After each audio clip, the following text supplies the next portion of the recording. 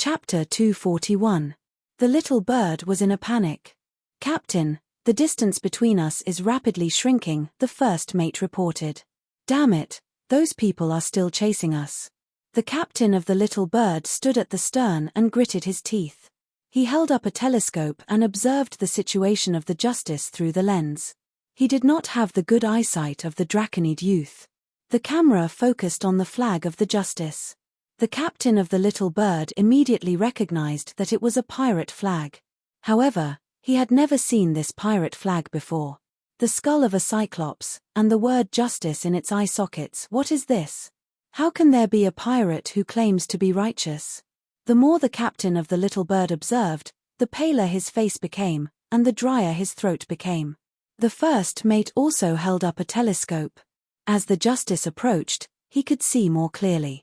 The first mate was worried. The other party is in the wind. Their tonnage is much larger than ours, and there must be many people on board. If we engage in a boarding battle, we have no chance of winning. Look at this ship. The bow is sharp, and the hull is smooth. The hull is sharp at the bottom and wide at the top. It has a deeper draft and is faster.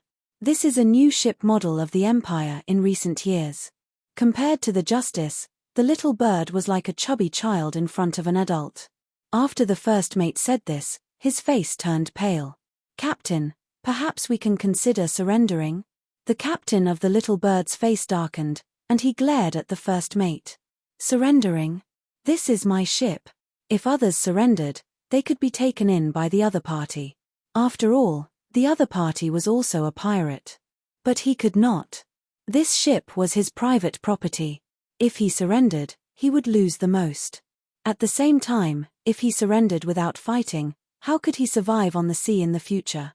All the pirates would make fun of him and think that he was a coward. To the captain of the little bird, he was not a knight, and his reputation was nothing. However, he had to admit that the reputation of a coward was very negative. Being recognized as cowardly would cause a lot of trouble. Many pirates would despise him and treat him badly. It would be very difficult for him in the future.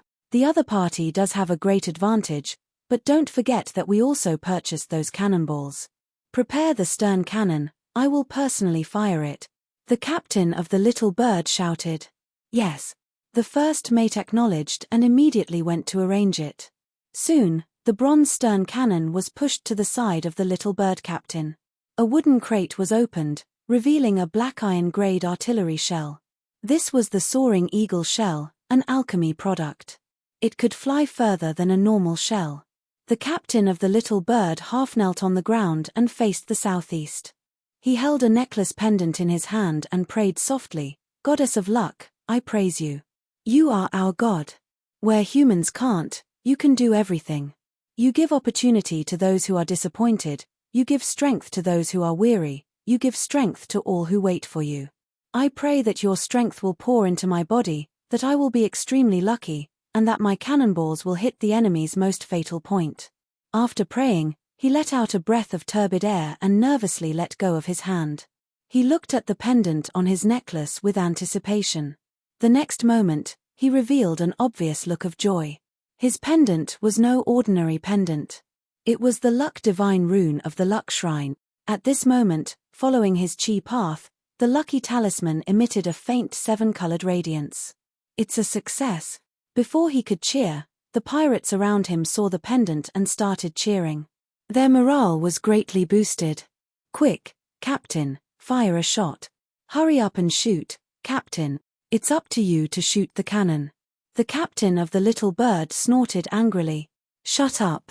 Then, he personally picked up the Flying Eagle shell with both hands and stuffed it into the muzzle. During this process, the seven-colored radiance on the divine rune on his chest spread to the cannonball, dyeing it with a thin layer of seven-colored halo. He then used a wooden stick to pound the cannon's muzzle, stuffing the cannonball and gunpowder as much as possible. Then, he came behind the cannon and affectionately stroked the cannon's round and smooth buttocks with both hands. "My dear baby, come on, roar, hiss, let's give him a blast together." The captain of the little bird spoke with conviction. As he kept stroking the cannon, it was also dyed with a layer of seven-colored radiance.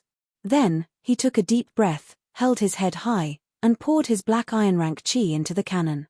Fire! He roared and pulled the rope of the cannon. The huge firing pin produced sparks and ignited the gunpowder. With a boom, the Flying Eagle shell shot out. The bronze cannon's body was pushed back by the reaction force and hit the little bird captain's stomach. The moment the cannon fired, the little bird captain's chi was drained by more than half. A strong sense of emptiness filled his entire body. The cannon's buttocks hit his body and knocked him to the ground. "Captain!" The pirates around him quickly rushed forward and helped him up. He was panting and dizzy, but the hope in his heart kept him from falling. "Quick, don't block me. Let me see the result of my shot." Hearing his words, half of the pirates dispersed, revealing a large space. The Flying Eagle shell carried the captain's and the entire pirate ship's hope as it shot forward. It pierced through the air and let out a sharp cry like an eagle's cry. At the same time, a seven-colored radiance trailed behind it, forming a faintly discernible long tail. Seeing the cannonball coming, the Draconid youth standing at the front of the Justice was slightly surprised. The range of the Flying Eagle shell was far beyond his expectations. "Get down!" The crew around him shouted and crouched down. The Draconid youth took out a specially made alchemy crossbow and lightly pulled the trigger, shooting an arrow. The Flying Eagle shell's trajectory was straight.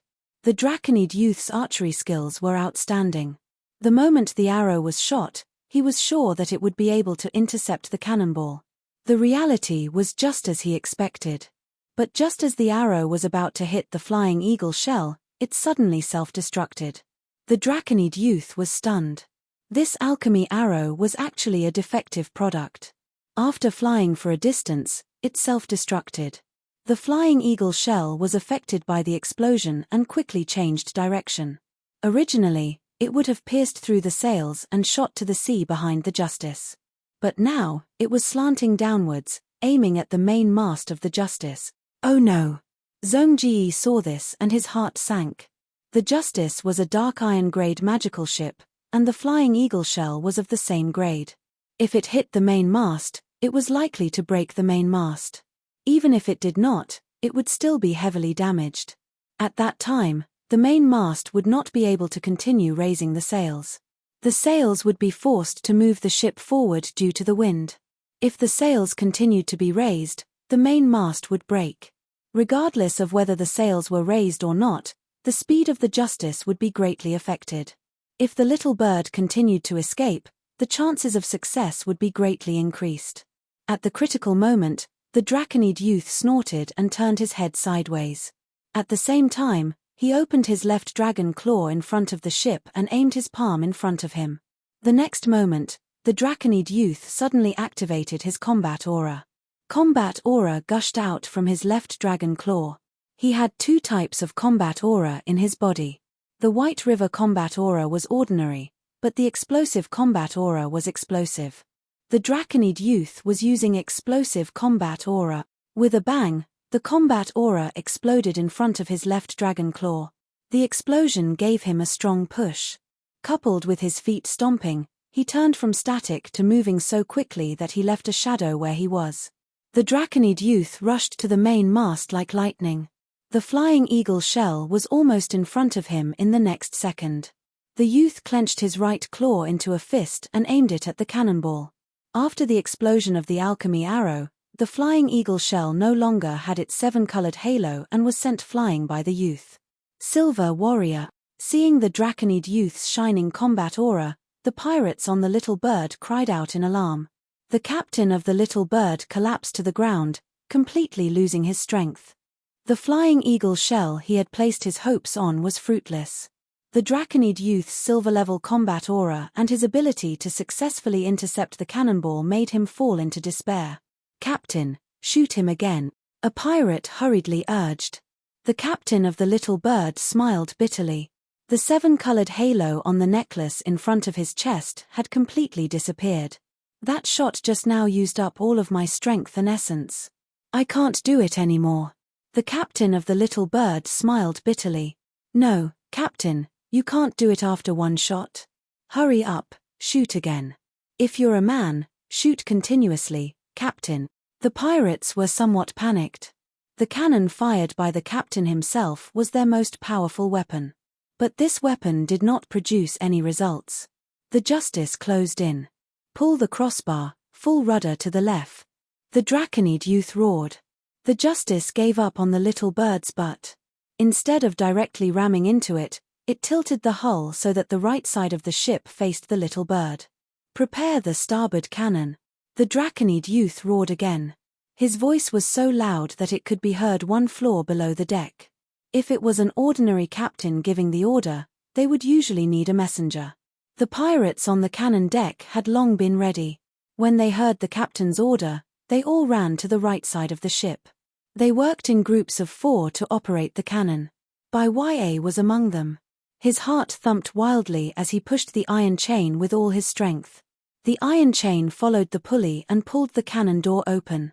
The other pirates pushed the bronze cannons out with all their strength. Most of the cannons were still on the deck, but a portion of the cannon's muzzle had already poked out of the hull. The Justice had 24 cannon positions. There were no bow or stern cannon positions. There were 12 cannon positions on the left and right sides of the ship. The 12 cannons poked their heads out. The bronze luster and the black muzzle allowed the pirates of the little bird to see them clearly. Thus, in the next moment, there was a hissing sound on the deck of the little bird. A strong chill spread through everyone's hearts. My God! They're all bronze-grade alchemy cannons. The little bird also had bronze-grade alchemy cannons, but there were only 2. They were on the bow and stern of the ship. Captain, what do we do? The first mate asked his captain anxiously. The captain of the little bird stared blankly in front of him, stunned. Ready, fire! The Draconid youth roared. Bang, bang, bang! The pirates of the Justice pulled the ropes. The sparks from the firing pins ignited the gunpowder, and the cannons flew out one after another.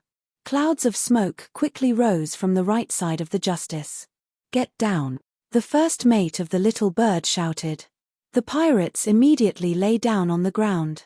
The Draconid youth smiled and looked at the little bird from afar. The sound of the 12 cannons firing made his heart surge. This is the pride of a man of the sea. But in the next moment, the Draconid youth's smile froze on his face. The 12 cannons flew over the little bird and landed on the sea behind it, creating 12 pillars of waves. They all missed. Awkward. On the little bird, the first mate scrambled and hurried to the captain's side. Captain, the first round was clearly a warning shot. Hurry up and make a decision. The captain of the little bird woke up with a start and hurriedly shouted, Raise the white flag. Quickly raise the white flag, we surrender. P.S. I wish everyone a happy double day. Chapter 242. After a round of cannon fire, the little bird was unscathed. The Draconid youth's face darkened as he ordered again. The sailors steered the rudder and pulled the rope. The Justice turned around and sailed in a zigzag pattern, this time facing the little bird with the left side of the ship. Prepare the port cannon. The Draconid youth's roar was clearly transmitted. The pirates on the cannon deck rushed from the right side of the ship to the left side. YA and the other 11 pirates tried their best to pull the cannon door open as quickly as possible, while the other pirates struggled to push the cannon out. The cannon deck was extremely hot and stuffy, filled with the pungent smell of gunpowder. In just a short while, YA was already sweating profusely. He was anxious as he pricked up his ears to listen for the Draconid youth's order to fire the cannon. However, the expected order to fire the cannon could not be heard. Look, the enemy has surrendered. At this moment, a pirate suddenly spoke, loudly reminding. Many people leaned over the mouth of the cannon to take a look, then cheered. Hurrah! We won! The enemy is a bunch of cowards, ahahaha. Most of the pirates gathered at the mouth of the cannon dispersed, and they began to dance. YA saw a gap and squeezed over to take a look. As expected, he saw the little bird with the white flag. Its speed was gradually reduced to 0, and it was anchored on the sea, looking pitiful and ready to be slaughtered. We won. YA was stunned for a moment, but after a few breaths, he accepted this reality. He was overjoyed and completely relaxed. Only after relaxing like this did he feel the pain on his body. First, it was his palm. His palm grabbed the stiff metal chain, and because he had used all his strength earlier, it was now burning with pain. His arm was also very sore. Finally, he felt that this cannon deck was very crowded, and wanted to immediately run to the first deck to enjoy the sea breeze. "Put away the main sail and slow down," the Draconid captain ordered. Zhong Ji added, "Don't be careless, prevent the enemy from camouflaging." Bai Ye's heart tightened. When the other pirates heard this, they stopped cheering and returned to their posts. The Justice cautiously approached the little bird, and the Draconid youth only relaxed when the two sides were tightly linked by a hook rope and a bridge. He continued to sit on the Justice, while Zhong Ji led a group of elite pirates onto the little bird. The captain of the little bird took the lead in kneeling and surrendering very sincerely. The second silver-ranked fighter, when he sensed Zhong Ji's silver-ranked aura, he could not help but feel grateful for his decision. The little bird was much shorter than the Justice. The Draconid youth stood on the forecastle, looking down at the little bird being taken over by his side. He felt a sense of boredom. He had wanted to use the little bird to hone his side's bombardment ability, but after a round of bombardment, the other party was terrified. The pirates of the little bird were gathered, tied up, and kneeling on the deck. After ascertaining that he had not missed anything, the Draconid youth leisurely moved.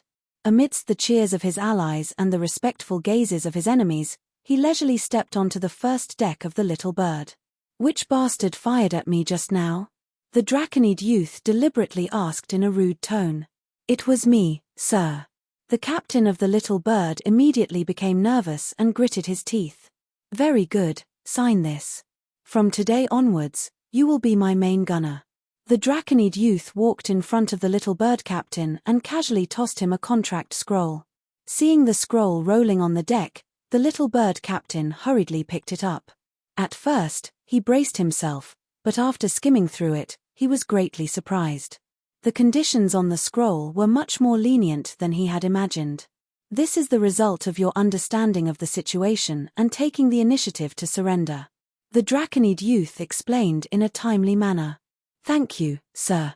The little bird captain hurriedly kowtowed, then instilled his chi and used his blood to sign his name. The contract was immediately established. It had to be said that this kind of magical contract was very convenient. The Draconid youth absorbed all the pirates. Of course, after careful consideration, these people were scattered and reorganized. The little bird was led by Zhong Ji. The Draconid youth directly appointed the orc as the captain. The Justice pirates began their first step of expansion. "Do well, and one day, you may also become a cadre under my command." The Draconid youth's voice made the eyes of the pirates shine. The little bird was almost undamaged, thanks to the decision of the original captain of the little bird to quickly surrender. The original captain's name was very long and difficult to pronounce, so everyone called him by his nickname, Little Bird. As a black iron level fighter, his cultivation was at the bottom of the captain's position. Among the ships that could travel to the Seven Seas, it was difficult for a bronze-level captain to suppress the situation. Night. The sea breeze blew into the window. The captain's room was brightly lit. Dinner had already been eaten. The Draconid youth sat at the desk, enjoying the wind while flipping through the righteous ship's nautical diary. In today's record, this small battle was recorded. The Draconid youth closed the nautical diary, leaned back on the leather chair, and began to close his eyes to meditate, summarizing the experience of this battle. There are many differences between naval and land battles. First, it is very important to occupy the upper wind. We have done a good job of that. With the upper wind, our cannonballs can hit farther than when there is no wind and the wind is against us. This is an advantageous terrain. It is just like occupying a high mountain in land battles and shooting from above. Fighting against the wind is like attacking from above. It is very disadvantageous. Secondly, the quality of equipment greatly affects the outcome of the battle. We were able to win quickly and decisively because the righteous ship's grade, tonnage, cannon positions, and cannon grade crushed the little bird. The flying eagle shot by the little bird was the most threatening attack. Because it was a black iron-level cannonball. Of course, these cannonballs became the Draconid youth spoils of war as the little bird surrendered. Finally, The factor that affects the outcome of the battle the most is the people. The flying eagle shot by the enemy was personally operated by the little bird. The person who intercepted the cannonball was me. If I couldn't intercept it and let the main mast be damaged, the little bird might escape. The righteous ship was a black iron level magical ship, but its body was huge and was easily damaged. In comparison, a black iron level fighter was more agile, and it was very convenient to switch between offense and defense. Take Little Bird for example. He was a black iron level fighter. If the youth side lacked a black iron level fighter and only had a black iron level magical ship, it was very likely that Little Bird would swim across the sea and lead a group of people to kill them. Even if it was not a boarding battle, Little Bird's cannonballs could also threaten the righteous ship. The youth could not help but recall the battle with Meat Trove. A gold-level fighter, single-handedly suppressing the battle situation, no matter how many pirate ships were destroyed by the Big Chin and the Snake Lady. Meat Trove's victory against the youth, Zhong Ge, and covered in dust determined the outcome of the battle. Thus, the Draconid youth had a penetrating insight. Whether it is land battles or naval battles, the foundation of all wars is a competition between people. Chapter 243. Are you sure you want to board the little bird? San Dao looked at Shu Ma with a doubtful expression and asked for confirmation. Of course, of course. Sir, please do me a favor. In a corner, Shu Ma lowered his waist with a flattering expression. Heh heh heh. Seeing that no one was around, he took out a silver coin and gave it to San Dao. San Dao pushed it away, but Shu Ma's strength was not small, so he could only accept it. The goblin looked at the silver coin in his hand and couldn't help but have a strange expression. Then that's it. I'll recruit you to the little bird. Wait, sir, it's not just me, there's another person. To be precise, there are two people. Shu Ma said. You want to do two things for one coin? San Dao deliberately made things difficult. He's just an ordinary sailor. Sir, you can treat him as a bonus. Shu Ma smiled flatteringly again and lowered his waist even more. He was almost at the same level as the goblin. San Dao couldn't help but admire the flexibility of this bronze thief's body. Forget it. San Dao shook his head. What's his name? Black Tooth, by Y.A. San Dao was surprised. Vigilance rose in his heart, but he remained calm on the surface. He asked tentatively, who is he to you? A fellow villager. Is he worth your attention? Ah, he's a newcomer and doesn't know much. I taught him a few things, so he can be considered as my little brother. Shu Ma said. San Dao's thoughts churned as he probed again. Did he agree? Of course he agreed. Shu Ma gave San Dao a thumbs up. To be able to board Sir Lion's ship and receive your care, this is a good thing. Heh heh. San Dao laughed at Shu Ma. He naturally knew that Bai Ya's current alias was Black Tooth. Listening to Shu Ma's words, Bai Ya didn't know about this at the moment. Although Bai Ya was just an ordinary person, they had gone through life and death together on the Lost Island, so the San Dao took this matter to heart. If you want me to take care of you more in the future, it will depend on your contributions in the future. Let's leave it at that for now. San Dao patted Shu Ma's shoulder and pretended to agree.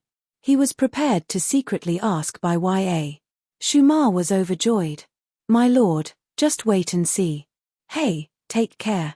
The night breeze blew gently. On the deck, Lan Zhao was instructing Bai Ya on how to cultivate Do Qi. The cultivation of battle Qi is all about movement. Fighting aura is a process of digging out power from within the body, unlike magic which draws elements from the outside. What is a battle Qi art?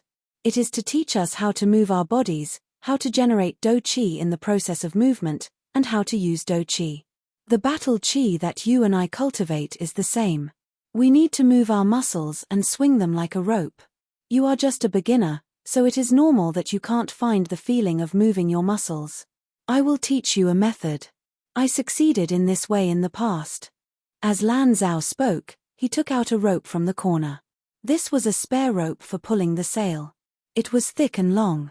Lan Zhao unfolded the rope, wrapped it around the mast, and grabbed both ends in his hands. Watch carefully.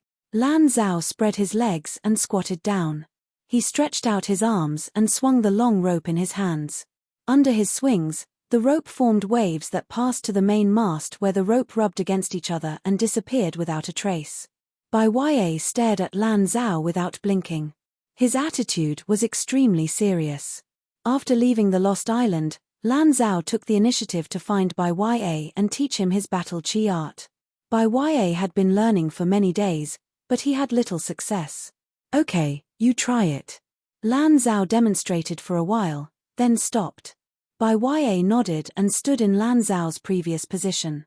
He copied his movements, swinging the long rope while urging his battle chi art. Soon, his face lit up with joy. So that's how it works. He found the trick. After swinging the long rope, the feedback force allowed Bai Ye to break through the layer of paper. He understood that the muscles in his arms should dance like the long rope. His arms quickly heated up, and faint traces of battle chi were produced. But soon, the battle chi spread to the other parts of his body. The little battle chi that was already very little was scattered, and there was almost nothing left. But Bai Ye was very happy. Usually, he would have to practice for 1 or 2 hours to produce this kind of effect. But now, he was able to do it in a short 10 breaths. "Sir Lan Zhao, thank you so much. This trick of yours is really amazing." Bai Ye was very excited. Lan Zhao laughed and patted Bai Ye's shoulder. "My life was saved by you. Saying thank you is too polite." When he saw Bai Ye, he always thought of another figure, Huang Zhao, his biological brother. Just as he was about to say a few words of encouragement, the sound of footsteps suddenly came. Lan Zhao and Bai Ye immediately became alert and separated slightly. The two of them took advantage of the fact that there was no one at night, and they were guarding the deck to teach. Of course, even if they were seen by someone, they would at most be a little confused about how the two of them got along so well. It wouldn't be a problem. Sandao's figure appeared in front of them. "I didn't disturb you, did I?" Bai Ye hurriedly shook his head. Lan Zhao smiled, indicating that they didn't. The two of them relaxed. Although Sandao was a goblin, he had experienced the Lost Island, so the three of them saw each other as one of their own. Sometimes, Lan Zhao and Bai Ye would subconsciously ignore Sandao's identity as a goblin. This kind of attitude couldn't be faked. It also made Sandao feel the rare warmth of a group that could accept him. Sandao told him about Shu Ma's request in a concise manner. Bai Ye was surprised. "I didn't expect Shu Ma to be a good person." "A good person?" Sandao shook his head. "He's just bullying the weak and fearing the strong. He's afraid. If he stays on the Justice, he'll be in danger in the future when a battle breaks out. But the little bird is just an ordinary ship. Once a battle breaks out, the enemy's firepower will be concentrated on the Justice. Also, the little bird doesn't have a captain or a magician, so there are fewer experts above him. It'll be easier for him to curry favor." Sandao used to be the leader of a mercenary group and had seen many people like this. He immediately saw through Shu Ma's intentions. Although he said that, "He's doing it for my own good." Bai Ye was still grateful to Shu Ma. Lan Zhao coughed. "You're just an extra to him. He treats you as a subordinate. It's good for him to have someone to rely on and not be alone. Kid, be careful. Don't be sold off and count the money." "I won't." "Sirs, I'm also an adult." Bai Ye glared. Cyanobacterium laughed. Sandao asked, "Then what do you think?" "To tell you the truth, Sir Zhongji has already told me about the little bird's future training and battle plans. He plans to use the military method to train an iron army. If you go on the little bird, your daily training will be very difficult. In the future, you'll have to fight more frequently on the sea." Lan Zhao's face turned serious. "Is it really possible to train pirates into an army?" Sandao didn't answer this question. He followed Zhongji. He would express his opinions and advice on every plan Zhongji made. But as long as Zhongji decided to do it, Sandao would definitely be the one who supported him the most. Bai Ye was silent for a while. He pursed his lips and nodded seriously. "I want to go on the little bird." Lan Zhao's expression changed slightly. "The Justice is actually safer. We can find Fat Tongue or Mu Ban and transfer you to them to do chores. But I want to become a knight. Bai Ya clenched his fists. If I avoid battle like this, how can I make contributions? If I don't make contributions, I won't have the resources to help me cultivate. I also want to eat magical beast meat. Bai Ya's attitude was firm. Lan Zhao didn't try to persuade him anymore. Leaving Bai Ya to continue practicing at the main mast, Lan Zhao and San Dao patrolled the deck and gradually walked to the forecastle. They heard snoring sounds. It was the sound of the big guy sleeping. Bai Ya's strength is limited. I hope Sir San Dao can take care of him. Lan Zhao requested. San Dao smiled. He's one of us. You don't need to ask, I'll do the same. It's just that, this kid seems to be to your liking. San Dao was at the black iron level, but he approved of the bronze level Lan Zhao. This was because there was a chase on the Lost Island. At that time, only the young knight, Zhong Ji, San Dao, and Lan Zhao stood up and risked their lives to chase the magical beast army. And Lan Zhao's firm attitude towards following the young knight resonated greatly with San Dao, who followed Zhong Ji. Lan Zhao sighed. You should know that I was saved by him. He's like my little brother. He didn't know about Lan Zhao's guilt towards Huang Zhao. He only knew that Huang Zhao was in danger on the Lost Island. At that time, Lan Zhao was by Huang Zhao's side. San Dao guessed in his heart, perhaps it's because of his younger brother's death that this man's love for his younger brother turned to Bai Ya. Lan Zhao turned around and looked in Bai Ya's direction. In this position, his line of sight was blocked, but he could hear the sound of the long rope being swung. A gratified expression appeared on his face. Compared to Huang Zhao, Bai Ya is much smarter. When I taught Huang Zhao the secret of cultivation, it took him 3 days to learn. And Bai Ya is also very hardworking. But his aptitude is not good enough. San Dao said calmly. Lan Zhao's face fell. With a pained expression, he admitted helplessly, yes. San Dao knew that Lan Zhao had taught Bai Ya battle Qi a long time ago. But after cultivating for so many days, Bai Ya's progress was still very small. San Dao saw through it at a glance. He immediately knew that Bai Ya's aptitude was very ordinary. A normal person like him, without a bloodline, no matter how hard he works, even if he doesn't sleep to cultivate, his cultivation efficiency is too low. He might not be able to break through and reach the bronze rank in his entire life. His dream of becoming a knight is very likely just a dream. San Dao revealed. A knight had to be an extraordinaire, at least at the bronze rank. Normal people could only serve as cavalry. But he doesn't know yet. Lan Zhao slowly shook his head.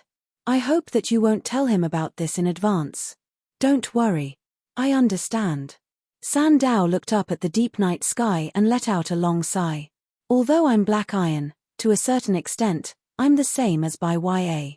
Every life form had its own limit. Bloodline determined this limit. Chapter 244. The deck of the Little Bird was filled with sailors. Please make way, okay? Bai Ya opened a path for Shu Ma behind him. There were many people, so it was difficult for Bai Ya to open a path. From time to time, someone would turn around and glare at Bai Ya or curse him. However, after seeing the bronze rank Shu Ma, the ordinary pirates would give up and take the initiative to open a path. Thus, Bai Ya and Shu Ma slowly passed through the crowd. Bai Ya was about to squeeze to the front of the crowd, but Shu Ma grabbed his clothes. Shu Ma said, "Don't be in the limelight. It's good to be here. We can see clearly, and we don't have to stand in the front row." Zhong Ji walked with vigorous steps. After a dozen steps, he stood on the bowsprit of the Little Bird deck. I'm Lion Flag. I used to be the first mate of the Justice, and now I'm the captain of the Little Bird. I don't care who you are or where you come from. Since you're on my ship, you have to listen to my orders. Zhong Ji pointed at San Dao. He's our first mate. Bai Ya wasn't surprised at all when he heard this. However, many outsiders were surprised.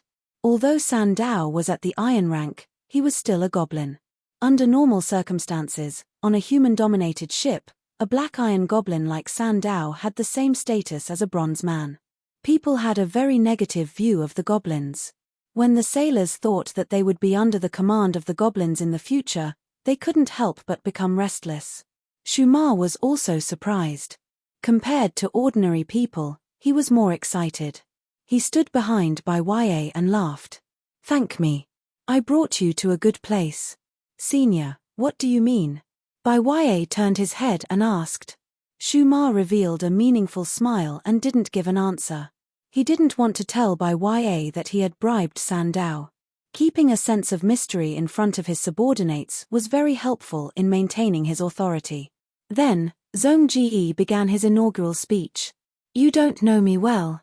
I'm a person who loves war. Shumar." Zhong Ji continued, "I like battles of annihilation. I like to see the miserable state of the enemy being completely annihilated by our army. I like cavalry battles. I enjoy the sight of two cavalry clashing against each other. Blood will be spilled, men will be thrown off their horses, and the victor will be king. I like ambushes. When I see the enemy enter my carefully arranged ambush without realizing it, when we attack, their panicked expressions, I can feel endless joy." The mustache, the bronze thief subconsciously clutched his chest. What was going on with this ominous feeling? Zhong Ji raised his voice. "Now, I'm starting to like artillery warfare. I fell in love with the sound of cannons, and I enjoyed the wonderful smell of gunpowder, which was more delicious than cigars.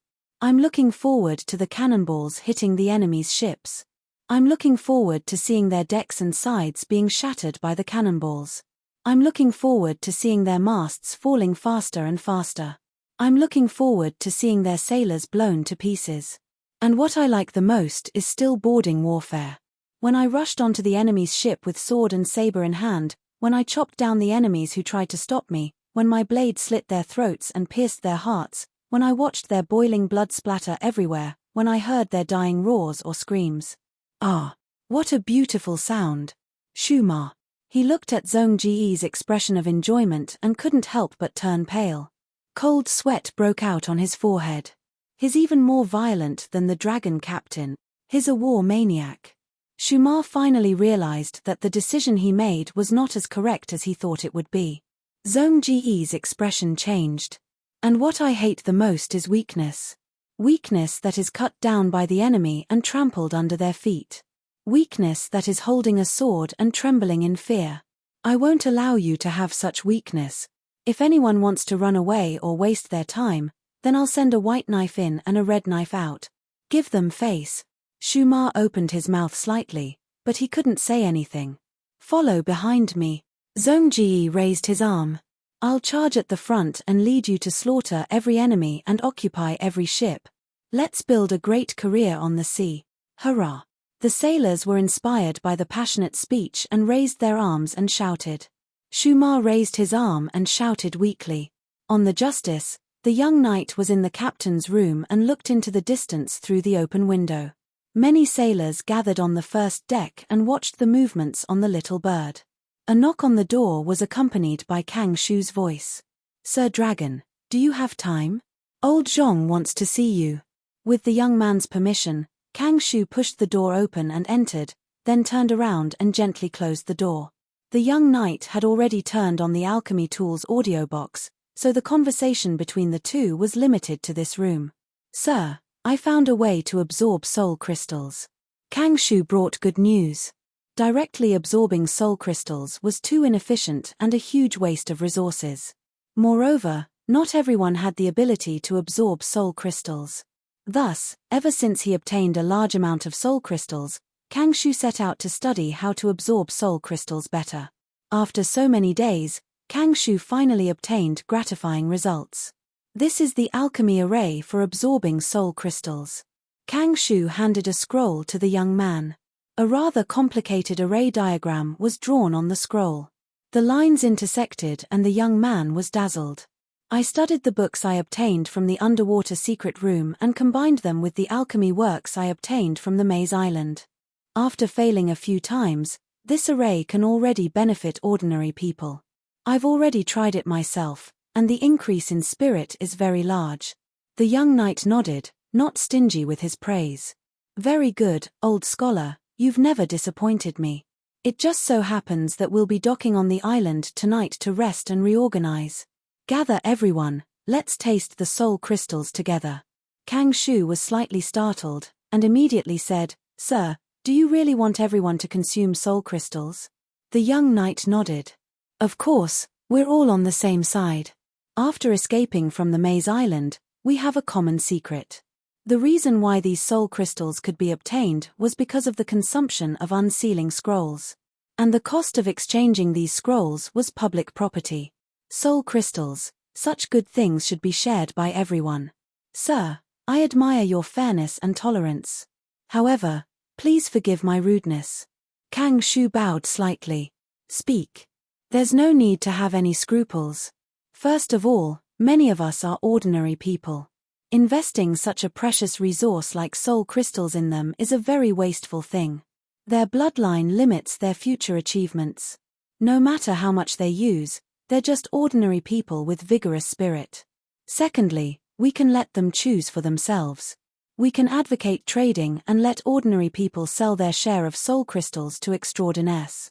This way, ordinary people can get the money they can use. And extraordinaires will be promoted even higher. The strength of the entire team will also be greatly improved. In the future, they will have more confidence in fighting and can also obtain more spoils of war, forming a more favorable positive cycle. Finally, Sir. Kang Shu stepped forward and approached the desk. He turned slightly and used his eyes to indicate the little bird outside the window. Although the noise on the little bird was much quieter, it still continued to be heard. Kang Shu's face was solemn. I've always thought that the strongest person in the team should be you, sir, the safest. Zhong Ji, he's a little strong. The young man raised his eyebrows. You suspect him? Kang Shu shook his head slightly. Rather than suspect, it's better to say that I'm afraid. He's a peak silver fighter. If he attacks at close range, I won't even be able to cast a spell before I'll be quickly killed by him. His chi cultivation is already the strongest, and now he has the little bird. Sir, don't forget, he's always wanted to seize the leadership on the Maze Island. It's just that magic and chi are forbidden on the Maze Island, so his strength is severely limited. But now, this is the vast sea, and he can use his cultivation to his heart's content. The young knight's gaze couldn't help but be dazed for a moment. After seizing the little bird, it was where Kang Shu was standing at the moment. Zhong Ji told the young man his summary of the naval battle. Zhong Ji believed that his side needed better equipment and a lot of strict training. In the Battle of the Little Bird, it was obvious that many of the sailors on the Justice were not able to control the sails and fire the cannons. Zhong Ji couldn't tolerate this. Zhong Ji also believed that the higher-ups on his side also lacked the ability to command naval battles. There were fewer ships now, so it wasn't obvious. But in the future, when there were more ships, this flaw would be obvious. This included himself. Zhong Ji's words were all insightful, and the young man agreed with them. In fact, the two of them were heroes who thought alike. Therefore, the young man handed the little bird to Zhong Ji, hoping that he could freely use it. And the Justice was commanded by the young man. Both of them had enough space to fully display themselves, and they could learn from each other and learn from each other's strengths. This was the original intention of the young man to appoint Zhong Ji. But today, Kang Shu's words made the young man suddenly realize that there was a gap between his companions, and this gap was deepening. Kang Shu was afraid of Zhong Ji, and Zhong Ji was also wary of Kang Shu. A few days ago, Zhong Ji had also reminded the young man to be careful of Kang Shu. They each had their own reasons, and these reasons were very sufficient. As the leader, what should I do? The young man frowned and pondered. However, he didn't find an answer until Kang Shu left. The vexed young knight opened the drawer of his desk. There was a pile of scrolls in the drawer. These were all secret scrolls. Although he had exchanged for these scrolls before, the young man had been hesitating whether to use them or not. Today, Kang Shu's visit made the young man make a decision. He still had to use the secret scrolls. Don't underestimate people, don't overestimate people. For the sake of the entire team, he had to increase the difficulty and cost of betrayal between members. Chapter 245. The Blue Sea and Blue Sky, The wind was gentle and the sun was bright. Bai Ya stood on the deck of the Little Bird. There were many sailors like him around him. Zhong Ji stood in front of everyone. Today, we'll train how to use weapons. In front of him was a pile of weapons. There were axes and scimitars. The pirates on the deck were very familiar with these weapons. That was because they had been making these weapons for the past few days. These weapons were all made of wood. Zhong Ji had specially invited Mu Ban to teach these pirates how to use wood to carve the shape of weapons. There are many kinds of weapons. Zhong Ji stretched out his foot and lightly hooked a wooden dagger from the pile of weapons. He grabbed the wooden dagger and made a forward stabbing motion. A dagger is the most convenient for a surprise attack. It's most suitable for fighting in a narrow cabin. He threw away the dagger and picked up a simple axe. A boarding axe. We often use it to cut the rigging and rope nets. Of course, it can also cut the enemy's hooks. Many times, this weapon can also help us climb up the cabin and pry open the cabin door. He threw away the wooden axe and picked up a wooden knife. Cutlass. This is our main weapon. This kind of knife is shorter than a normal sword. This way, it can be more adapted to the close combat environment on the ship. We use it to chop. Sometimes it's used to chop the enemy, sometimes it's used to cut food. Other than that, there are also short swords, flying hooks, muskets, cannons. Zhong Ji introduced them one by one. Short swords were often used to assassinate and block. Using them required skill. The chopping effect was not as good as a cutlass. The use of flying hooks was very simple. It was thrown out and hooked onto the side of the enemy ship. After a few training sessions, results would be seen. Muskets were expensive and not everyone could be equipped with them. In addition, it was easy to use, so Zhong Ji did not plan to train this content. As for cannons, that was another important point. To be an outstanding pirate, there were many things that needed to be mastered.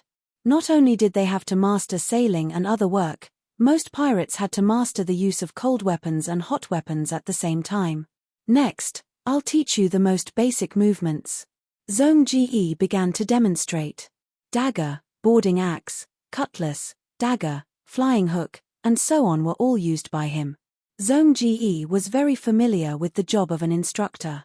Next, he distributed wooden practice weapons, and almost everyone mastered one set. First, they practiced together. Then, Zhong Ji ordered people to set up a row of human-shaped wooden targets and began to practice against the wooden targets. Zhong Ji corrected the movements while observing the fighters. Some people stood out, and Zhong Ji secretly noted them in his heart. How boring. Shu Ma twirled the wooden dagger in his hand. As a thief, he was best at using small weapons like these. Of course, he was also better at using axes and short swords than ordinary people. Hey, young man, you're really hardworking, Shu Ma praised as he looked at Bai Ya, who was training seriously and sweating profusely. Under the scorching sun, Bai Ya's eyes shone brightly. His sweat glistened, reflecting the sunlight and the vitality of youth. He was very motivated to practice. On one hand, it was because he was inspired by the love of the noble lady, Sima, and wanted to become a knight. On the other hand, the near-death experience on the bewildering island made him thirst for power. However, Zhong Ji's gaze swept past Bai Ya without stopping. Bai Ya did not lack courage. On the bewildering island, he fought on the front lines against the terrifying mutated magical beasts. What he lacked was not practice. On the bewildering island, he began to practice using weapons.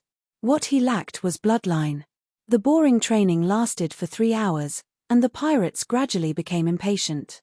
I really don't understand, what's the point of doing such simple training? I already know how to use a cutlass. Lion Flag Captain, did you forget that it's time to eat?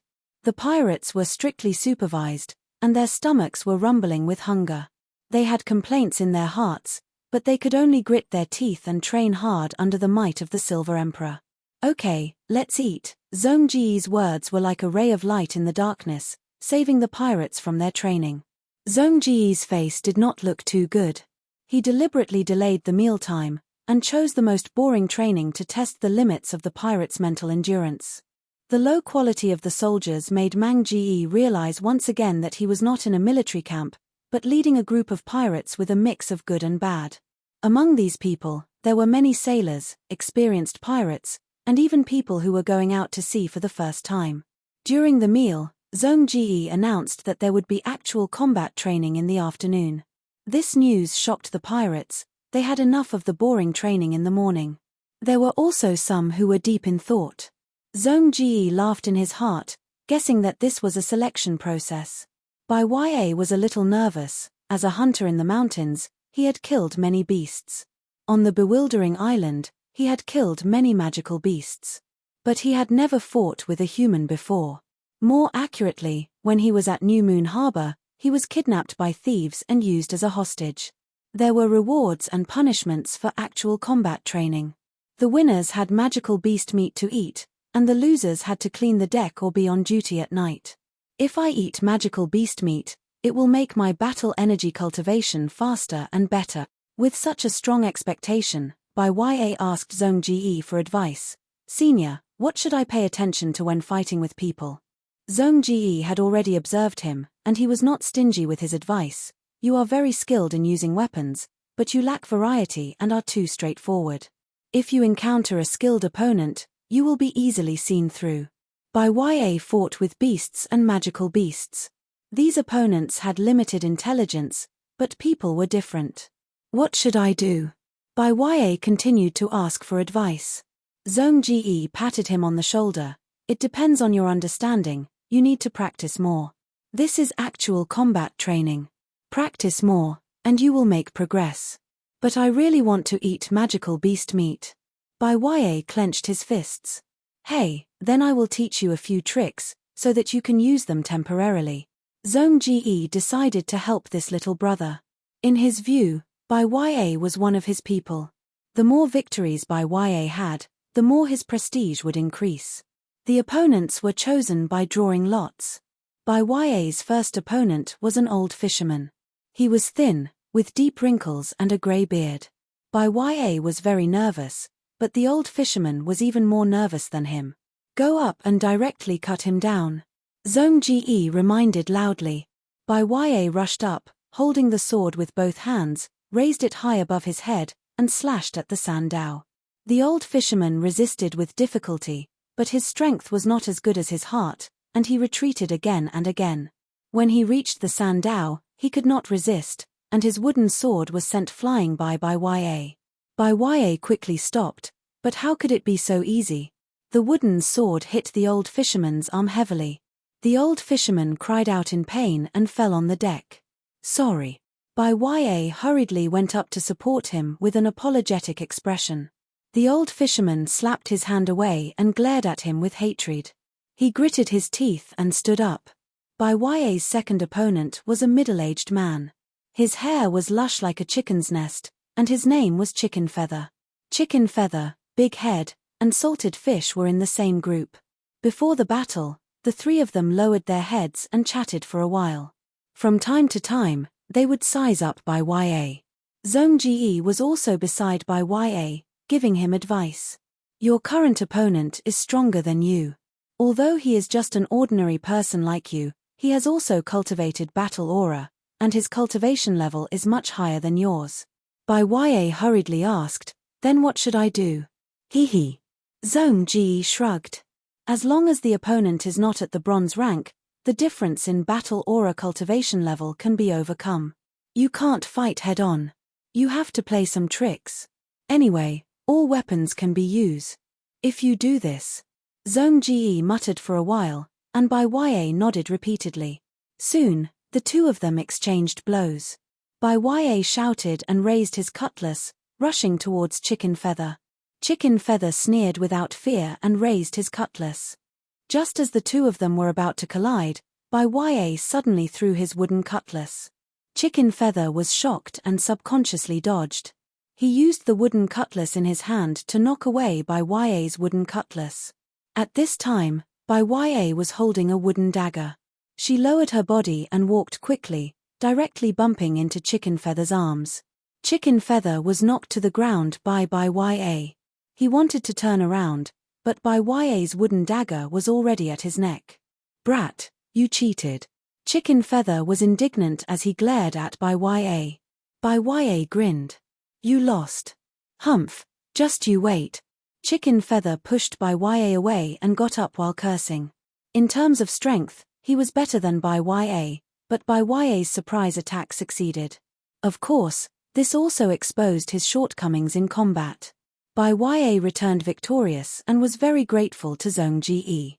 According to the current ranking, he only needed to defeat one more person to be able to eat the meat of a magical beast. However, when his opponent appeared, Zhong Ji's face fell. Admit defeat. His opponent was called Wu Shou. This was not his real name, but his nickname. Because no matter how much he washed his hands, they were dirty and black. This was the characteristic of a miner who excavated coal ore. Many people suspected that Wu Shou was a slave miner who escaped from the mine. The taciturn Wu Shou had bronze-level strength. It was not uncommon for slaves to have extraordinaries. Among the slave gladiators in the arena, there were even gold-level extraordinaries. Is there no possibility of winning? Bai Ya was not reconciled. Zhong Ji shook his head. You are just an ordinary person. He is a bronze-level fighter. The gap in strength is too big. It is not something that can be solved with some tricks. Isn't it too early to give up? Bai Ya still wanted to try. Zhong Ji shook his head and sneered. Young man. Bai Ya went up and was beaten up. He was very regretful that he missed the chance to eat the magical beast meat. At the end of the combat training, Zhong Ji ordered San Dao to preside over the distribution of the magical beast meat. Although Zhong Ji was cunning, his strength was still enough. He was one of the winners.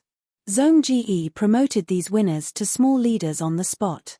At the same time, he announced that this kind of combat training would be held frequently, and the reward and punishment system would not change. As night fell, the day's hard training was over. Some of the pirates were bruised and swollen, and some of them were sore all over. They no longer gathered on the deck. In the forecastle, Bai Ya sat on his hammock and looked enviously at Zhong Ji lying on the hammock. The latter was looking at a piece of magical beast meat in his hand. Sensing Bai Ya's gaze, Zhong Ji smiled. Boy, this is a good thing. I won't give it to you. Bai Ya nodded and smiled. Senior, I don't have such an extravagant hope. Besides, the magical beast meat I earned is comfortable to eat. Didn't the Lion Flag captain say that? There will be more of this kind of combat training in the future. Zhong Ji shook his head. Boy, you are too optimistic. The Lion Flag captain is not a confused person. Look at today's winners. They are basically bronze level. They will be the winners in the future. The number of winners is cleverly set. Don't look at your bad luck today. In fact, it is normal. You will always meet a bronze-level opponent. So, don't look at how you are only one step away from winning. In fact, this step is very far away. It's not as simple as you think. Bai Ya was stunned and immediately worried. What should I do? It's very simple. Become bronze level and you have a lot of hope. Zhong Ji took a bite of the magical beast meat and said vaguely. Bai Ya was stunned again. I want to become a bronze level fighter quickly. I have to eat magical beast meat first. The dilemma in front of him was a dead knot for Bai Ya. Zhong Ji hesitated. Do you have money? If you have money, I will sell you this piece of magical beast meat. Bai Ya shook his head. Zhong Ji sighed. I know you are a poor boy. Then you can only learn from me. First, practice your Do Chi. After a period of hard work, break through to bronze level. Ah! Zhong Ji asked again. What kind of Do Chi do you practice? White River Do Chi. Oh, very good. Much better than I was. When you practice, how much Do Chi can you produce? Zhong Ji continued to ask. It's not convenient to say. Bai Ya told Shu Ma the truth. Strands of battle chi that he produced spread to his body as if they were dissipating into thin air. Then you are finished. Zhong Ji shrugged. Don't expect to break through to bronze level in your life. Ah! Zhong Ji glanced at him and continued to put the magical beast meat into his mouth. Your aptitude is too ordinary. It can even be said that you don't have the aptitude to practice. The douqi I practiced was much worse than yours. But every time I produced a strand of douqi, it was as thin as a strand of hair. You don't even have a strand of douqi. At first glance, I know it's hopeless. Bai Ya blinked again and again. He couldn't believe it. Zhong Ji continued. Do you know when I broke through to bronze level? 32 years old. Alas, I will be like this for the rest of my life. There is no hope for black iron level. Even if you have a better douqi, it's useless. Because douqi is compatible with blood. Blood is the most important thing. You are just an ordinary person. Bai Ya slightly opened his mouth. His face was pale, his mouth was dry, and his soul was in a daze. Zhong Ji couldn't bear it and comforted him. This is the reality.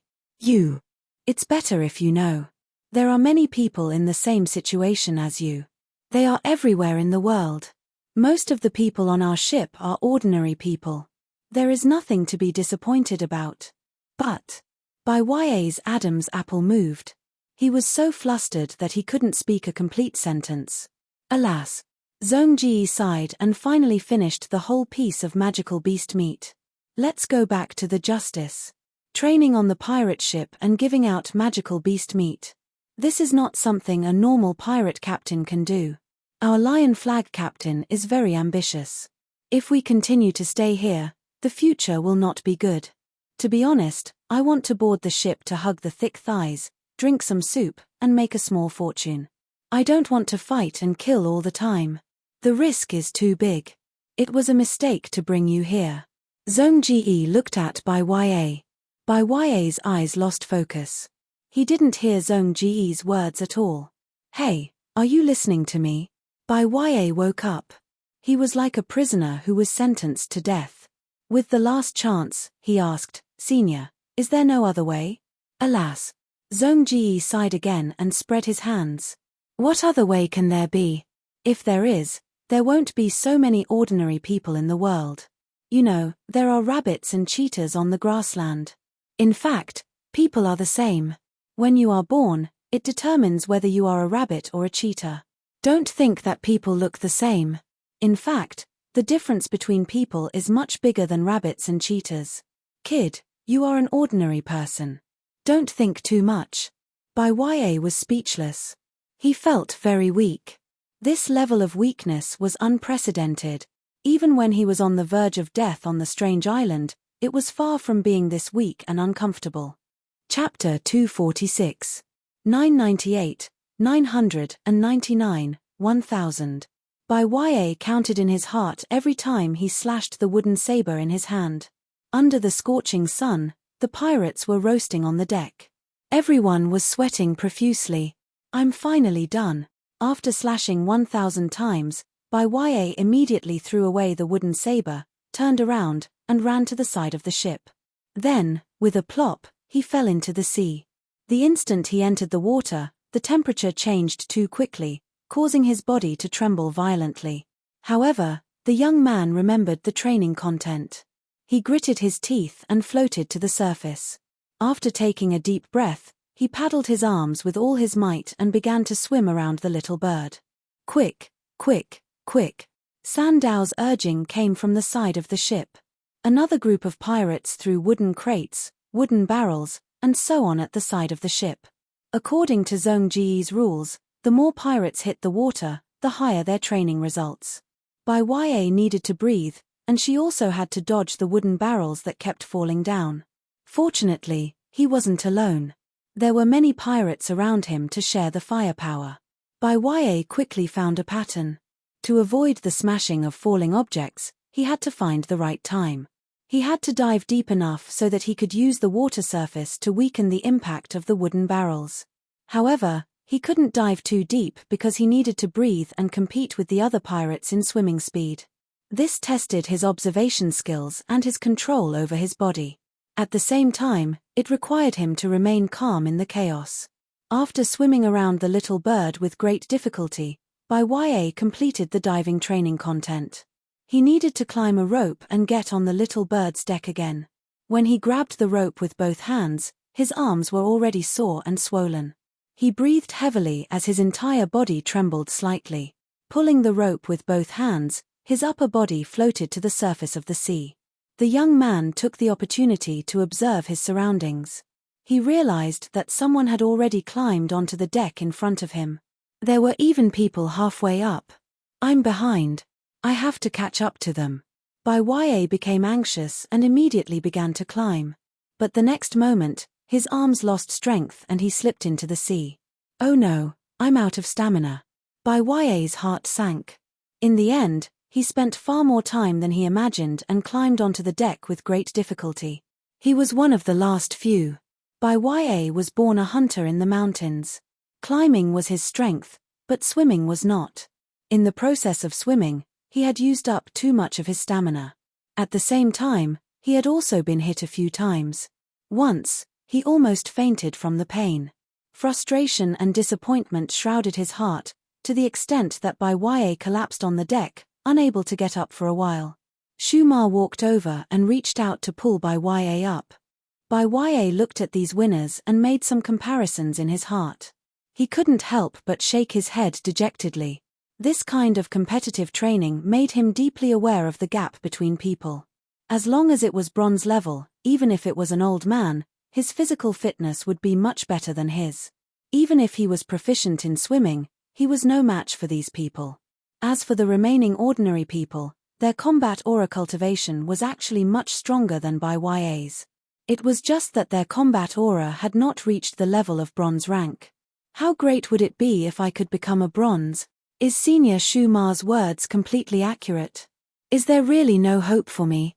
Bai Ya was not willing to give up. He still had hope in his heart. In the morning, they practiced boarding and close combat. In the afternoon, they practiced cannon shooting. On the narrow cannon deck, Zhong Ji held a pocket watch in his hand and constantly shouted in a low voice. Bai Ya and the pirates kept moving back and forth between the left and right sides of the ship. They pushed the cannons, stuffed gunpowder, stuffed cannonballs, pulled the ropes and fired the cannons. However, Zhong Ji was still not satisfied. This half-orc roared at the end, "Your speed is too slow, too slow. In the next training session, we must shorten the duration of one round of bombardment to less than 2 minutes." Night fell. The pirates were eating dinner, clanking their wooden spoons against their rice bowls. Training, training, training all day long. I almost suspect that I have entered a military camp. Or is it the elite army of the Empire? When will I be able to make a fortune? I will get off the ship after I make a fortune. This is not a place for people to stay. Brat, scram. Can't you see that this is where I am sitting? A bronze-level captain pushed Bai Ya fiercely. Bai Ya staggered and almost fell to the ground. Zuma was not by his side. Bai Ya did not want to cause trouble and silently pushed him away. Zhong Ji had already boarded the Justice. In the captain's room, he and the young knight surrounded the desk and looked at the stack of sea maps on the table. "How is the training?" The young knight looked down at the sea map and asked. "The cannon training has improved the results, but there is still a lot of room for improvement. As for boarding..." Zhong Ji shook his head and said unhappily, "The quality of these soldiers is not high. This is not a military camp." The young knight smiled and reminded him. He knew that Zhong Ji was a soldier on the Confusion Island. The half-orc nodded. "Yes. How many days has it been? These people can't hold it in anymore. Although I suppressed them, their anger is getting bigger and bigger. They need to vent their frustrations." The young knight sighed. "I know. According to the information, we should have seen the Torrent yesterday." The Torrent pirate ship was the young man's predetermined prey. The information was from the Empire's channel and should be reliable. But when they rushed to this sea area, they did not find the Torrent. This was also possible. Because although the Torrent often appeared here and robbed passing merchant ships, it was constantly moving. Sometimes, to chase merchant ships or for other reasons, it was very likely that it would leave this sea area. The young knight drew an arc on the sea map with his finger. "Our route tomorrow is like this." At the end of the arc, where the young knight's finger stopped, was a small island. "If we don't encounter the Torrent, we will rest on this island." The Empire's sea map shows that there is enough food and fresh water on this island to replenish. The young knight said. Zhong Ji nodded. He was an excellent general and knew that the state of his subordinates did need some relaxation. He could not push them too hard, or it would be troublesome if it caused rebellion and unrest. Zhong Ji could not move such a large ship by himself. The next day, the Torrent was still nowhere to be seen. The Justice and Little Bird sailed for a day and docked at the nameless island at dusk. The young knight arranged a portion of the people on the two ships and took a large number of people to sleep on the island for the night. The pirates, who had been trapped in the narrow cabin for a long time, all cheered when they set foot on the land. The young knight divided the people into many teams, pointed them in the direction, and let them explore the island as much as possible. He also agreed to set sail tomorrow afternoon. In the middle of the night, everyone who had escaped from Confusion Island gathered secretly in a valley. There are three main things I gathered everyone for. The first is the secret contract. The young knight said and raised his hand to let everyone see the scroll in his hand. I believe that using the secret scroll will make us trust each other more. These were all purchased from the Empire. Now, they will supervise each other and use the scrolls in their hands together. If you have any objections, you can raise them now. Everyone looked at each other and immediately shook their heads to show their approval of the leader's decision. The light of the secret scroll began to flicker. It was very difficult for ordinary people to use the secret scroll themselves. With the help of others, everyone used the scrolls. The atmosphere seemed to become more harmonious. The second matter, distribute the pearls. The young knight gestured to Kang Shu. Kang Shu stood to the side and took out a bag full of pearl foam. He gave a few pearls to each person who stepped forward. During the process, the young knight continued, the production of pearl foam is decreasing, it will be difficult to continue. Based on the current situation, we only have about a month. At that time, the pearl foam will be used up. Everyone's expression became serious. They already knew about this. Didn't we find the Blue Charm God's temple? Someone asked. The young knight nodded. We have to thank Mr. Kang Shu for this. Because of him, we found clues to the Blue Charm God's temple. Perhaps in this temple, we can find a way to replenish the Blue Charm divine power of the fairy tale divine equipment. So, our next target is the Blue Charm God's temple. Of course, before that, we have to use up all our funds and do our best to equip ourselves and increase our combat power. Does anyone have any other opinions? Everyone expressed their approval. Fat Tongue added, We have to wake up our president as soon as possible. Only then can we contact the leader of the 100 Needles tribe. The young knight nodded, Trust me, I have never forgotten this. I will do my best to wake up ZDI. We were able to escape from Confusion Island at the last moment without ZDI's help. Fat Tongue was comforted and stopped talking. Everyone else was silent. Everyone had mixed feelings about ZDI. On one hand, ZDI was the cause of the ship disaster. On the other hand, they were saved by ZDI on Confusion Island. Most importantly, ZDI and the young knight had a close relationship. The third matter is a good thing. Kang Shu, you say it. The young knight smiled. Kang Shu calmly said the good news that they could use the alchemy array to help them digest the soul crystals. Everyone was excited. What are soul crystals? How can they help us? Bai Ya asked Lan Zhao next to him. Lan Zhao shook his head, I'm not too sure, but it seems to be something good that can increase our mental power. Kang Shu then mentioned the soul crystal trade. Soul crystals were very precious, and it was a complete waste for ordinary people to use them to increase their mental power. It was better to give them to Transcendence to help the team improve their overall strength. Ordinary people could trade with Transcendence and use their soul crystals to exchange for what they wanted. Almost everyone agreed with this suggestion. Only Bai Ya's heart was filled with resentment. Magical beast meat was like this, and so were soul crystals. As an ordinary person, he felt discriminated against. But immediately, he became happy again and said to Lan Zhao, Can I sell soul crystals to you in exchange for magical beast meat? Lan Zhao looked at him and hesitated. Yes, you can. But magical beast meat, you have to eat it in moderation. Your foundation is a bit weak, and eating too much will be harmful. Sir, if I keep eating magical beast meat, can I break through to bronze rank? Bai Ya asked nervously. Lan Zhao froze for a moment, then realized that Bai Ya already knew the cruel truth about his aptitude. He didn't want to lie to Bai Ya, but he also didn't want to hurt him. Seeing that Lan Zhao was silent, Bai Ya's expression quickly darkened. Is there really no hope for me? There is. Lan Zhao patted him on the shoulder and forced a smile. Do you know about bloodline mutation? The descendants of aristocrats have always had weak bloodlines. The descendants of these weak people may have a sudden bloodline mutation and suddenly have a strong bloodline. But I'm just an ordinary hunter. Who knows? There are many illegitimate children of aristocrats. Maybe even your parents and grandparents don't know. This situation is very common among those with bloodline mutation. Bloodline mutation. Bai Ya murmured, engraving this word in the deepest part of his heart. Chapter 247. Deep into the night. In the valley of the island, Kang Shu got up from the ground. Alas, my old arms and legs are getting old. The old scholar hammered his waist with his fist. Seeing this scene, Bai Ya couldn't help but recall the scene in New Moon Harbor where Kang Shu healed the wounds on his face. Lord Kang Shu is a necromancer. His body has been transformed by necromancy. Can he get tired? Bai Ya was puzzled. Zhong Ji crossed his arms and looked on coldly. After an hour of carving and arranging by Kang Shu, the ground of the valley and the surrounding mountain walls were now covered in dense patterns. These patterns were thick and thin. Some were straight like swords, while others were curved like vines. Kang Shu frowned slightly.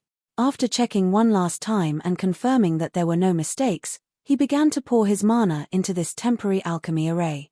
As more and more mana was poured in, the patterns gradually lit up. Soon, the entire alchemy array was illuminated. The radiance gradually condensed and formed a huge white ball of light in the center of the array. Success! Seeing the ball of light stabilize, Kang Shu's face lit up with joy. The order had been decided long ago.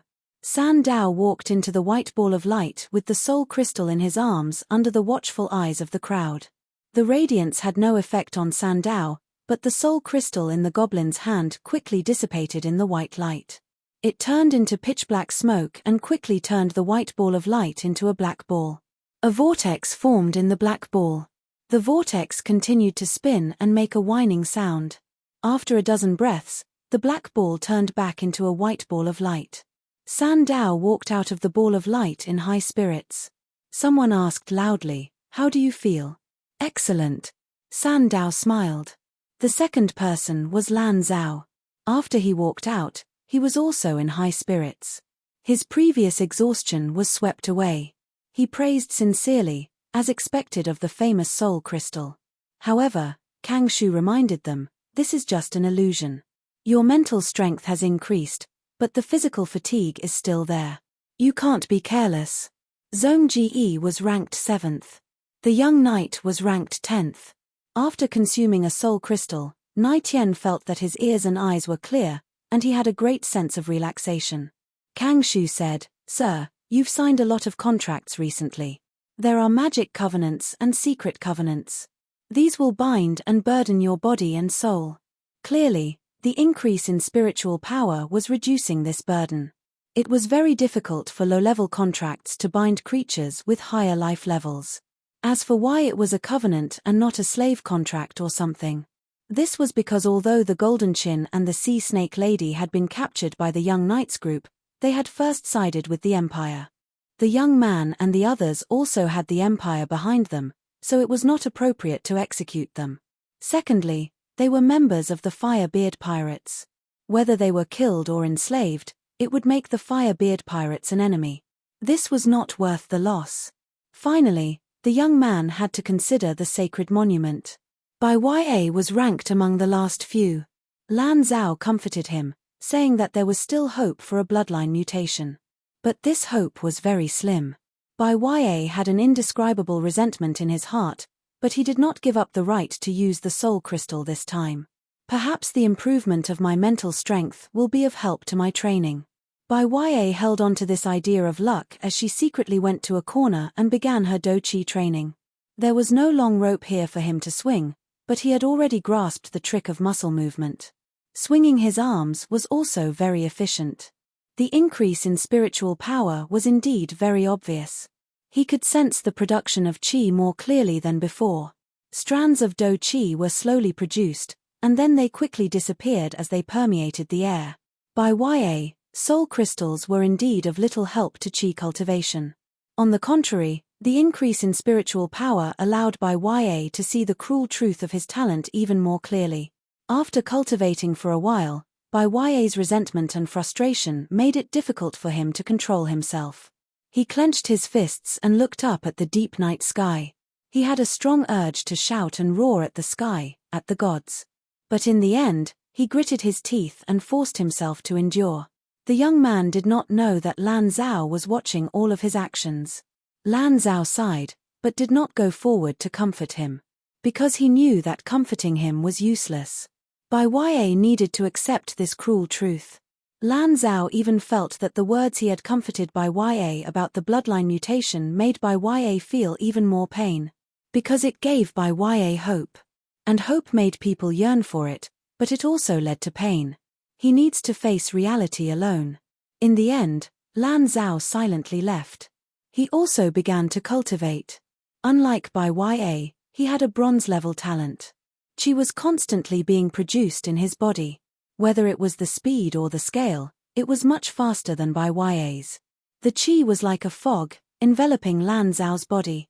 However, Lan Zhao sighed in his heart. Just like how Bai Ya hoped to become a bronze-level fighter, Lan Zhao had also yearned to become a black iron fighter for many years. It could not be. No matter how hard he tried, there was no sign of success. Not even a trace. Bloodlines formed a gap between people. But Lan Zhao was already used to it. Bai Ya was going through a mental journey that he had gone through before. It was also a mental journey that countless extraordinaires had gone through since ancient times. In the darkness, a grey figure sat cross-legged on the ground. Surrounded by the dense rainforest of the island. A portion of the grey pirates surrounded the bonfire, sleeping with their eyes closed. A portion of them were scattered around, acting as sentries. A grey figure was cultivating qi. Although his lower body was motionless, his hands were constantly moving. Sometimes his fingers were like swords, sometimes his hands were like claws, and sometimes he would use one finger to insert into the fist of the other hand, and constantly pull it out. This was the cultivation method of the grey mist qi. He had a silver-level bloodline, so the production of qi was another phenomenon. Waves of qi emanated from the tip of his fingers, then gathered in his palms, and flowed along his arms like a stream.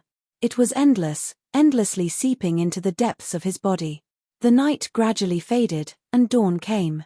A grey figure slowly opened his eyes. He felt tired. Qi cultivation was a difficult and arduous process, excavating strength from the body, so it was easy to get tired. If he cultivated without stopping, the grey figure's limit was 1 day and 1 night. He was far from reaching his limit now. Because he was in the wilderness, it was not a good environment for cultivation. A grey figure needed to maintain his condition, and could not push himself to the limit. Just like when Zhong Ji trained the pirates on the little bird, he did not use his full strength. He needed to maintain a certain state to guard against sudden battles. But this was not the main reason why a grey figure stopped cultivating. The grey rat. A grey figure had been thinking about the sunken ship. This ship had a very special meaning to him. He needed to salvage the grey rat and repair it. But this was a dangerous act. There must be people from Meat Trove watching the place where the grey rat sank. A grey figure needed a good opportunity, and at the same time, he needed the help of others. The young knight was the person he asked for help, and the young knight also made a request. He needed his performance. Merit. A grey figure understood it this way. Get up, don't sleep anymore. We need to explore the entire island as soon as possible. A grey figure woke up the pirates he led. The pirates did not have a good sleep, and they muttered. No way, the sun just rose. Didn't the captain of the dragon suit say? They won't set sail until the afternoon. We collected a lot of food and water. It's enough to report back, Lord. A grey figure. A grey figure shook his head. He wanted to explore the island completely and draw a map. Although this contribution was small, many little drops made a mickle. He knew in his heart that although he and the dragon suit had signed an alliance agreement, the relationship between the two sides was not equal. There was a hierarchy. A grey figure had a silver-level cultivation. At the same time, he had already made a name for himself as a pirate. Although the pirates were unwilling, they did not dare to disobey his orders. Soon, they continued to set off. The sky became brighter, which made it more convenient for a grey figures group to explore. Just as the sun rose from the sea, a grey figure and the others passed through the entire island and came to the other side. The waves churned endlessly, and a group of pirates suddenly turned out from the reef. Both parties were stunned when they saw each other. A grey figure quickly sized them up, and his gaze quickly stopped on the other party's leader. The leader of this group of pirates was a bronze warrior with a scimitar at his waist. The other party was also sizing up a grey figure. Orc. A grey figure's characteristics were very obvious. Noble. The grey figure's clothes were exquisite, and his accessories were exquisite. His body was straight, and his collar was tightly buttoned, giving off a meticulous feeling. Silver level. A grey figure's aura made the other pirate's heart beat violently. Wait, you are. The bronze leader hesitated for a moment, and he thought of a grey figure's identity. But in the next moment, a grey figure brazenly attacked. He straightened his body and charged straight, waving his thin sword and quickly piercing through the other party's team. The thin sword flashed a few times in the crowd, as if a few silver lightning bolts had appeared out of thin air. The pirates of the Justice ship had just reacted when a grey figure stopped at the end of the other party's team. The bronze leader's eyes widened and he covered his neck. But the blood still could not be stopped, and it gushed out from the gaps between his 10 fingers. The pirates behind him fell to the ground one by one, and they never got up again. Then, the leader also fell on the wet and cold reef, his face filled with fear and shock before he died. A grey figure's sharp swordsmanship shocked the pirates of the Justice ship. Just as they were about to cheer, they were stopped by a grey figure. Shut up, idiot. Do you want the enemy to find us? That's right, they are all pirate. An old pirate looked at the corpses on the ground and said with certainty. Who are they? It's not a merchant ship, we don't have to provoke our peers for no reason, right? Chapter 248. Pirates were greedy people who risked their lives to make a fortune. As long as there was no conflict between pirates and benefits, they usually wouldn't make things difficult for each other. In the past, a body of grey would choose to negotiate and try to get along peacefully. But now, he wouldn't. Dragon Suit is a knight of the Empire. This was what the young knight told a body of grey himself. He despises pirates and wants to go to the wilderness to make a name for himself. But the Empire's secret mission allowed him to see another path. He named this group of people the Justice Pirates. It's obvious that he has the mentality of a knight. That's why he targets pirates and crusades everywhere.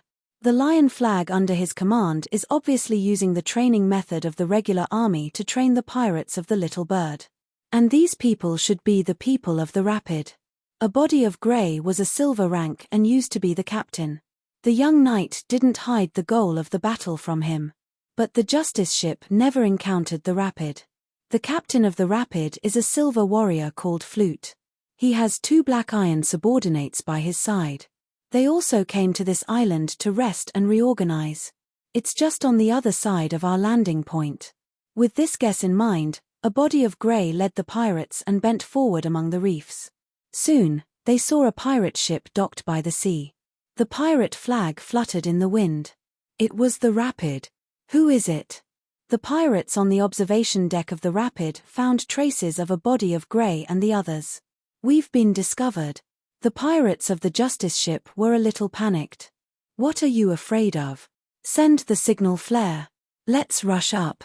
A body of grey quickly stood up and ordered loudly. The pirates hesitated. But we're too few. A body of grey snorted coldly. They stopped to resupply. They must have assigned a lot of people. How many can stay on the ship? Open your eyes and take a good look. Their ship is very deep in the water. They must have robbed a lot. Kill them all and steal the ship. These are all ours." The pirates' eyes immediately turned red. From the moment they set sail until now, there had only been one battle, and it was the Little Bird, a pirate ship that hadn't opened yet. They hadn't seen a single merchant ship, and they had long been depressed. Encouraged by the dust on their bodies, the pirates immediately began to howl. "Charge with me!" A man dressed in grey rushed to the front, and the pirates followed closely behind. "Quick, quick, send the signal flare. The torrent is in danger. We've been ambushed." The lookout shouted in panic. Just like what a grey man had guessed, the torrent was very empty at the moment. The captain, Flute, was not on the ship. Only the iron-ranked first mate was left behind. The sun rose from the surface of the sea, opening the curtain of the pirate raid. 2 signal flares rose into the sky one after another. Soon, the pirates on both sides noticed it. According to the agreement, the pirates of the Justice immediately understood that this meant that the target had been discovered. The young knight and the others soon received this urgent information. Zhong Ji immediately said, "I didn't expect the torrent to be docked on this island. We have to set off immediately to fight." The young man nodded. 2 signal flares were fired consecutively, indicating that both the enemy and our side had been exposed. The overall strength of the rapids was not strong, so they had a good chance of winning this battle. Without further ado, a group of elite troops charged out of the valley. "We'll go first." The young knight and Zhong Ji hurried on with all their might, quickly pulling away from the others. Zhong Ji activated his chi, which enveloped his lower limbs and feet. This was the army's fighting technique, rapid marching. The young knight did not have this kind of fighting technique, but his speed was not slow either. He was almost neck to neck with Zhong Ji. At this moment, the young knight had already converted his original White River battle chi into explosive battle chi. He was in the form of a dragon man. Every time he moved forward, he would use chi to explode from the soles of his feet or his back, forming a fierce driving force. Thus, amidst a series of explosive sounds, he was like a cannonball, rampaging through the dense rainforest with great momentum. When the 2 of them arrived at the seaside, the battle was fierce. A grey man stood on the deck, fighting with the captain of the torrent, Flute. The iron-ranked first mate's corpse was already lying on the side. Looking at the wound on his neck, it must be the work of a grey man. This rat man was already injured and was fighting with Flute and the second mate. The second mate was the only black iron warrior left. Flute and a grey man were of the same cultivation level. "This rat man is quite good," Zhong Ji praised. He had rich combat experience and deduced the previous battle situation at a glance. A grey man must have broken through to the ship first and killed the first mate in advance. Flute rushed back later and could only fight with a grey man helplessly. If Flute had stayed on the ship, with such defensive power, a grey man would not have been able to get onto the deck of the torrent. A grey man seized the opportunity and moved quickly, which made Zhong Ji look at him in a new light. "The enemy has new reinforcements. Two silver warriors. This is bad, Captain Flute." The young man and Zhong Ji appeared together. The figure standing on the reef made the pirates of the torrent panic, and their morale plummeted. Flute's face was pale, and his fighting spirit was greatly reduced. He decided to compromise. "A grey man, stop. I'll give you half of the things on my ship. I admit defeat." "Half? How is that enough?" A grey man pretended to negotiate, but his attacks became more urgent. Flute blocked left and right and retreated. "Then I'll give you 3/4. A grey man shouted, "Not enough." The speed of the sword was extremely fast, drawing a sword shadow in the air. Flute narrowly dodged, and a sword mark appeared on his face, and blood quickly oozed out. "Don't go too far." Flute's face was pale, and he took out a piccolo from his arms and quickly played it. Under the influence of the flute, a grey man's sword suddenly became chaotic. A strong urge to urinate arose, and a grey man was greatly affected, and his face became ugly. "It's here, Flute's famous skill, spell urine flow song." Zhong Ji's eyes lit up, and he muttered. Although Flute used a thin sword to fight a grey man head-on, he was actually a spellcaster. To be more precise, he was a bard. Spellcasters were not separated from close combat, and many famous spellcasters had good close combat and fighting abilities. Flute was a silver-level bard, and he created a unique spell, Urine Flow Song, which could greatly disturb the enemy, trapping the enemy in an increasingly strong urge to urinate, and thwarting the enemy's attacks. Flute relied on this unique spell to escape from the hands of strong enemies time and time again. Many times, when the torrent encountered powerful enemies at sea, Leaky Flute would use this spell to make the sailors of the enemy ship relieve themselves, thus greatly reducing the speed of the enemy ship and giving Leaky Flute time to escape. "Captain, I can't hold on any longer." The pirates of the rapids took off their pants, stood on the side of the ship and began to urinate. Urine Flow Song was a spell with an area of effect, and could not distinguish between friend and foe. This was also the reason why Flute did not use it before. "Don't pee on the mast, you idiots!" Flute's second mate shouted. But soon, his face turned pale, and he could not bear it anymore. He quickly retreated to the side, and began to urinate. The pirates did not reject the idea of urinating, especially in the midst of a fierce battle. But Urine Flow Song was not that simple. Its essence was to cause chaos in the target's fighting spirit and magic energy, and the most seriously affected parts of the body were the bladder and the urethra. When these two parts were stimulated, urination became an inevitable situation. After urinating, these pirates immediately felt much better. Urinating could indeed temporarily reduce the effects of the spell.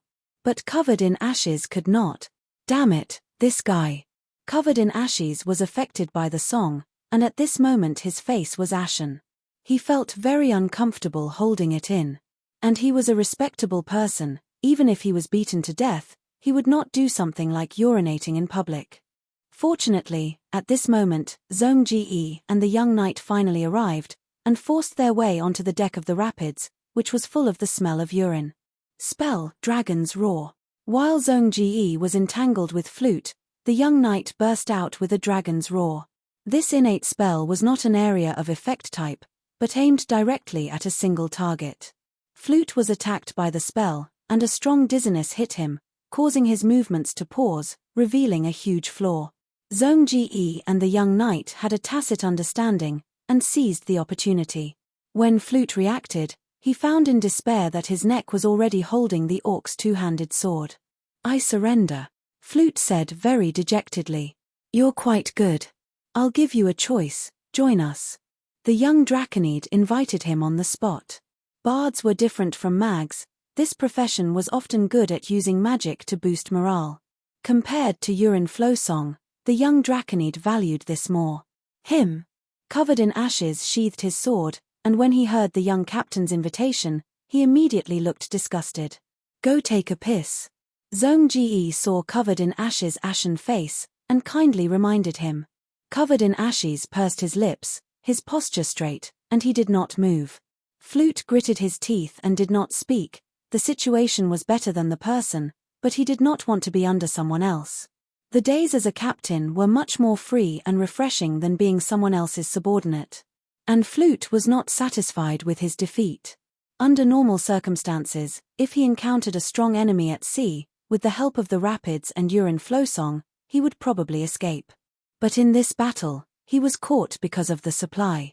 Before the rapid specialty could be used, the first mate was killed by Covered in Ashes' surprise attack. After that, the young knight and the half-orc quickly came to reinforce, making it impossible for Flute to take back the rapids.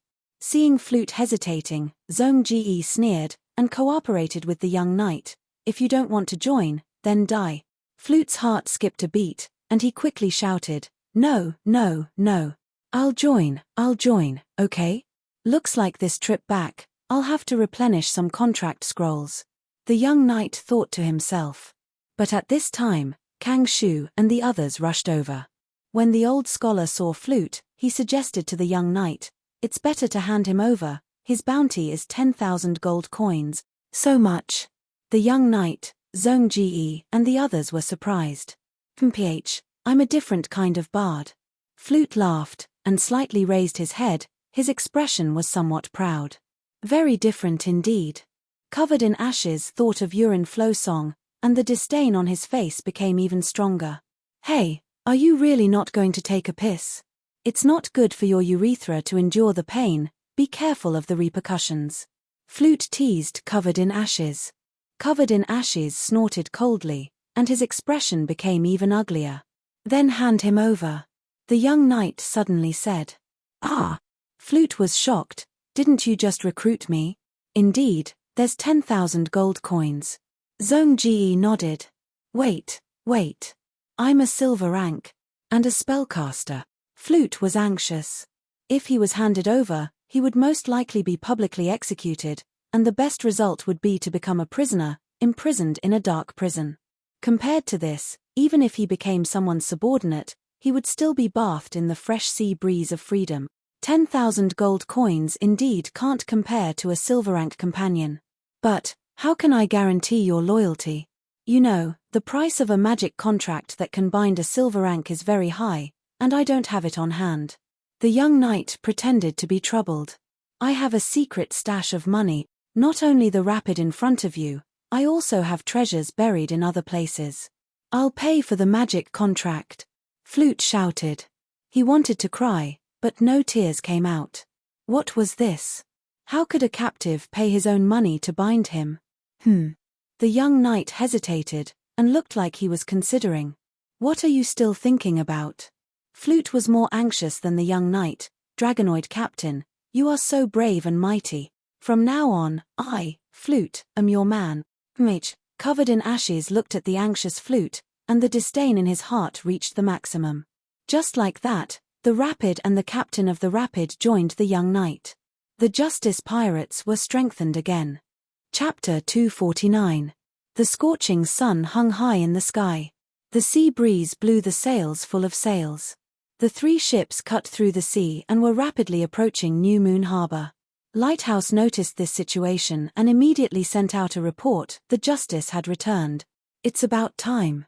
The Empire's receptionist received the news and immediately walked out of the dock. He stood at the dock and raised his binoculars to look into the distance. He was not surprised by the arrival of the Justice, because the young knight had made an appointment with him in advance. This was a necessary procedure.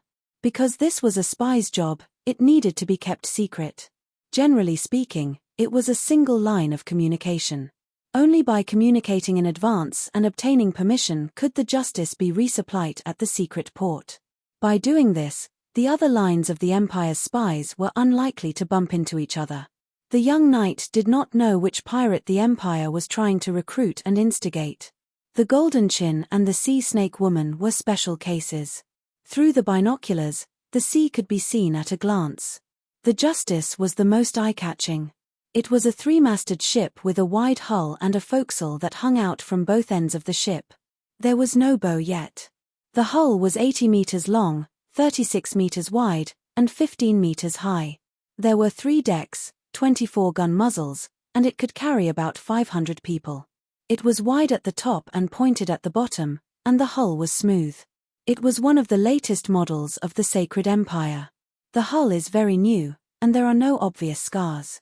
The receptionist thought, it seems that the battles fought by the Dragon server were indeed very easy. He was very familiar with the Justice, but the torrent next to it was unfamiliar. The torrent? The receptionist muttered. He had heard of this pirate ship. It was a bronze-level pirate ship. As a silver-level minstrel, Flute had a bronze-level magic ship, not a black iron one. This was actually a common situation in the Seven Seas. Not all pirates had a backer. Even if they had a backer, they might not have the ability or technology to build a black iron magic ship. The young knight could easily own a black iron Justice, which was a huge advantage of the Empire. It was also because of this that Grey was able to break through the bronze level and kill the original first mate on the torrent. If the torrent was black iron level, then its defense would be different. The torrent had 2 masts and a single deck. It was very light on the sea. Although this type of ship was old, it was liked by most pirates. Because this kind of ship was fast, it was easy for it to catch up with the heavy merchant ships. In the face of a navy or a powerful armed ship, they can often escape. At the stern of the Rapid, There were two special large water holes. This was a magical device. At a critical moment, it could shoot out a strong stream of water from the hole. The turbulent water flow could increase the speed of the rapid flow sharply. There are still many areas in rapid that can be improved. Maybe it can be upgraded to black iron rank. The receptionist kept evaluating in his mind. The damage to rapid was not obvious either. In fact, compared to this pirate ship, its pirate captain, Flute, was more famous. Di Lu's flowing song of urine was full of the stench of urine. Everyone who was hit by it had a deep impression of it. To the right of the Justice was the Little Bird. She too had two masts, but was much smaller than the Justice, and smaller than the Torrent. There were quite a number of cannons, 12 of them, 5 on each side of the ship. The remaining 2 were at the bow and stern respectively. However, the cannons were basically ordinary cannons. This is an ordinary ship. It could be modified and equipped with a portion of equipment and equipment. Overall, there is not much potential to be unearthed. The people from the Dragon server are really lucky. It's only been 10 days. The receptionist sighed in his heart. He still clearly remembered the day when the Justice set sail. When they went out, the Dragon server and the others only had one ship, the Justice. Now, in less than half a month, they had expanded to 3 ships when they came back. The receptionist knew a lot about the Justice Pirates voyage this time. 006 was no longer on the ship of Justice, but the relevant information had been gathered by the young knight, Zhong Ji, and the others, who had taken the initiative to report it to him through the Swift Eagle. After all, he was a member of the Empire's spy mission. This was also stipulated in the agreement when they signed it. Therefore, the receptionist knew a lot of inside information about the Justice, Little Bird, and Rapid. To subdue the Little Bird, it was the Dragon server who forced the Little Bird to surrender. The Justice was full of power and obviously strong, and the possibility of surrendering was not small. However, it was rare to see someone like the captain of the Little Bird who surrendered so easily. Tidying up the Rapid was really good luck. It happened to meet the Rapid's supply. A decisive surprise attack, the Dragon server, Lion Flag, and others reinforced in time, and finally succeeded. The Rapid's own advantages were not used. The receptionist knew that if they really met on the sea, the Justice might not be able to capture the Rapid. The 3 ships stopped at the dock together. The sailors had already gathered on the deck, holding the generous salary that had just been distributed, and rushed down through the steps. Of course, the young knight also left enough people to watch the ship. When most of the people left, the young knight and others walked down the ship one after another. The receptionist stood at the dock and saw the higher-ups of the Justice Pirates. His pupils shrank slightly. The young knight was already in the form of a dragon man, full of majesty. Did he finally stabilize his flame dragon bloodline after using that bloodline stabilizer? The receptionist thought to himself. In this way, the Dragon server's strength increased and had more potential. He looked at Lion Flag, Zhong Ji, again. The latter's every move carried the aura of the army. The receptionist also keenly noticed that Lion Flag came down from the Little Bird.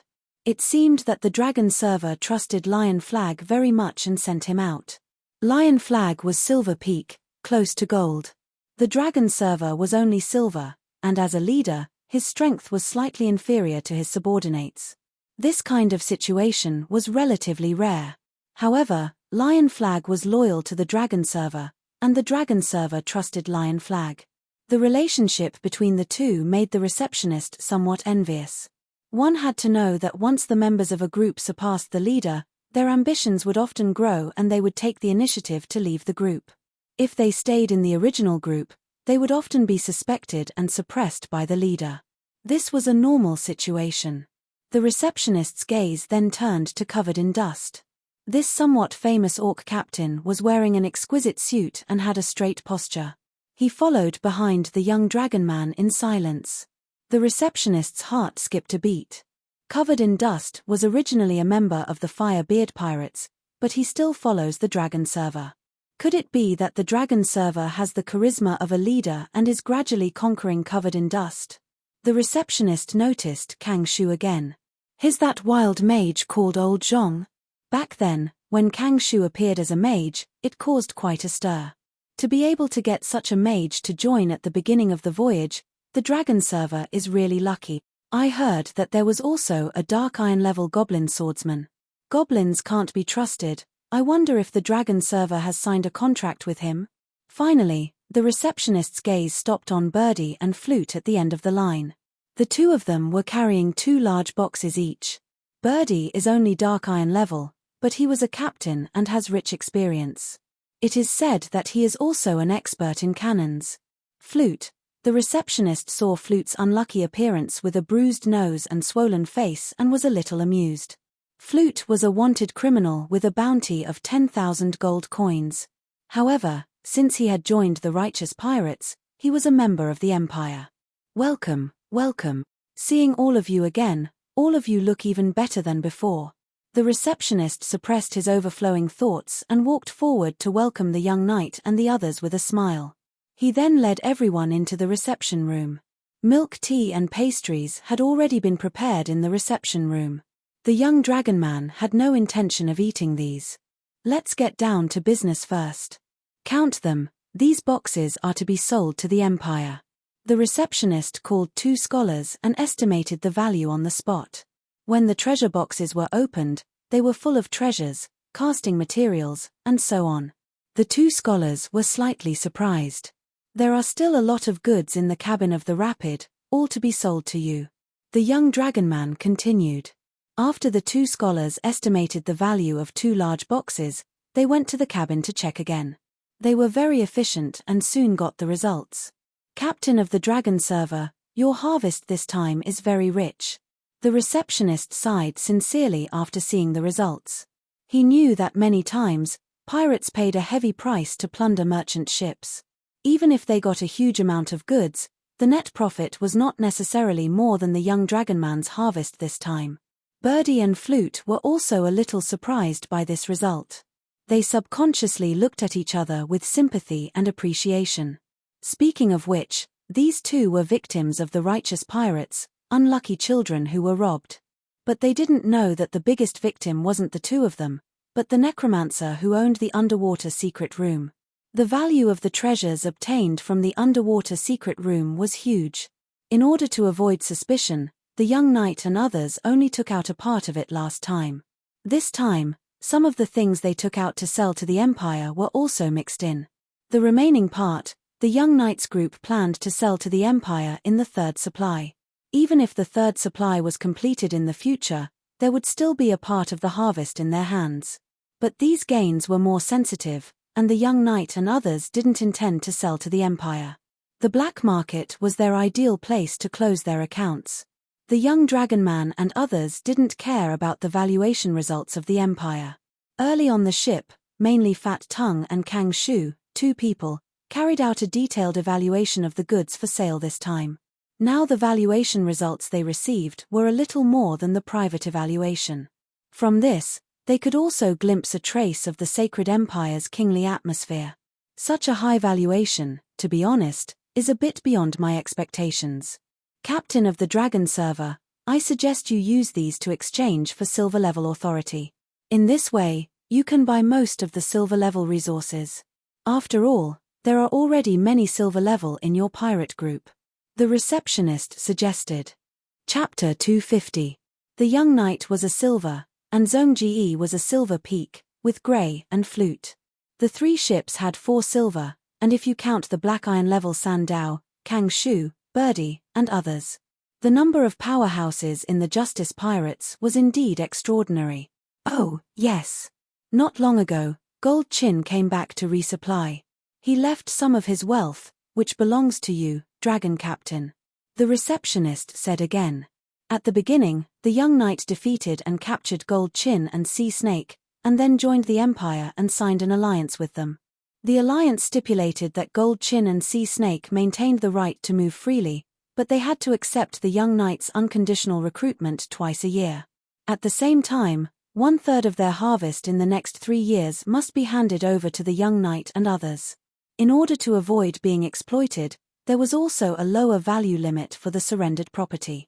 At the same time, in order to motivate Gold Chin and Sea Snake, there was a limit to the surrendered property. If this limit was exceeded, the surrender would automatically end, and the 3-year agreement would automatically terminate. Counting the property handed over by Gold Chin, the chips in the young knight's hand suddenly rose and became more considerable. The young Draconid couldn't help but be tempted by the receptionist's proposal. But he clearly remembered the price of upgrading his authority and couldn't help but show a puzzled look. I have enough gold coins to upgrade to silver authority. But the Empire's contribution. The receptionist smiled and said, the Empire's contribution is also enough. Dragon Captain, you have experienced 2 victories on this voyage, which is a good record. We have calculated your contribution this time. The young Draconid saw the specific contribution value and couldn't help but be happy. This result was much more than he had originally imagined. The receptionist continued, your triumphant return consumed very little, even if it was the consumption of food and fresh water. The damage to the ship was minimal, especially to the Justice.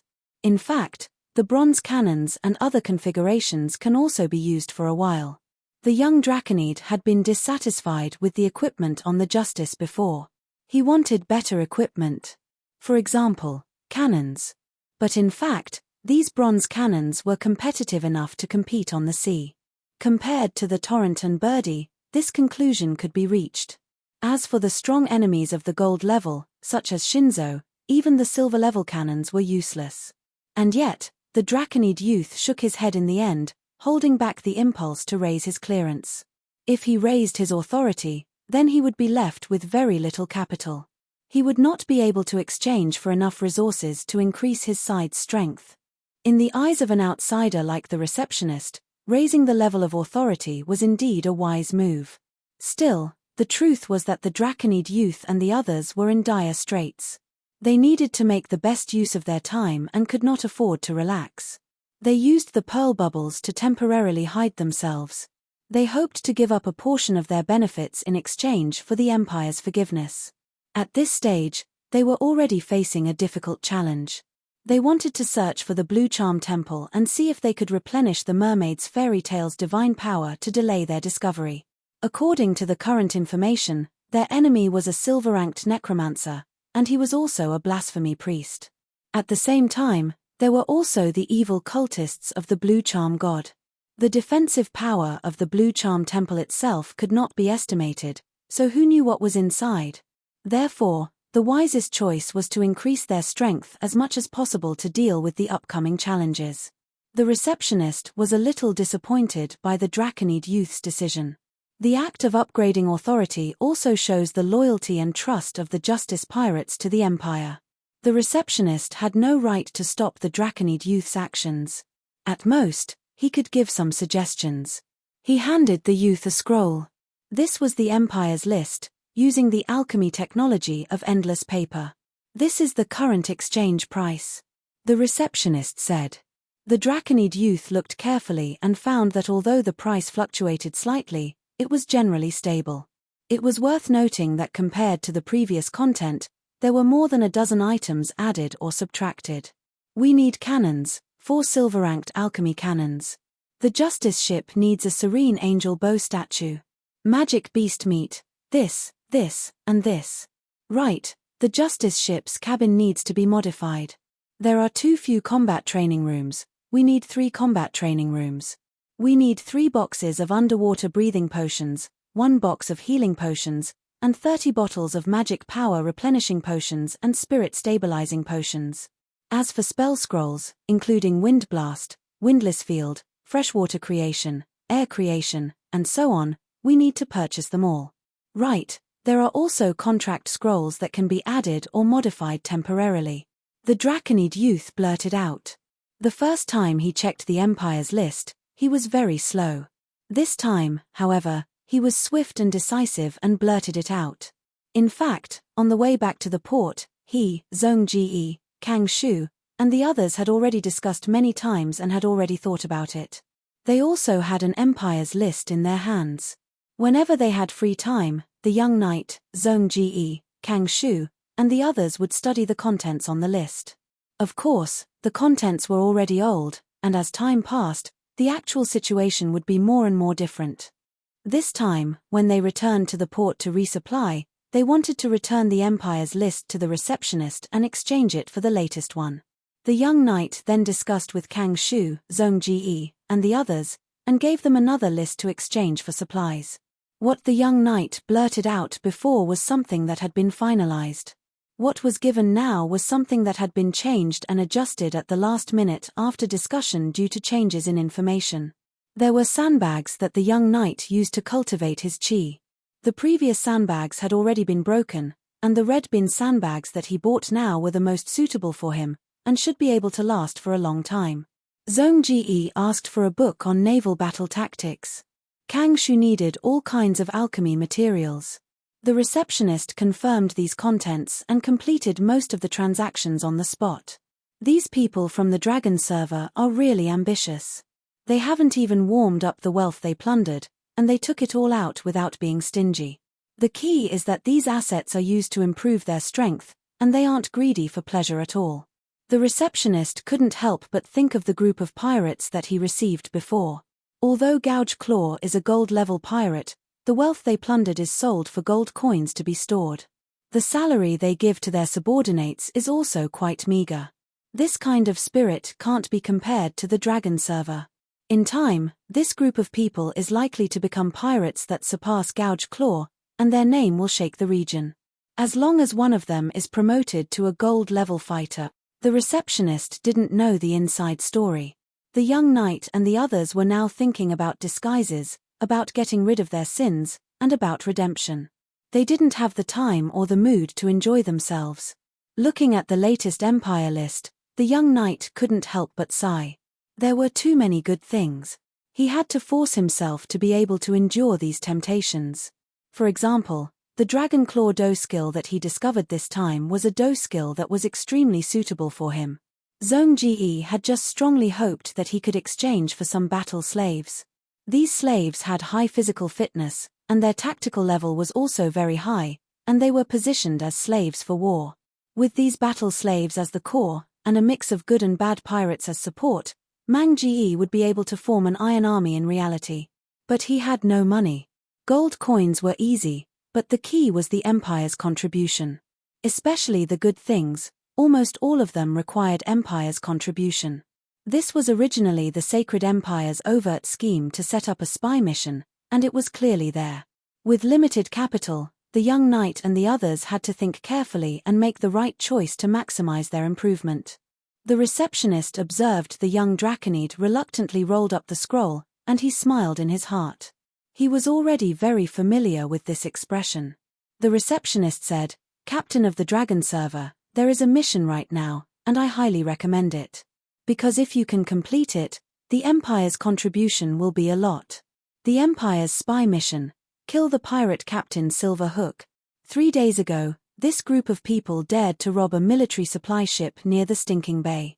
There was a large amount of military rations on the ship, and more than a dozen boxes of firearms. One of the boxes contained 300 low-level fireball magic scrolls." The receptionist introduced. The reward for this mission was indeed generous. Just the Empire's contribution alone was a large sum, far exceeding the total amount of Empire's contribution that the Justice Pirates had consumed.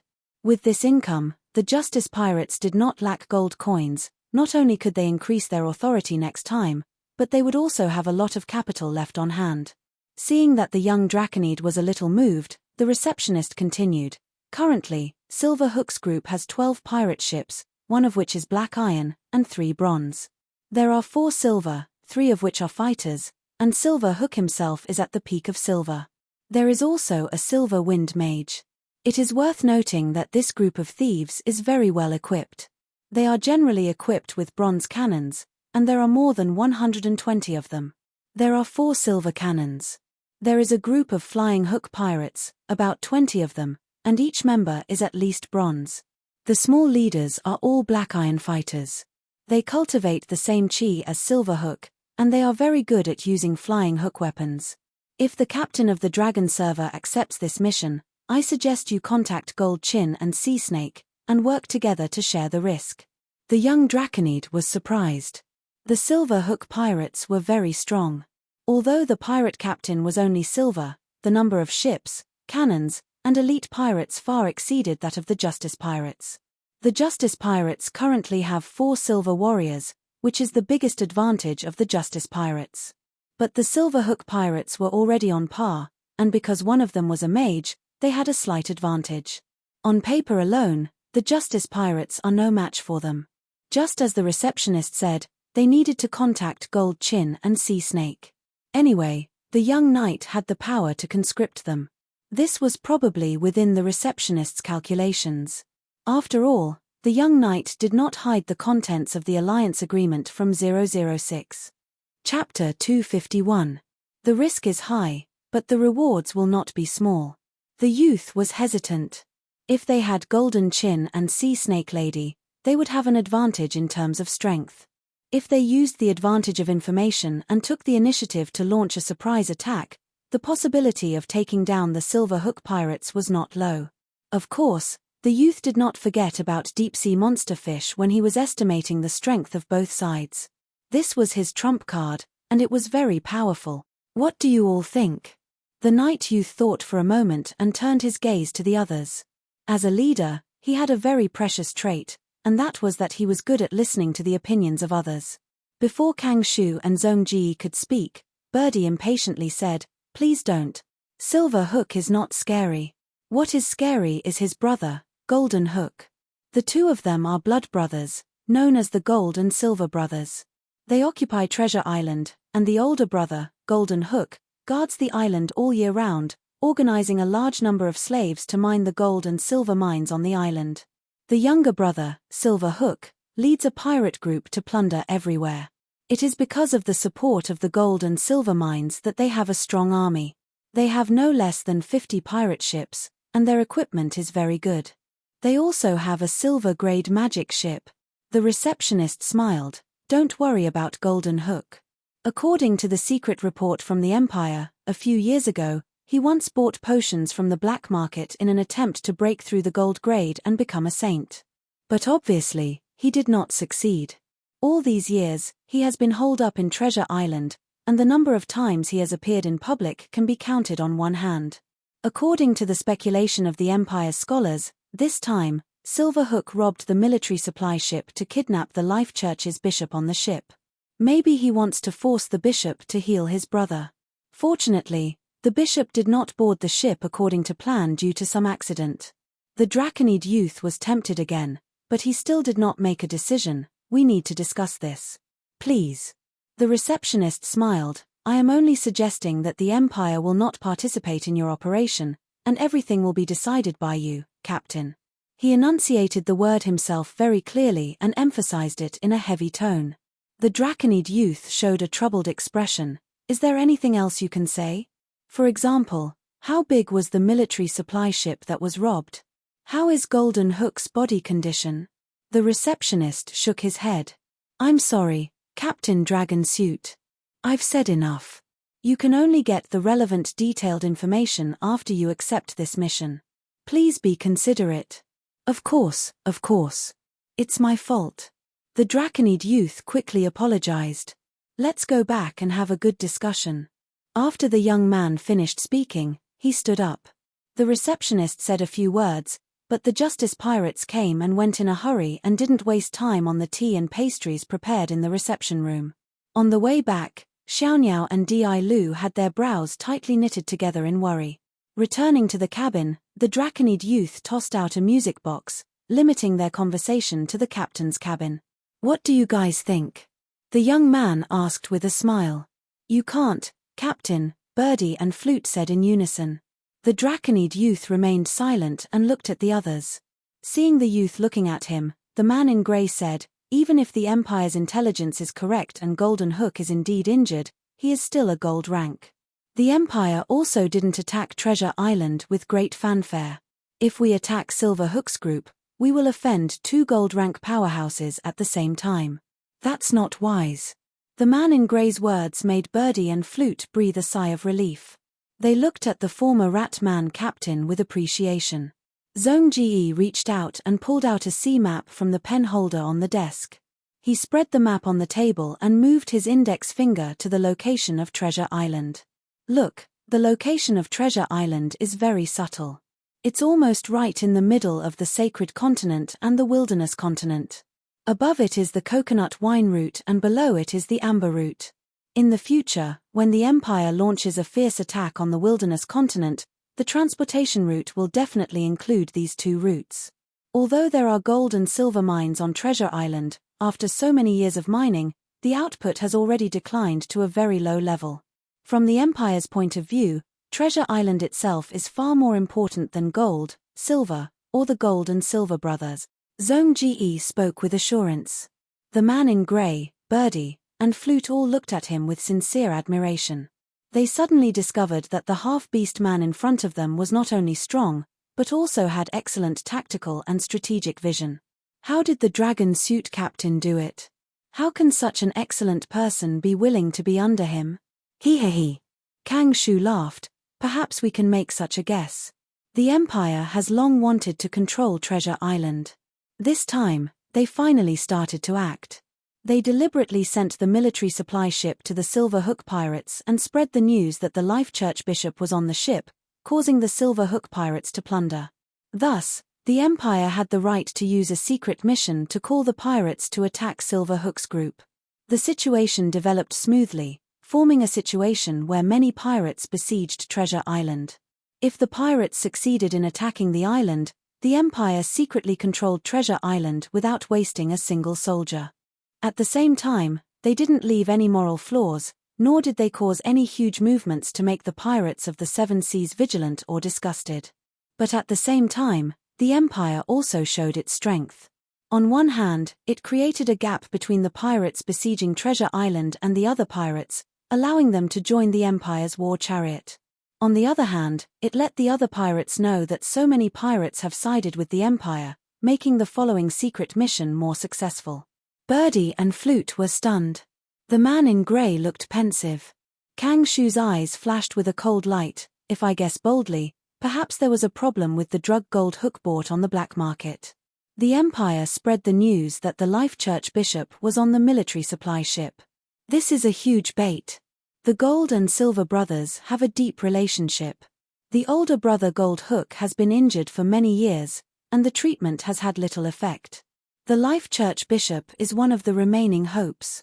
Recently, because of the appearance of the pirate throne, the activities of the pirates in the Seven Seas have become more and more rampant. But no matter what, no pirates have tried to plunder the Sacred Empire's military supply ship. But Silver Hook just had to do it. If this is false information deliberately released by the Empire, then the Empire's spy department has clearly achieved a perfect spy. Gold Hook's injuries should be quite serious.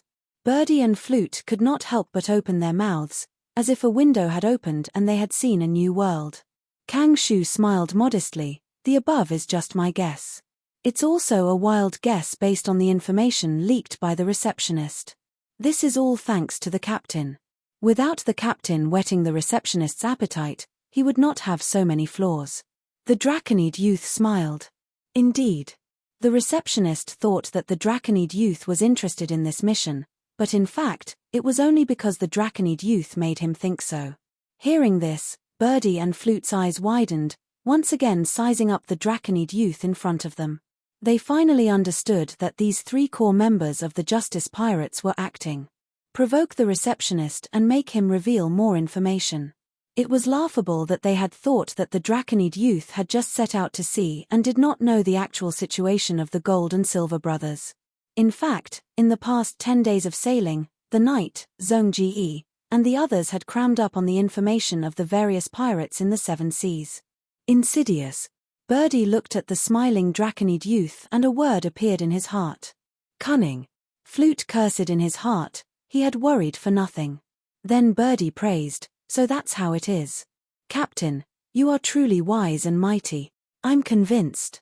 Flute gave the Draconid youth and the others a thumbs up.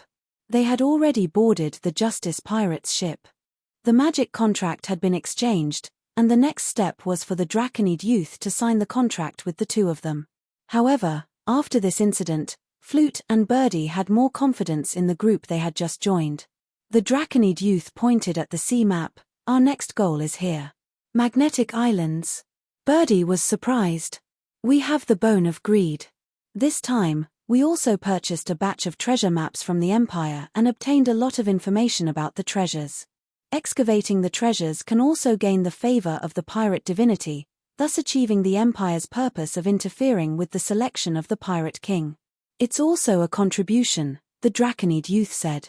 Speaking of which, the name on the holy monument had fallen out of the top 5. In order to compete for the favor of the divinity, pirate activities became more and more frequent and rampant. Perhaps the treasures they robbed could not compare to the value of the divine artifact, the green jade golden coffin. However, the act of burning, killing, and looting was more in line with the pirate divinity, so it was not surprising that it gained more favor. Finally, the Draconid youth said to Birdie, Gray, and Flute earnestly, although we accepted the Empire's secret mission, we are still free. There is a distinction between the Empire's interests and our interests. Just like this crusade mission of Silver Hook, there is no need to be a pawn for the Empire to charge ahead. Flute, Birdie, and the others' eyes lit up. The Draconid youth's words were to their liking. After this incident, they thought they had a better understanding of the dragon captain in front of them.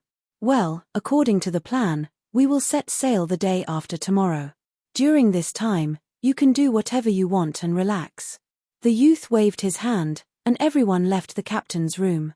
The door closed, blocking the Draconid youth's line of sight, but the conversation between Birdie and Flute could still be heard. Is there any good place in New Moon Harbor where we can have some fun? I'm not too sure. This is a small harbor, and it's not very eye-catching. It's my first time here. There's a tavern in town called the Mermaid Tavern, Zhong Ji said. Oh, then we'll go there tonight. Birdie and Flute's laughter carried some excitement. Chapter 252. The night breeze was gentle and the stars were twinkling. In the corner of the back mountain of New Moon Village, a dazzling red light suddenly burst out from the thick darkness. The scorching dragon flames burned fiercely and the temperature in the air rose at a terrifying speed. Innate spell, Scorching Dragon Breath. The Draconid teenager opened his mouth and struggled to turn his neck while maintaining the innate spell of the Fire Dragon King. As he turned his head, the Scorching Dragon Breath also swept out in a line. The teenager stopped the spell and in front of him was a large piece of burnt mountain rock. It still needs improvement. Although after limited practice, I can now slightly change the direction when I spit dragon breath. But the speed of rotation is too slow and has no combat value. The young knight had been honing his skills. Although the number of times he practiced dragon breath was low, the improvement was not small. Previously, when the teenager spit dragon breath, he could not turn his head at all. Once he shifted, the dragon breath would become very unstable, sometimes big and sometimes small. Now he had overcome this difficulty. The dragon breath was stable, but the speed of rotation was too slow and needed to be improved. The next step is to increase the speed of rotation. After that, I will try to move my feet when I spit dragon breath. Currently, once he spit dragon breath, he could only stand still and become a live target. The teenager had a clear training plan in his mind. He knew he had to overcome these difficulties. Fighting techniques required hard work and hard work. Dad, you're amazing. The big guy's praise interrupted the Draconid teenager's thoughts.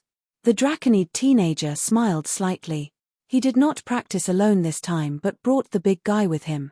How is it? Are you scared? The Draconid teenager asked with concern. Dragon breath was the strongest attack he had mastered so far. Most silver fighters would find it difficult to resist. Even gold fighters would have to face it head-on. The big guy shook his head. Dad is the same as me.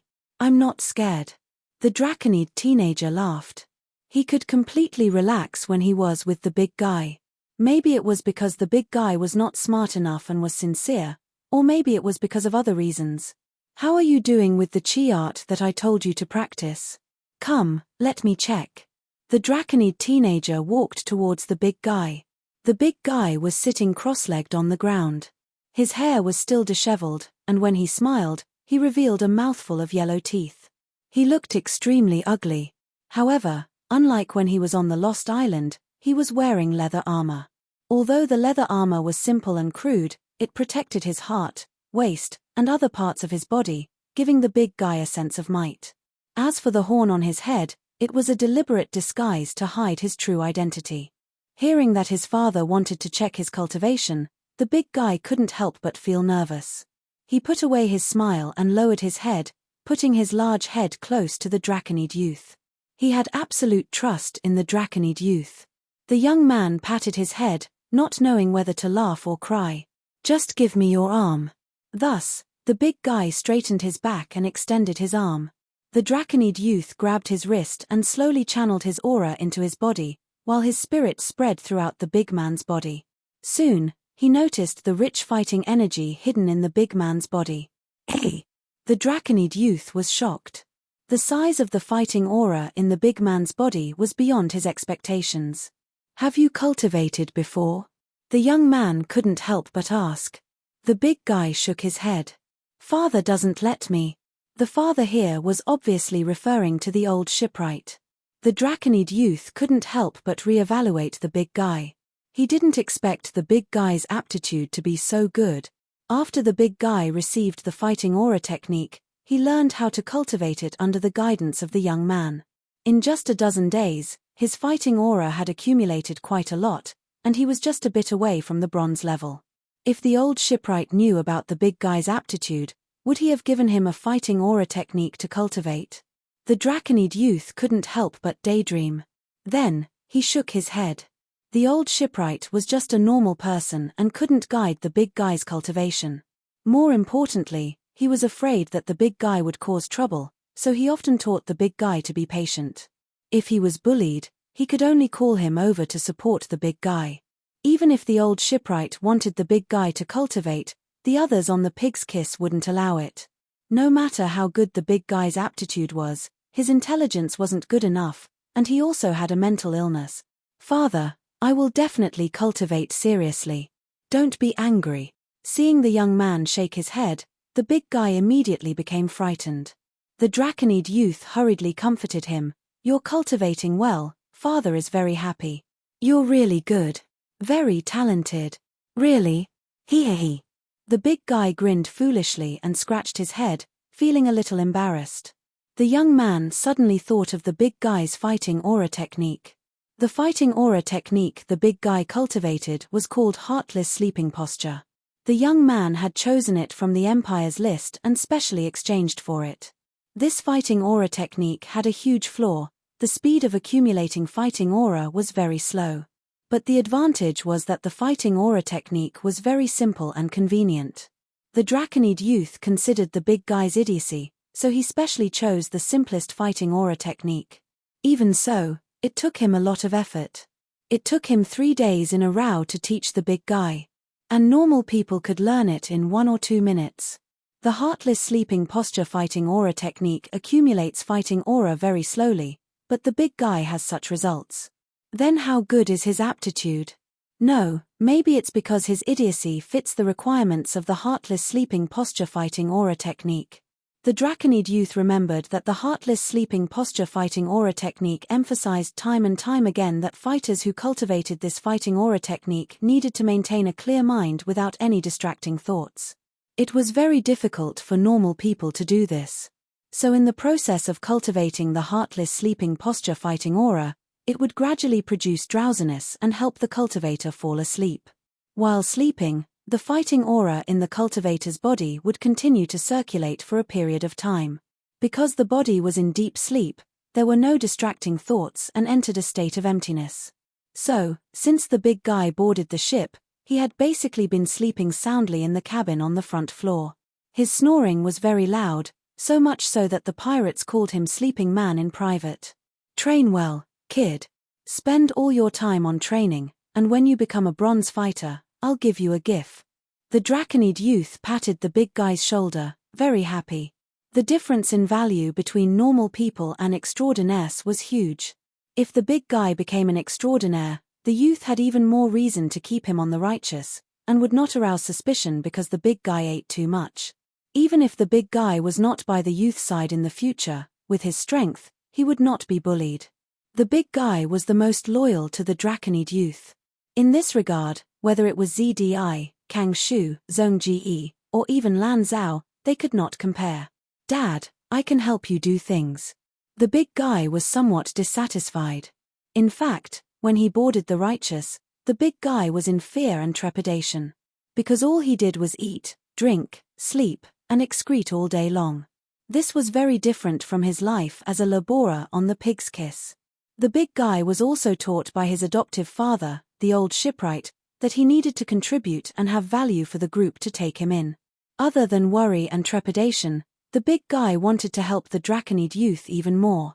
His thoughts came from the bottom of his heart. After you become a bronze fighter, I'll let you out to move around. Remember, the stronger you are, the more help you will be to me. Okay, now I'll teach you how to use your fighting skills.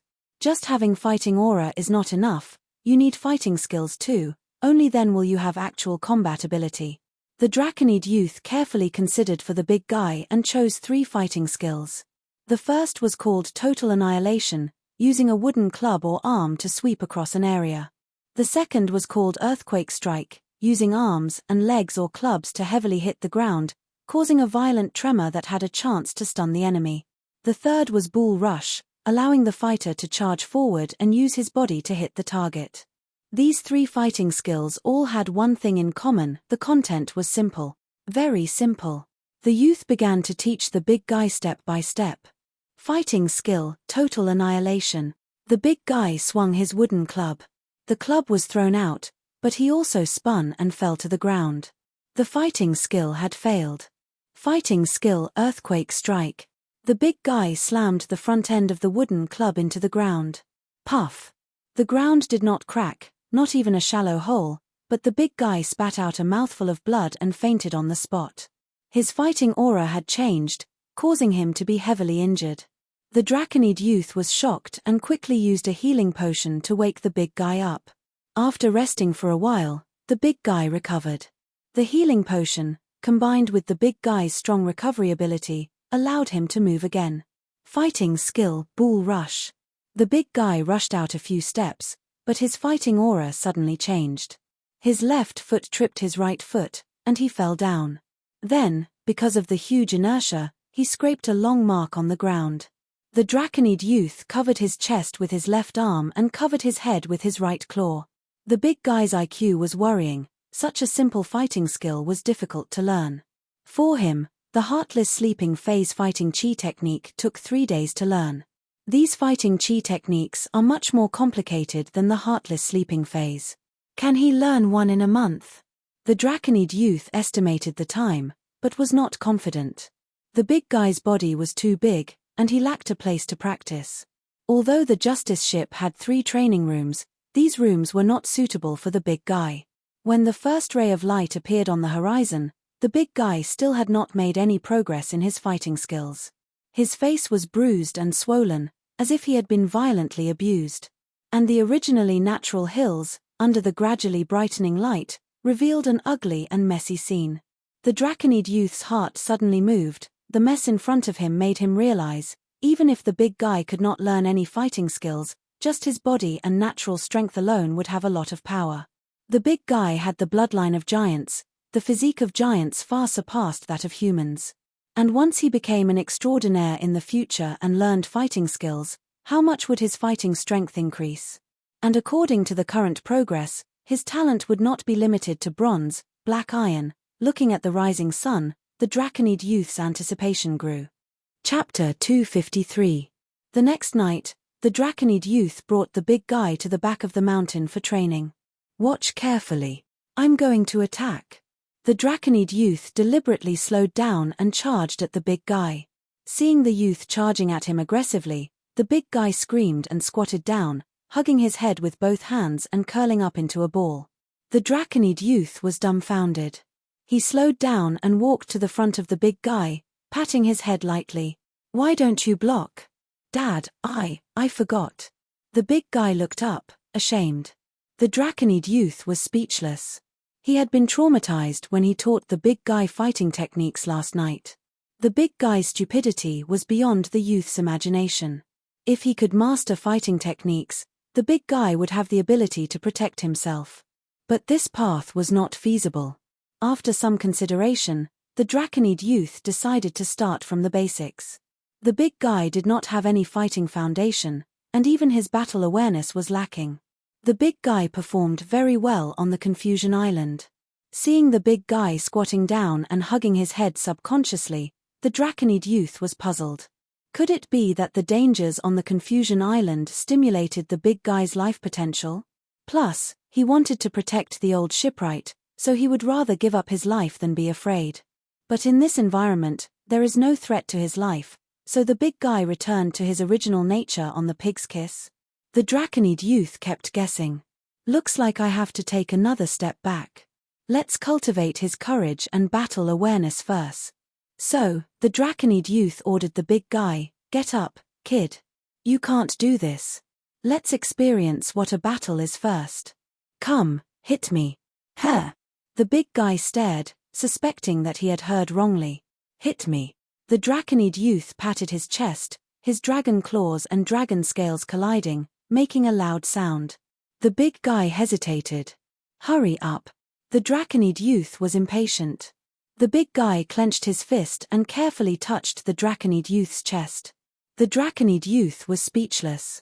"Even a mosquito's sting is more powerful than yours." The youth shook his head and sighed. "The punch has to be fast and powerful. I'm very strong. I'm not afraid of pain.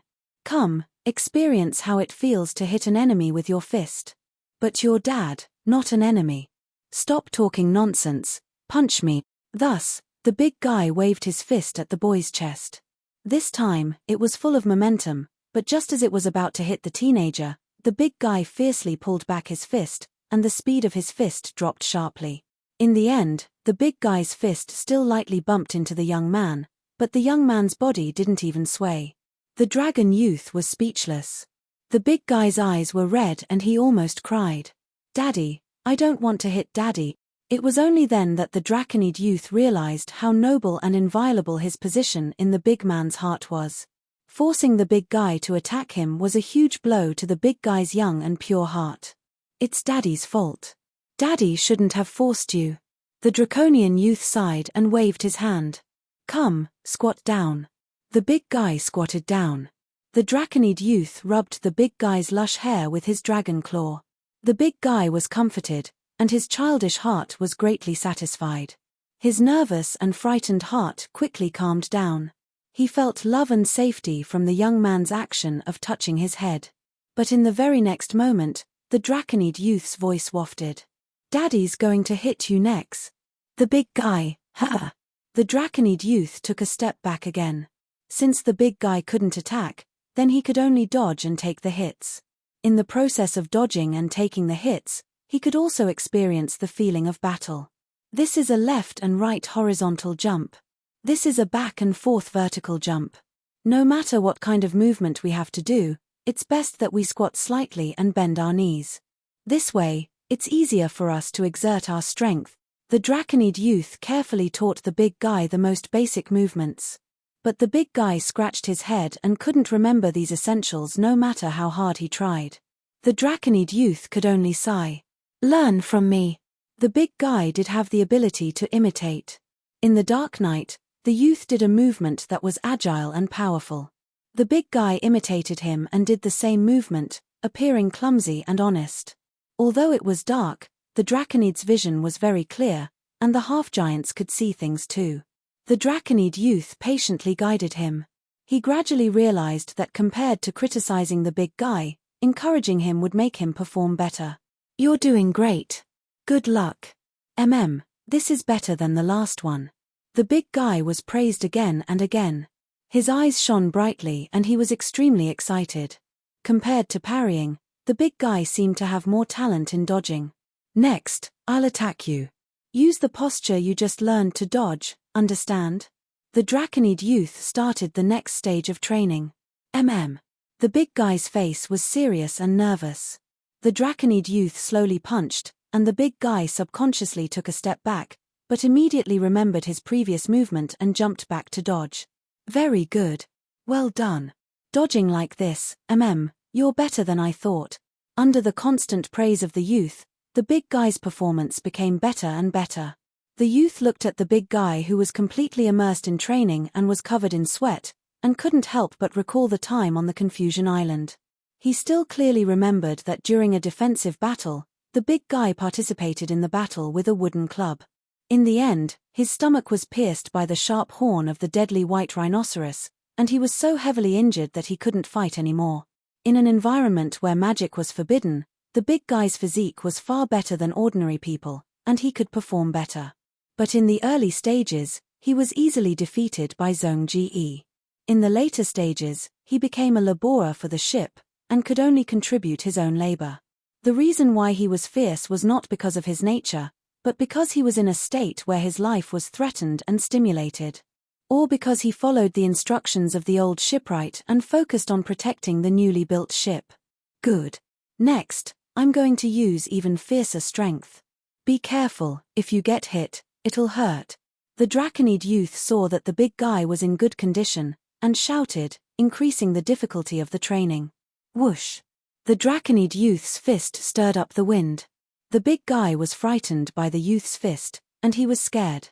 He crouched down again and hugged his head, curling his body into a ball. The Draconid youth stopped and looked at the big guy helplessly. The big guy was a normal person. In the face of battle, he was full of cowardice. But if he was stimulated, he would be very impulsive. The fist he imagined never hit him. The big guy carefully raised his head, and seeing the Draconid youth's expression, he said dejectedly and anxiously, "Father, I've disappointed you." Seeing that the sky was about to brighten, the Draconid youth sighed and patted the big guy's head. "It's about time. You're actually very brave. I still remember your performance on the island very clearly." The big guy lowered his head and enjoyed the youth's touch, and said very honestly, "Sometimes I'm scared, and sometimes I forget to be scared." The Draconid youth retracted his hand. "You have the possibility of becoming a powerful warrior. You have a strong enough physique and good talent, but you don't have confidence yet. But it doesn't matter, confidence can be nurtured. Even if I don't train you, when you become stronger, you'll find that the people and things around you become weaker, so weak that you can send them flying with a light slap. You can crush hard stones with a light pinch of your fingers. Your confidence will become stronger and stronger." "But, Xiao Guari," the Draconid youth said, and paused. The big guy quivered and heard his father call him by his nickname, and immediately listened attentively. The Draconid youth looked at the mess around him. Even if the big guy only dodged and rolled, he would still cause great damage to the surrounding vegetation. The youth said earnestly, "If nothing unexpected happens, your power will become stronger and stronger. It will help you, but sometimes it will also harm you. You have to maintain your original heart, the kindness in your bones. When facing the weak, try to treat them well. Don't abuse your power, and don't let bullying the weak become a habit. You have to remember, you were once weak, and you were bullied. You can take revenge, but when facing the innocent, I hope you can treat them well. You can help others, and use your power to help them through difficult times. Perhaps you won't receive material rewards, but believe me, the joy you receive from helping others will make you feel sincere happiness." The big guy was confused. "Just like what you did, Dad." "That's right." The Draconid youth smiled. Then he said, "Just like how you protected the ship without regard for your life. Because of this, everyone is very grateful to you." At the mention of others, the big guy's face immediately showed signs of fear. The Draconid youth sighed and thought, "This big guy can't continue to be so solitary. I have to guide him to truly integrate into the group." Thus, the Draconid youth said, "Don't be afraid, everyone is actually a very good person." "Like Dad?" the big guy asked. "Of course. Don't be fooled by their sometimes ferocious appearance, they all have their difficulties. They also have kindness in their hearts, we have to understand each other." The Draconid youth explained patiently. "But, one of them beat me up." The big guy pouted. The youth knew he was talking about Zhong Ji. The youth deliberated his words. Sometimes, actions don't represent the heart. Besides, hasn't he already become our partner? In every battle, he's always at the front, and he's always protecting the rear, isn't that right? The big guy shook his head, indicating that he didn't understand. The Draconid youth had a headache, he thought for a moment, and tried to guide him in words that the big guy could understand. Actually, most of the time, although we appear to be ferocious, our hearts are very concerned about others. Just like how I often beat you up on the island to stop you from going crazy, it's for your own good, right? Zhongji is the same. The big guy shook his head and nodded, his thoughts clearly a little chaotic. Pack up, we're leaving. The Draconid youth felt tired. The big guy took the initiative to ask, Dad, are we still coming tomorrow? He cherished the time he spent alone with the Draconid youth. Although the training was hard and tiring, he felt happy. The youth's answer disappointed him. No, we're going to set sail again tomorrow. Oh. The big guy lowered his head, then I'll stay in the cabin and continue to practice Dochi. Well, become a bronze fighter soon. By then, you'll be able to help everyone more. The Draconid youth patted the big guy and encouraged him. On the day they set sail, there was a problem. Not many pirates returned. Many of them left directly. On the deck of the Justice, the backbone of the pirates gathered. Among them, Zhongji's expression was very ugly. His little bird ship was less than half full. Obviously, the previous hard training had made the pirates fearful, and they were unwilling to return to the Justice pirates to suffer. It seems that we have to recruit new people. The Draconid youth frowned slightly. What do you think? These are all deserters. According to military rules, they should all be executed as a warning to others. Zhongji snorted coldly. The big guy was stunned, and moved slightly away from the orc whose face was full of murderous intent. The Draconid youth was keenly aware of this. Well, the lion flag is thinking for everyone. Indeed, if there are deserters on the battlefield, it will implicate all of us. So, to be strict with everyone and to help everyone understand the consequences of deserting is to care and love for everyone. What do we do now, Captain? Little Bird called the Draconid youth in a very natural tone. We have to recruit some more people. Forget about New Moon Harbor, it's too boring. There are too few people here, let's go to other ports. Flute was obviously very disappointed with New Moon Harbor and Mermaid Tavern. Kang Shu's tone was indifferent. We do need to replenish our manpower, but the problem has not been truly solved. Even if we recruit more people, as long as we reach the shore to replenish, today's situation will still happen. Zhongji and San Dao both frowned. Kang Shu's words were directed at Zhongji, faintly criticizing him. Body in Grey said, Pirates are pirates. If we let them train too much and ask them to enforce strict military rules, it will cause disgust. Once there is a chance, this disgust will cause us trouble. As an experienced pirate captain, Body in Grey did not agree with Zhongji's actions. How do the other pirate captains restrain their subordinates? The Draconid youth asked.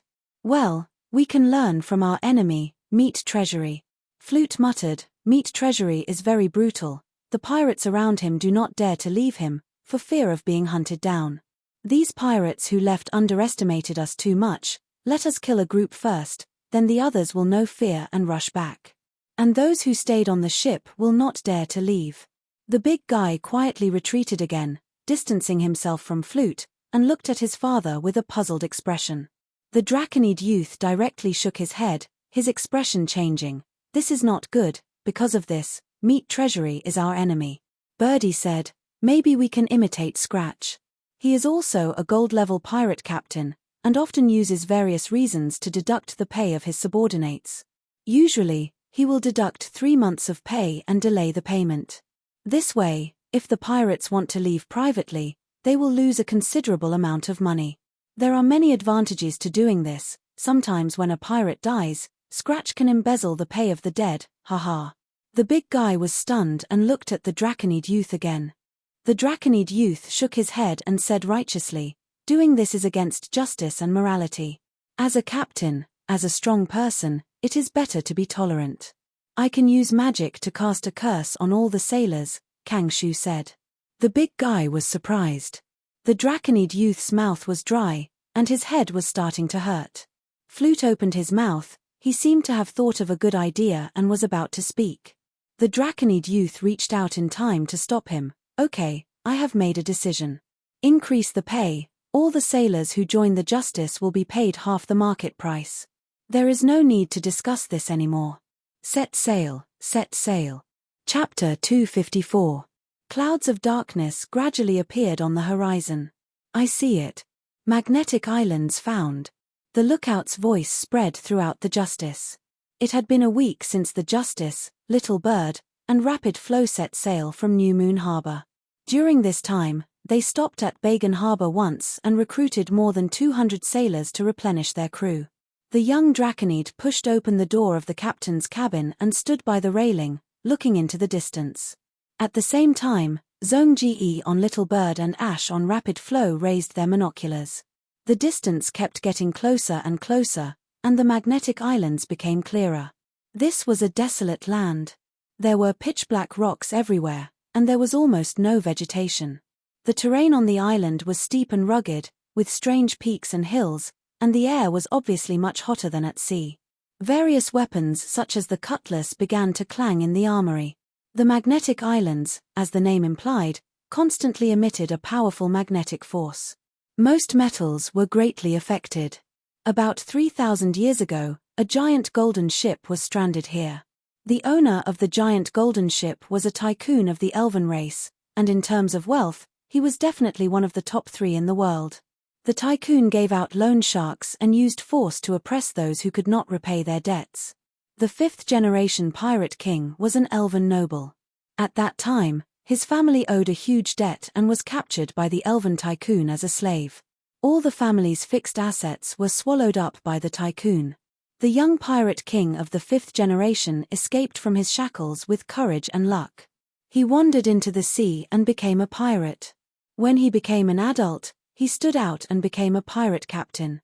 He began to take revenge, constantly plundering the fleets of the Elven tycoon.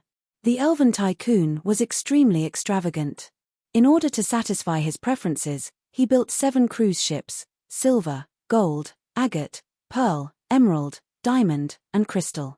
Every cruise ship was comparable to the most luxurious noble manor, and had all kinds of entertainment facilities. The 5th-generation pirate king continued to rob the tycoon, relying on his enemies to become rich, and his power grew stronger. The tycoon retaliated, but the 5th generation was cunning and shrewd, and set up a scheme. One of them, the 5th generation, faked defeat and fled to the magnetic islands. The golden cruise ship that was chasing him was affected by the magnetic force, and its combat power dropped sharply. The 5th generation seized the opportunity and launched a fierce attack, sinking the golden cruise ship in the magnetic islands. The most basic building material for a golden cruise ship was gold. Although the 5th-generation pirate king had sunk the ship, he did not have time to salvage the golden ship because of the fleet that came later. When he returned, the golden ship had already disappeared. People speculated that this giant ship, which was almost entirely made of gold, had been sucked into the depths of the magnetic stone islands due to the magnetic force. Therefore, there was a constant stream of people rushing here in an attempt to search for the golden ship. However, until now, no one had heard of anyone discovering this huge treasure. More than 1,000 years had passed since the sinking of the golden ship. The magnetic islands had become a battlefield of life and death for the 2 legendary masters. One of them was a fallen druid from the barbarian tribe, Liao Yi. The other was from the beast race, the high priest of the beast race at that time, Hal Mulberry. The 2 of them were close in strength, and both of them eventually died here. According to rumors, the 2 of them had left behind their respective inheritances here. Before they died, they agreed to use their inheritances to create outstanding juniors and let them fight among themselves to determine the true victor. After this battle, the magnetic stone islands once again became a popular scenic spot. Every year, extraordinaires who hoped to obtain the legendary inheritance would appear. This was information about the 2 most valuable treasures in the magnetic stone islands. In addition, there was also a lot of other information. The value of the treasures involved was uneven.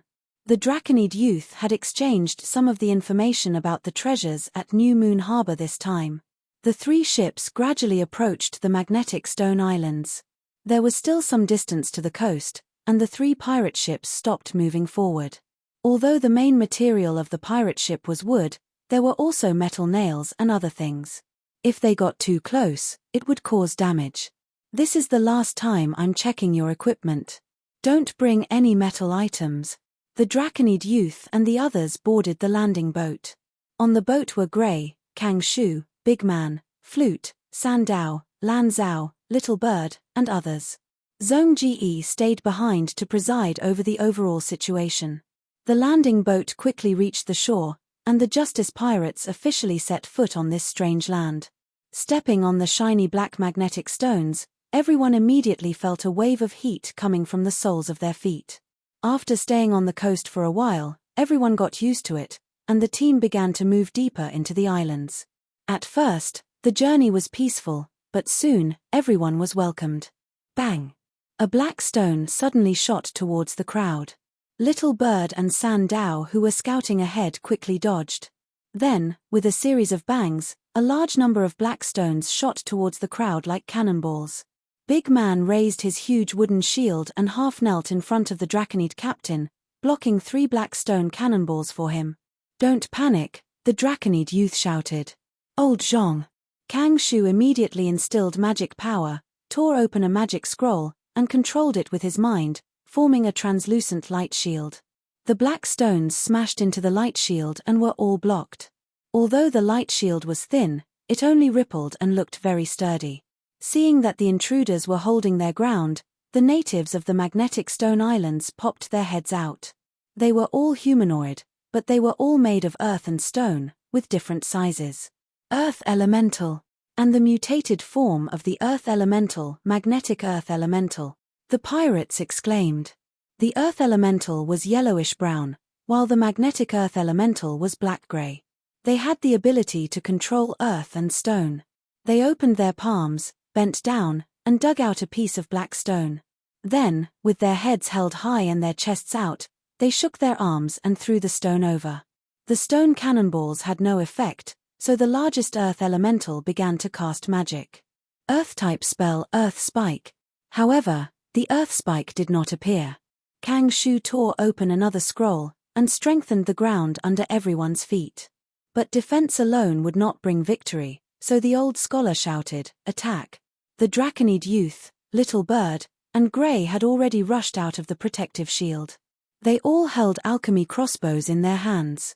The next moment, the alchemy crossbows hit the Earth Elemental group, and there was a burst of thunder, water, and flames. The smoke and dust dispersed, and the first wave of probing attacks had a result. The Draconid youth realized that the powerful lightning alchemy crossbows had almost no effect, and the water and fire crossbows were also reduced by half. The youth was not surprised, as this was within his expectations. The Earth Elemental had outstanding defense, and was best at defending against lightning spells. The power of other spells would be reduced by almost half when they hit them. The defensive advantage of the Earth Elemental was not only reflected in its defense against spells, but also against hard attacks like swords and knives. The Draconid youth then charged into the group of enemies, waving his dragon claws and attacking everywhere. He was a silver warrior, but even killing Black Iron-level Earth Elemental was difficult. Often, he could only kill one Black Iron-level Earth Elemental after 10 claw attacks. The Earth Elemental itself could also cast some innate spells. Other than throwing stones and earth spikes, there was also the annoying slow spell. The Draconid youth was hit by the slow spell, and his movement speed and attack speed were both greatly reduced, so was his killing efficiency. The weak were strong. Although there were many Earth Elemental, the highest level was only Black Iron level, and there were only 3 of them. However, the group still spent half an hour to clear out these Earth Elemental groups. And this was on the basis of using a large number of alchemy crossbows. The battle ended, and no one was injured, but Little Bird, Gray, and the others were a little pale. "We can't go on like this, Dragon Captain." Yes, no wonder the Magnetic Islands are not a popular place to search for treasures.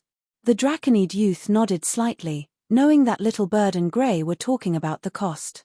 Alchemy crossbows were expensive, and the cost of fighting this battle was too high. Although there were also spoils of war.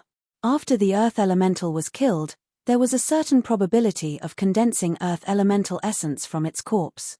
This was a common casting material for Earth-type spells, and also a commonly used alchemy material, and the market price was low. Apart from the purity, the magnetic Earth Elemental would condense some magnets. The price of these magnets was slightly higher than the Earth Elemental essence, but it was also very limited. The cost and the benefits were not proportional at all. But the Draconid youth was resolute. Continue forward, don't be afraid of consumption. Alchemy crossbows are used for battle. Since the boss said so, Grey, Little Bird, and the others could only obey. After all, they were not the ones paying for the alchemy crossbows. After 3 battles, the exploration of the magnetic island that the group had chosen to land on was completed. The Draconid youth was about to take a small boat to the next island, but soon found that there was no need to do so. The magnetic island under his feet was closing in on the other one. Soon after, the 2 small islands collided with a bang, temporarily piecing together into a larger island. This was the uniqueness of the magnetic islands. These small islands were mobile, relying on magnetic forces to repel or attract each other. Therefore, it was extremely difficult to describe the terrain of the magnetic islands, because the terrain here was constantly changing. In a week's time, there would be earth-shaking changes in the terrain. The Justice Pirates set foot on new land and cleared 2 groups of Earth Elemental, harvesting some Earth Elemental essence and magnets of different sizes. This exploration continued until evening. Little Bird, who had been silently calculating the cost, had a heavy heart. The harvest was too meager, it was simply a loss. If it was a normal environment, the group could still use metal weapons to attack the Earth Elemental. Although the efficiency was relatively low, at least the cost was acceptable. But on the magnetic islands, it was difficult for fighters to use equipment, and their conventional attack power was greatly reduced. For the sake of efficiency, the cost of using alchemy crossbows was quite high. Little Bird, Grey, Loose Flute, and the others could not help but secretly admire the Draconid youth. The captain's expression never changed. "Sir, there's a discovery." When it was almost evening, the scouting pirates brought a different news. The exhausted group's eyes suddenly lit up. Chapter 255. We found a survivor ahead. Not long after, they arrived in front of the survivor. The survivor had already fainted. He was a skinny old man with deep wrinkles on his face. His eye sockets were sunken, and his cheekbones were high. His hair was sparse and white, like a candle flickering in the wind. He's a normal person. He's not injured, but he's in a bad state. I'm afraid he fainted from hunger. Since he wasn't an extraordinaire, everyone relaxed. However, Kang Shu remained suspicious. There aren't any ports or fishing villages near the magnetic islands. How did a normal person get here? This place isn't safe. Continue searching nearby. Next, let's wake this old man up. The Draconid youth ordered. Everyone carried healing potions with them. Chick went forward, opened the old man's mouth, and poured a small bottle of light red healing potion into his mouth. The old man's eyes were tightly shut, and he didn't wake up. I heard that some monks in the east of the Empire cultivate a special kind of fighting aura, and can control it to an extremely fine level. If we have this kind of fighting aura, we can help this old man quickly absorb the nutrients of the potion and wake up quickly. Chick said regretfully. The pirates could only wait. The grey fighting aura combined with his Ratman bloodline would cause damage to a human's body. The Draconid youth's explosive fighting aura was explosive and delicate, and it was the weakest part of this fighting aura technique. In fact, even his White River fighting aura couldn't be used to such a fine level. As for Flute, he was a spellcaster. Like Kang Shu, they had to maintain their condition to deal with unexpected situations. Spells were much more flexible than fighting aura, and their application was much wider. "Sir, we found a boat. It should be a survivor's boat." Everyone rushed over and saw a damaged lifeboat. Most of the boat's body had disappeared, and only the bow was left. This old man is really lucky to be able to make it to the magnetic islands. He might be a survivor of a shipwreck. I think he's more unlucky. He escaped with great difficulty and landed on land, but it turned out to be the magnetic island. When night fell and their temporary camp was just finished, a pirate reported to the Draconid youth that the old man had awakened. I was originally a fisherman at White Wing Harbor. The high taxes of the aristocrats were too heavy. I couldn't live on, so I boarded a pirate ship to beg for food. In the end, we encountered an even bigger group of pirates who defeated our fleet. I was near the lifeboat. Before the boat sank, I risked my life to climb onto it. Alas, how can I have time to bring food and water when I'm running for my life? After another storm, there were few sailors left in the skiff. Then we met a shark. I don't remember how I got ashore. All I remember is that I passed out from hunger on the boat. Thank you for saving my life, but The old man spread out his hands with a miserable expression. I'm afraid I can't repay you with anything. I didn't save you because I expected you to repay me. The Draconid youth shook his head. Ha ha, old man, consider yourself lucky to have met us righteous pirates. Chick laughed loudly. Righteous, pirate group? The old man was puzzled. How could these two disparate words be paired together? What's the name of the pirate group you joined? Who attacked you? Kang Shu asked. The old man's answer surprised everyone. The pirate group he joined wasn't worth mentioning, but the pirate group that attacked him was Silverhook's group. Why are Silverhook's group here? Everyone looked at each other. A map of the Night Spirit Sea region appeared in everyone's mind at the same time. The latest news they received was that Silverhook's group had attacked the Empire's military supply ship. Although they didn't know the exact location of the robbery, the closest point of the route was still a long distance away from the Magnetic Islands. Aren't these people too daring? After robbing the Empire's military supply ship, they still dare to wander around outside. We didn't look for them, but they took the initiative to come over. What should we do? Is their goal also the Magnetic Islands? The higher-ups were a little surprised. Silverhook's group was stronger than the righteous pirates. It was unwise to have a dispute with them. The Draconid youth frowned. His real purpose for coming here wasn't to search for treasure in the Magnetic Islands, but to check if the Blue Charm God's temple was hidden here. The Blue Charm God's original body was a mermaid, so her temples were rarely built on land. Most of them were in the sea. Currently, this sea god was in a terrible state, and there weren't many temples left in various places. However, her main temple was still hidden, and there was no news of it being discovered or destroyed. It was almost certain that her main temple was at the bottom of the sea somewhere.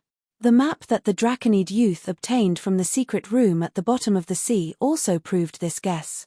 A blasphemous priest with ulterior motives had also targeted the Blue Charm God. He had studied it for a long time and marked several major suspicious locations on the active sea map. He himself had already mixed into the Blue Charm believers and might have already reached the Blue Charm temple. In order to replenish the fairy tale god's power, the Draconid youth had to find the Blue Charm temple as soon as possible.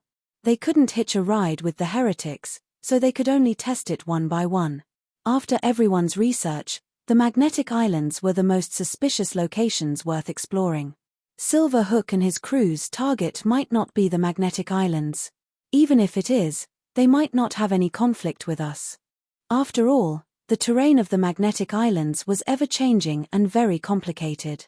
Taking another step back, the Draconid youth imagined the worst-case scenario: they would fight with the Silverhook pirates. Even if we can't win, we can still escape. Thus, after a moment's thought, the Draconid captain gave the order to inform Zhong Ji of this important information and ask him to be more vigilant. The exploration team continued to explore the islands, and in order to save time, they organized a small elite team to explore overnight. In one night, we should be able to determine if the Blue Charm God's main temple is hidden here. The Draconid youth was not confident in himself, but in the deep-sea monster fish and the fairy tale god. Although the deep-sea monster fish was an alchemy ship, it was made by an alchemy grandmaster, and its alchemy skills were superb. It could freely explore the seabed of the Magnetic Islands. With the fairy tale god as the core, the deep-sea monster fish had already set up a detection array. As long as they were close to the Blue Charm God's temple, the array would react. That night, the Draconid youth, Kang Shu, Big Guy, and the others continued to explore. Little Bird and Flute stayed behind to guard the temporary camp, and Gray returned to the pirate ship to help Zhong Ji, mainly to prevent the threat of the Silverhook. Kang Shu took out the greedy god's finger. The greedy god's finger trembled as it was suspended by a rope. Following this direction, the elite team gradually left the temporary camp. Soon, they found a gathering place of earth elementals. This was the limitation of the greedy god's finger. The finger bone contained the divinity of greed, but like the fairy tale god, they could only use it roughly. The god's bone was too greedy, and would point to anything of value. Earth elementals that contained the essence of earth elementals or magnets were naturally within its range. However, it could still be of great help to the exploration team. At least, they could save a lot of time and effort to find the earth elementals directly. Don't be in a hurry to exterminate them. Is there a way to lure one over? Let our little giant practice, the Draconid youth said. He was surrounded by his own people, so he had less to worry about. The people around him also knew the real purpose of this trip, and it would be best if they could rely on the greedy god's bone to find the treasure. It was normal that they could not find it. It was difficult to tell whether the news of the treasure was real or fake, and even if it was real, it had been buried for so long without being discovered, which showed how difficult it was. Although they had the greedy god's bone in their hands, and the receptionist had once praised it as a semi-divine weapon, it was still a divinity material in essence. The fourth pirate king was assassinated, and his divinity bones were scattered all over the world in the long history that followed. A divinity bone the size of a finger was nothing. It was very likely that a long time ago, someone had used other parts of the greedy god's bone to come to the magnetic islands to search. Let me do it. Kang Shu personally cast a spell and successfully lured an earth elemental over. The earth elemental left the settlement and immediately attacked when it saw the group. Go, remember the dodging moves I taught you. This is a very rare opportunity for actual combat, the Draconid youth encouraged the big guy. The big guy stepped forward nervously, and although he was bigger, his aura was obviously weaker than the earth elemental. The earth elemental was in human form, and although its defense was outstanding, its attack power was not strong. And its movements were slow. When the big guy fought with it, he took a few punches at first, but he gradually got used to it, and not only did he dodge more and more nimbly, but he could also parry occasionally. Speaking of which, the big guy almost had no chance to fight alone on Confusion Island. He has a good physique, and although he's an ordinary person, his physical fitness is comparable to a silver fighter. Training him well will be very helpful to us. Don't forget that he's crazy. Haha, we still have our captain. These words reminded them of the time on Confusion Island, and a smile appeared on everyone's face. At that time, the young knight was responsible for guarding the shipbuilding, and whenever the big guy had a relapse, the young knight would act in time and knock him out. As the young knight became more and more proficient, the big guy would often be knocked out without any warning, and he could not resist at all. This caused many people to sympathize with the big guy in the end. Actual combat allowed the big guy to improve rapidly, and the earth elemental was really a suitable opponent for him. With constant encouragement from his father, the big guy fought bravely. The earth elemental sensed that something was wrong, and finally gave up on fighting alone, and let out a roar, alarming the whole group. A large number of earth elemental rushed over. The young Draconid was about to act, but Kang Shu took the initiative to fight. Let me do it. Necromancy spell. After the spell was prepared, it was successfully cast. Translucent grey ripples spread to the front in waves. The earth elemental was hit by this spell, and their charging momentum suddenly stopped, their bodies swaying wildly. After about 10 breaths of time, their bodies collapsed and scattered into piles of rocks and soil. Everyone was shocked. The efficiency of necromancy was so high. Necromancy spells target living beings, because all living beings have souls. The earth elemental is no exception. Kang Shu explained simply. The enemy was more powerful than expected, and the earth elemental that was lucky enough to survive retreated. Chapter 256. Is this necromancy? The Draconid youth's pupils constricted as he watched the earth elementals scatter. Necromancers were so powerful and strange. It was no wonder that even though Kang Shu was only a dark iron mage, Zhong Ji was so wary of him. Chase after them. The Draconid youth quickly calmed himself down and shouted. The big guy howled and led the way. The earth elementals scattered.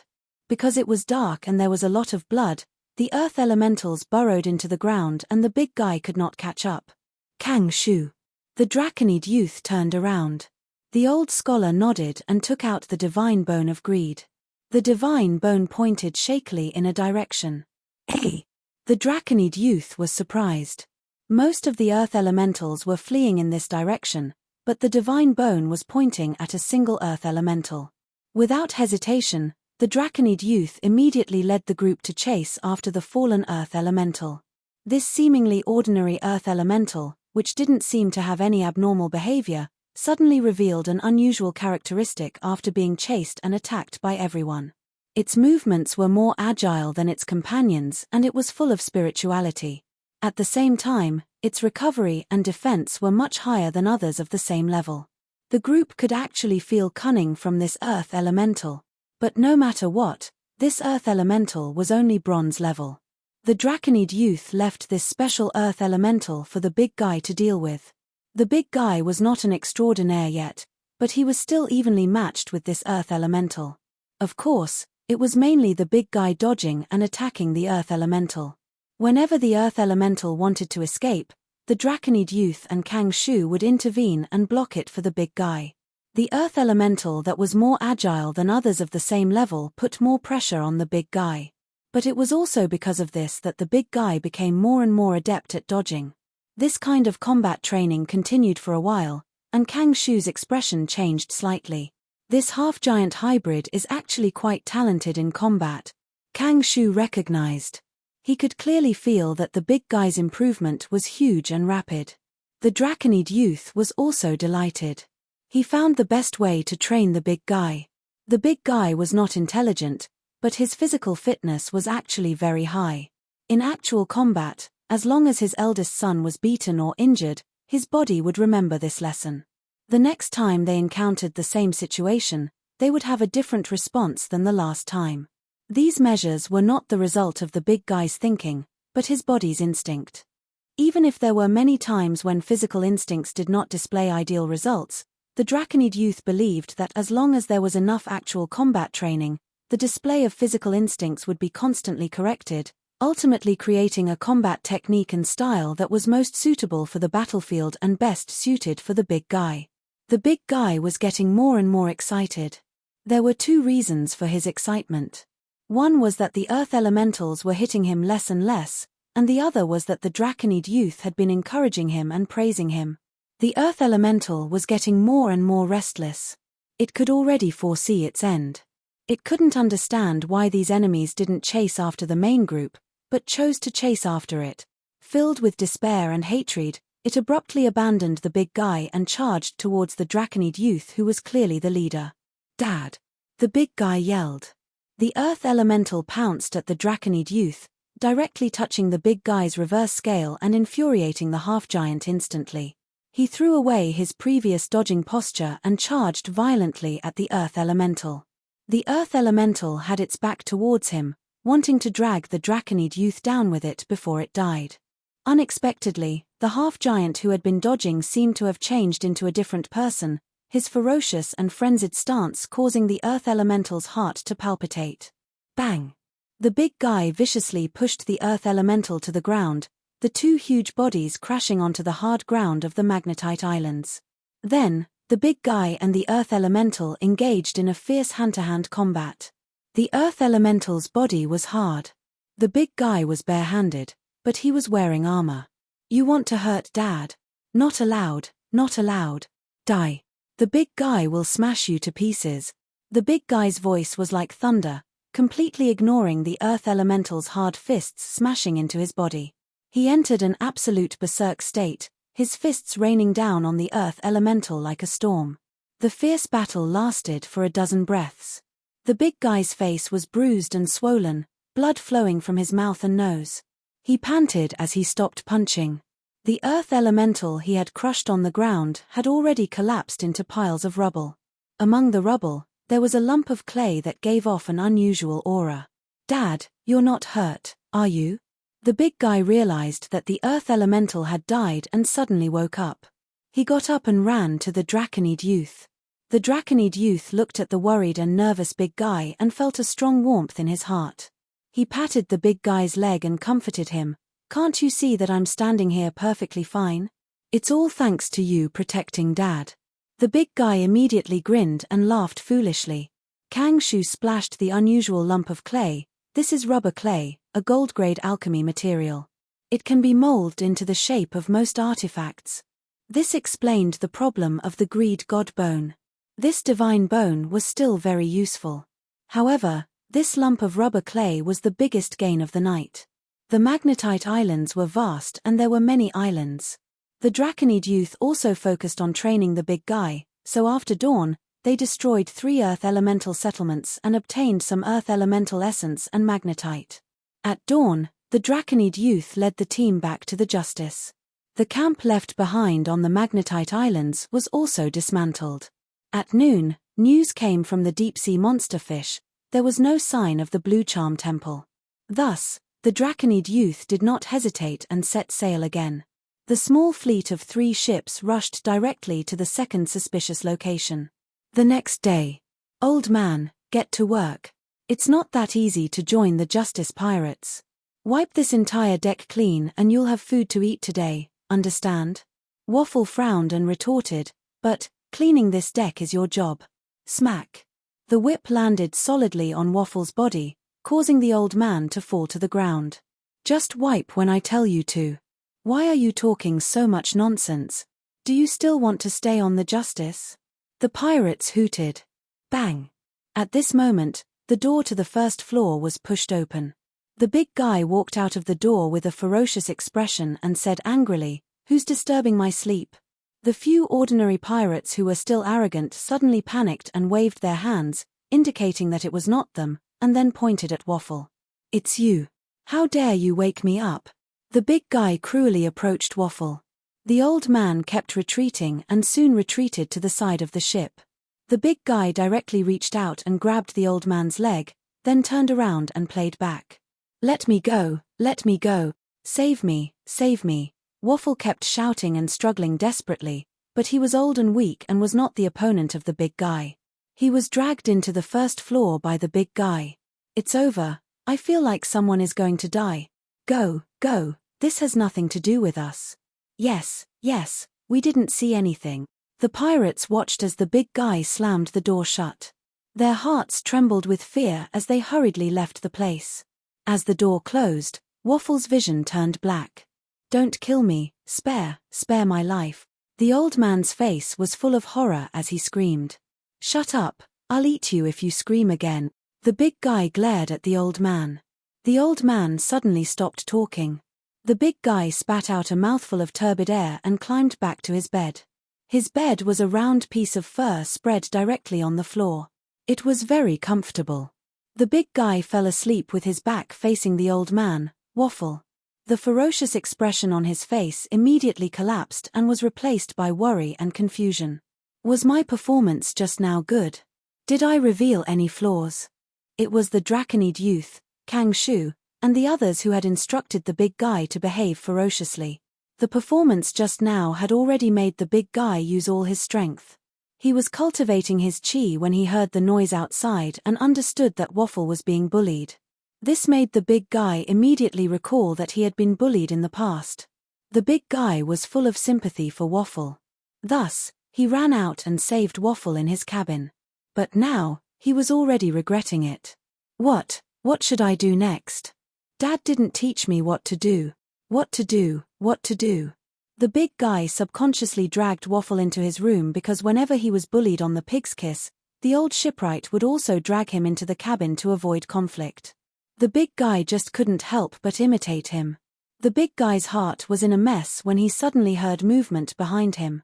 He turned his head and saw Waffle quietly opening the door. The big guy frowned and his heart was filled with endless concern. How can you leave? If you continue to be bullied by those people, I won't be able to help you. But he couldn't say these words. He also knew that in order to disguise himself, he couldn't say it. Thus, he fiercely hammered the floor and roared, "Stop! If you run out, I will break your legs." Waffle's body trembled and stood still. He quickly begged for mercy. "Please let me go, sir. I was wrong, I was really wrong. I shouldn't have disturbed your sleep." The big guy frowned. He knew that it was the other pirate's fault. Thus, the big guy roared again, "Shut up.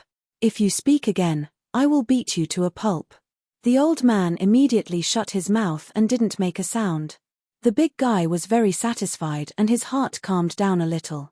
He even felt a little happy and joyful. This should be caring and loving others. Dad is right, this feeling is great. I can also help others. That's great. The big guy's left and right cheeks were flushed red. He looked at the old man in front of him in a daze and then realized that he was injured. The big guy laughed and thought, I have Dad's medicine, I can help him again. His image was too terrifying. His hair was disheveled, his mouth was full of yellow teeth, his body was huge, his eyes were bright, and his boorish foolishness had a hint of madness. Waffle's entire body was trembling, as though it wouldn't be surprising if he fainted in the next second. Chapter 257. This is. In the dim cabin, old Waff was stunned. The big man took out a bottle of potion from his bosom and placed it on the floor by his feet. It was obviously a healing medicine, as the medicine inside the glass bottle had a faint red color. Drink. The big guy hammered the floor with his fist, causing the medicine to shake violently. Could it be poison? The big guy's ferocious posture made Waff's imagination run wild. The big guy stared at him. Waff clenched his teeth, picked up the medicine, opened the bottle and drank it all. The medicine entered his stomach and immediately turned into a strong warm current. The warm current quickly spread throughout his body and his injuries were immediately healed.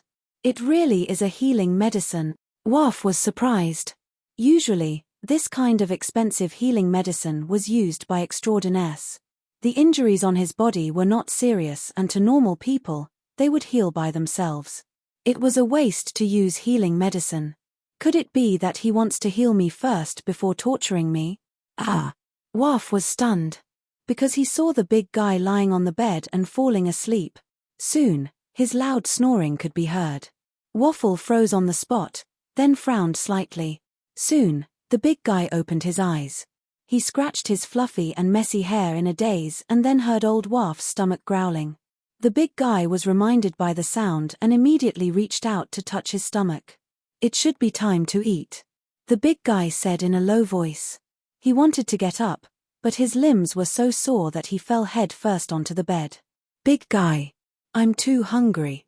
The big guy muttered to himself in a silly manner. In his memory, there were many times when he was unable to move due to hunger and the pain was engraved in his heart. You, go out and eat, then bring food back for me. The big guy stared at Waff.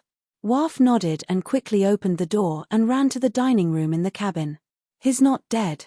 Seeing Waff run in hurriedly, the few pirates who bullied him were very surprised. Waff did not eat. Instead, he looked around the dining room and quickly fixed his gaze on the dragon youth. He took the initiative to go forward. Captain, that little giant's condition is very strange. The Draconid youth was stunned when he heard the news, but quickly rose and went to the forecastle. Dad.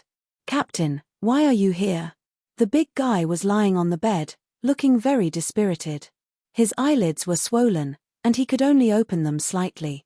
Her entire face was flushed red, and her exposed skin was also covered in red spots. The Draconid youth's heart sank. He reached out and placed his palm on the big man's forehead. Boiling hot.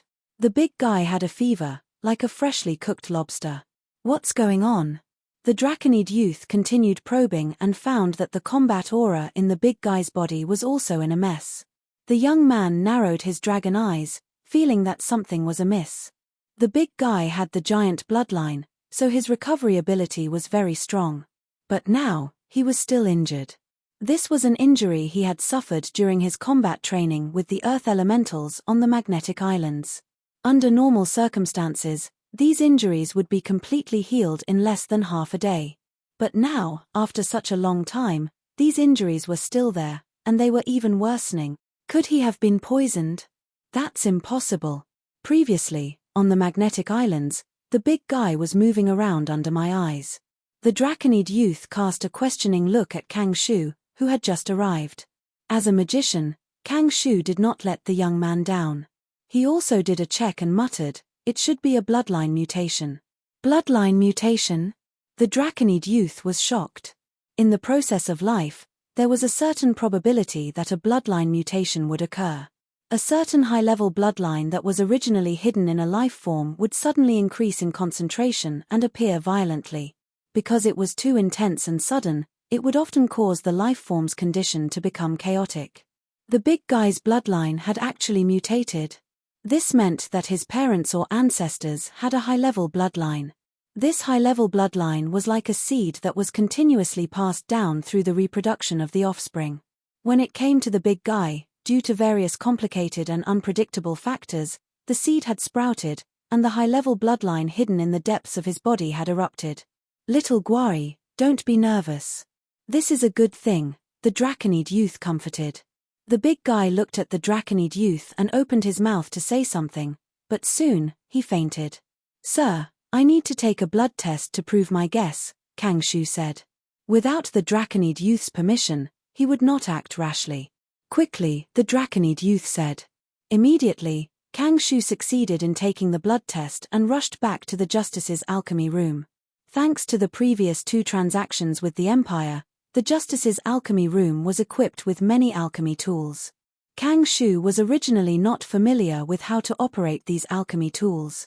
However, recently, he had been studying the use of soul crystals.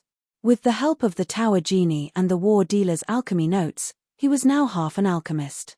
After taking the blood test and a series of operations, Kang Shu returned to the ship's forecastle with the results. "Sir," the old scholar hurriedly reported to the Draconid youth, "it is indeed a bloodline mutation. The big guy's bloodline is actually the bloodline of the Earth Giant," the old scholar sighed. "Earth Giant?" The Draconid youth was puzzled. The old scholar said, "Now, this bloodline is extremely rare, almost extinct.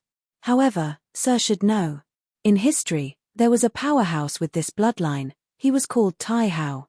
Tai Hao. The Draconid youth was shocked. This name was like thunder in his ears. Tai Hao. This was a powerhouse from a very long time ago, even comparable to legends. When humans, elves, and dwarfs were ignorant and weak tribes, giants and dragons were the world's overlords. Tai Hao was a powerhouse among giants. More accurately, he was a god among giants. According to historical records, giants and dragons started a war, wanting to defeat each other and become the world's only overlord. Tai Hao slaughtered countless. A large number of legendary giants contributed to his valiant battle record. No less than 5 divine dragons died in his hands. In the final battle, he suffered a despicable plot. His strength was greatly reduced. In the siege, he still took away the Lord God-level giant dragon before he died. After perishing together, his divine body fell into the vast ocean. His boundless divine power and vigorous physical body transformed into a vast continent. This continent was named Tai Hao. In the endless years that followed, Tai Hao continent continued to split. The continent that split off collided with other continents, joined together, and separated. According to the scholars' calculations, more than half of the current Frost continent came from Tai Hao continent. The big guy actually has Tai Hao's bloodline? This is a god-level bloodline. The Draconid youth was stunned. Kang Shu sighed. The possibility of a mistake is very low. This bloodline should have been passed down for many generations, and finally mutated in his body. Bloodline, god level. The meaning behind this was extraordinary. The big guy might have cultivated to become a god. Kang Shu sighed. Who would have thought? Among all the survivors of Bewilderment Island, this ugly half-giant had the best aptitude. This is the unpredictable, awe-inspiring, love-hate fate. The Draconid youth pondered. So, there is actually a reason for the big guy's madness. Yes. Kang Shu nodded. Now it seems that his madness was due to the mutation of his bloodline. For the growth of the Earth Giant bloodline, earth elements are the most basic nutrients. But the big guy was abandoned on the Pig's Kiss when he was young. Until now, most of his life was on the surface of the sea, wrapped in rich water elements. The big guy kept growing, and the Earth Giant bloodline slowly absorbed the meager earth elements, accumulating them. On Bewilderment Island, the big guy stepped on land for a long time, and the efficiency of absorbing earth elements greatly increased. My lord, do you still remember when he went crazy? The Draconid youth nodded. When the volcano erupted. That's right. Kang Shu nodded. The volcano erupted because of the Flame Dragon King. It wanted to escape, causing the earth and fire elements to riot. The Earth Giant bloodline is extraordinary, and it can allow the big guy to sense the movement of the earth veins. At the same time, it secretly madly absorbed earth elements, causing the big guy to go crazy. Lan Zhao once said that when the big guy went crazy, he could accurately predict storms and waves. When we were on the island, after he went crazy, there would often be earthquakes. This is actually just a facade. Before storms and waves, and before earthquakes, the concentration of earth elements would change greatly. The God rank bloodline also made the big guy instinctively feel that his life was in danger. As for this time, we were the ones who landed on the magnetic islands. The big guy fought with the earth elements, and he had never been so close to the earth elements. I even suspect that many of the earth elemental corpses could originally condense earth element essence, but it was secretly madly absorbed by the big guy's God rank bloodline. Finally, after leaving the island and boarding the ship, the big guy's bloodline finally received enough nutrients, and it truly began to mutate. The Draconid youth narrowed his eyes, so, the bloodline stabilizer is effective on him. He mutated into the Draconid form because of the blood core in his heart. But he lied to the outside world that it was a bloodline mutation. In order to deepen this layer of disguise, the Draconid youth did not hesitate to spend a lot of money to exchange for a silver-grade bloodline stabilizer from the Empire's inventory. The bloodline stabilizer was specially made to deal with bloodline mutations. But the big guy's bloodline was the real mutation. The Draconid youth had always kept the bloodline stabilizer in his hand. At this moment, he took it out without hesitation, opened the big guy's mouth, and poured all the medicine inside. After a few breaths, the big guy's originally labored breathing immediately calmed down. His boiling body temperature also rapidly decreased. Chapter 258. Seeing that the big guy's condition had stabilized, the Draconid youth breathed a sigh of relief. But the next moment, the big guy's aura suddenly changed. Before the Draconid youth's eyes, the big guy's cultivation had broken through to the bronze level, officially breaking through the identity of an ordinary person and becoming an extraordinary. The Draconid youth and Kang Shu were both surprised and bewildered. The big guy's cultivation was already close to the bronze level, and now the god-level bloodline has taken effect, allowing him to take the last step. Not good. The Draconid youth's expression changed. The big guy who had just stabilized was in a terrible state again. The little giant's breathing became difficult again, and his brows were tightly knitted in his unconscious state, as if he was having a terrible nightmare. What's going on? The Draconid youth asked Kang Shu. Kang Shu took a deep breath. This is a god-level bloodline. It's too high-end. Sir, your bloodline stabilizing potion is only at the silver level. It's very difficult to have an effect. The Draconid youth shook his head. No. When he took the potion, he was just an ordinary person. Even now, he's just a bronze fighter. How can a silver-level potion not work? Kang Shu shook his head. Bloodline mutation varies from person to person. Captain, the reason why you're suitable for the silver-level potion is that your body's condition is very stable, and you have a strong foundation of fighting aura. And the big guy's mutation is too intense. Think about it, he spent most of his life on the sea, and his earth giant bloodline has always been suppressed. Now that it suddenly erupted, it's like a flood pouring out of a dam. Looking at it now, it's completely impossible for the silver-level bloodline stabilizing potion to contain it. The gold-level potion is also very difficult, but the saint-level potion is qualified to try. It's even possible for the top-level potion. The Draconid youth couldn't help but be silent. How could he get such a high-end potion? In fact, even the gold-level bloodline stabilizing potion was very far away. The most promising way was still to rely on the Empire to raise his authority to the silver level, and then he might be able to exchange for some gold-level resources. As for potions higher than the gold level, that was too far away. The Draconid youth stared at the little giant, who was breathing more and more difficult, and asked anxiously, "Is there any other way?" Kang Shu said with certainty, "Of course there is. We can use divine spells or spells to heal them. The reason why bloodline mutations bring life-threatening danger is, in essence, because the high-grade bloodline's modification of the low-grade life forms is too fierce, causing the originally stable life form to be greatly impacted and on the verge of collapse. Without treatment, the big guy will definitely be turned into a pile of flesh and blood by the impact of the divine bloodline. However, if we maintain stable and effective treatment during this process, we should be able to help him through this difficult time. The big guy was not a pureblood, but a hybrid between a human and a giant. If it was a pure-blooded great earth giant, their growth would be very slow. However, since they were born as great earth giants, their life structure was very stable and could grow smoothly. The big guy was a mixed blood. He had the bloodline of both the earth giant and the human race. This was reflected in the fact that his physique was weaker than a normal giant's, but he was far stronger than an ordinary human. It was the same for physical fitness and recovery ability. Previously, the two bloodlines in the big guy's body coexisted and were relatively stable. Occasionally, there would be conflicts, causing the big guy to go crazy. But now, the god-level bloodline had completely mutated, causing a powerful impact on the big guy's human bloodline.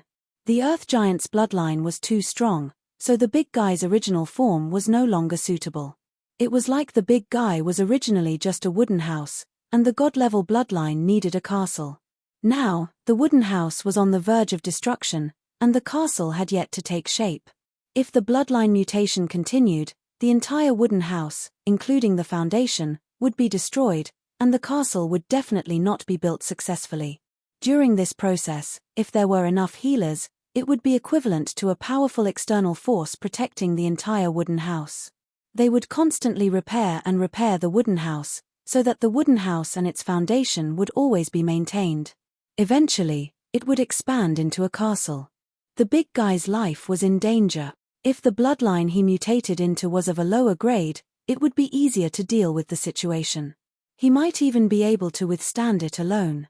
However, the earth giant's bloodline was too high grade, and it became the big guy's life-threatening talisman.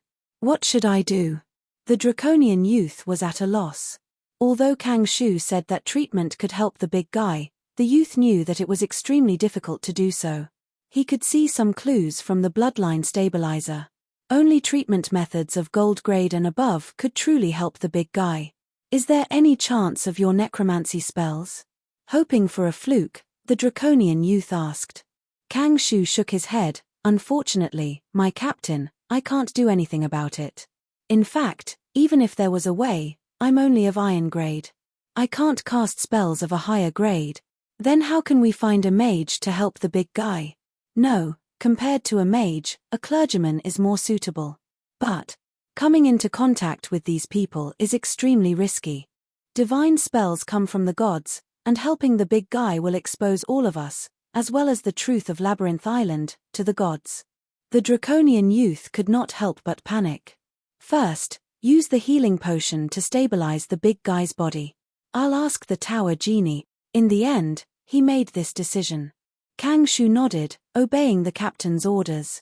Not long after, this old scholar took the initiative to board the little bird when the draconian youth secretly snuck into the strange fish. You're in a leisurely mood, coming to my place to pass the time? As the captain of the little bird, Zhong Ji entertained Kang Shu. Kang Shu's expression was solemn. There's an important matter that I must discuss with you. This matter is related to our survival. Kang Shu then told Zhong Ji in detail about the big guy. Zhong Ji was slightly stunned, then reacted and sighed. I didn't expect something like this to happen. Kang Shu sighed. According to our captain's nature, he definitely won't give up on the big guy. We all know the state of the tower genie, it's severely damaged, and the one who really listens to it is ZDI. She has the authority. If the captain can find a suitable method from it, that would be the best. But this may be very, very small. Mags are very difficult to hire, and there are very few mags who are good at healing. In the end, the captain will most likely use divine spells to treat the big guy. However, this action is very risky. Once the slightest clue is exposed, our painstaking disguise and efforts will all be for naught, and we'll become prisoners. It's possible that we'll be executed in secret or in public. Zhong Ji's brows furrowed. So what do you think? Kang Shu cried and sighed. Of course, I also hope that the big guy will get better. However, life won't change just because of our hope. The big guy is basically hopeless. Because time is too tight, and we don't have any high-end connections, it's difficult to treat him in time. We have 2 great divine artifacts, and these treasures can be used as bargaining chips.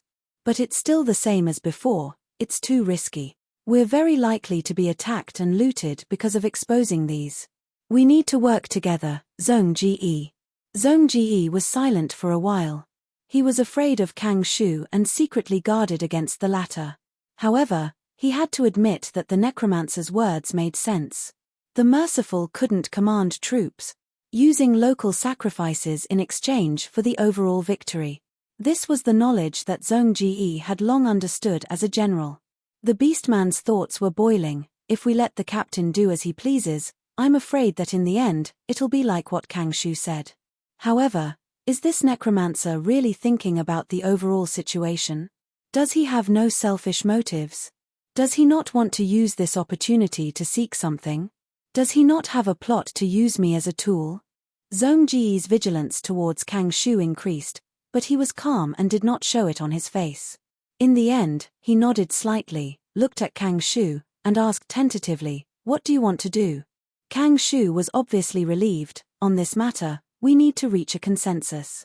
As for what to do, don't worry, the captain is my savior, I definitely won't harm him. I think the first step is to spread the news. Zhong Ji's eyes suddenly lit up. This was indeed a good idea. To deal with different people, one had to use different methods. To deal with despicable people, using despicable methods would make the other party wary. Using violence to respond to violence would often win respect. As for the Dragonman captain, using a proverb from the Eastern Empire, a gentleman should not bully others. With Zhong Ji's acquiescence and Kang Shu's secret spreading, the news about the big guy quickly spread among the survivors of Confusion Island. Bloodline mutation, promotion to bronze while unconscious, imminent death. When these shocking words were put together, the people who heard it were dumbfounded. On the empty stern deck, Bai Ya held 2 thick ropes tightly with both hands. He kept shaking his arms and swinging the ropes, diligently cultivating his fighting spirit. He was sweating profusely, panting, and constantly checking his own condition. After a long period of hard work, the fighting spirit produced is still faint. If I had Senior Shu Ma's talent, I would only need to cultivate for 2 to 3 minutes, and the results would be more than my hard work of half a day. Bloodline. The more he understood about cultivation, the more depressed and disappointed Bai Ya felt. Cultivation was not something that could be achieved with hard work.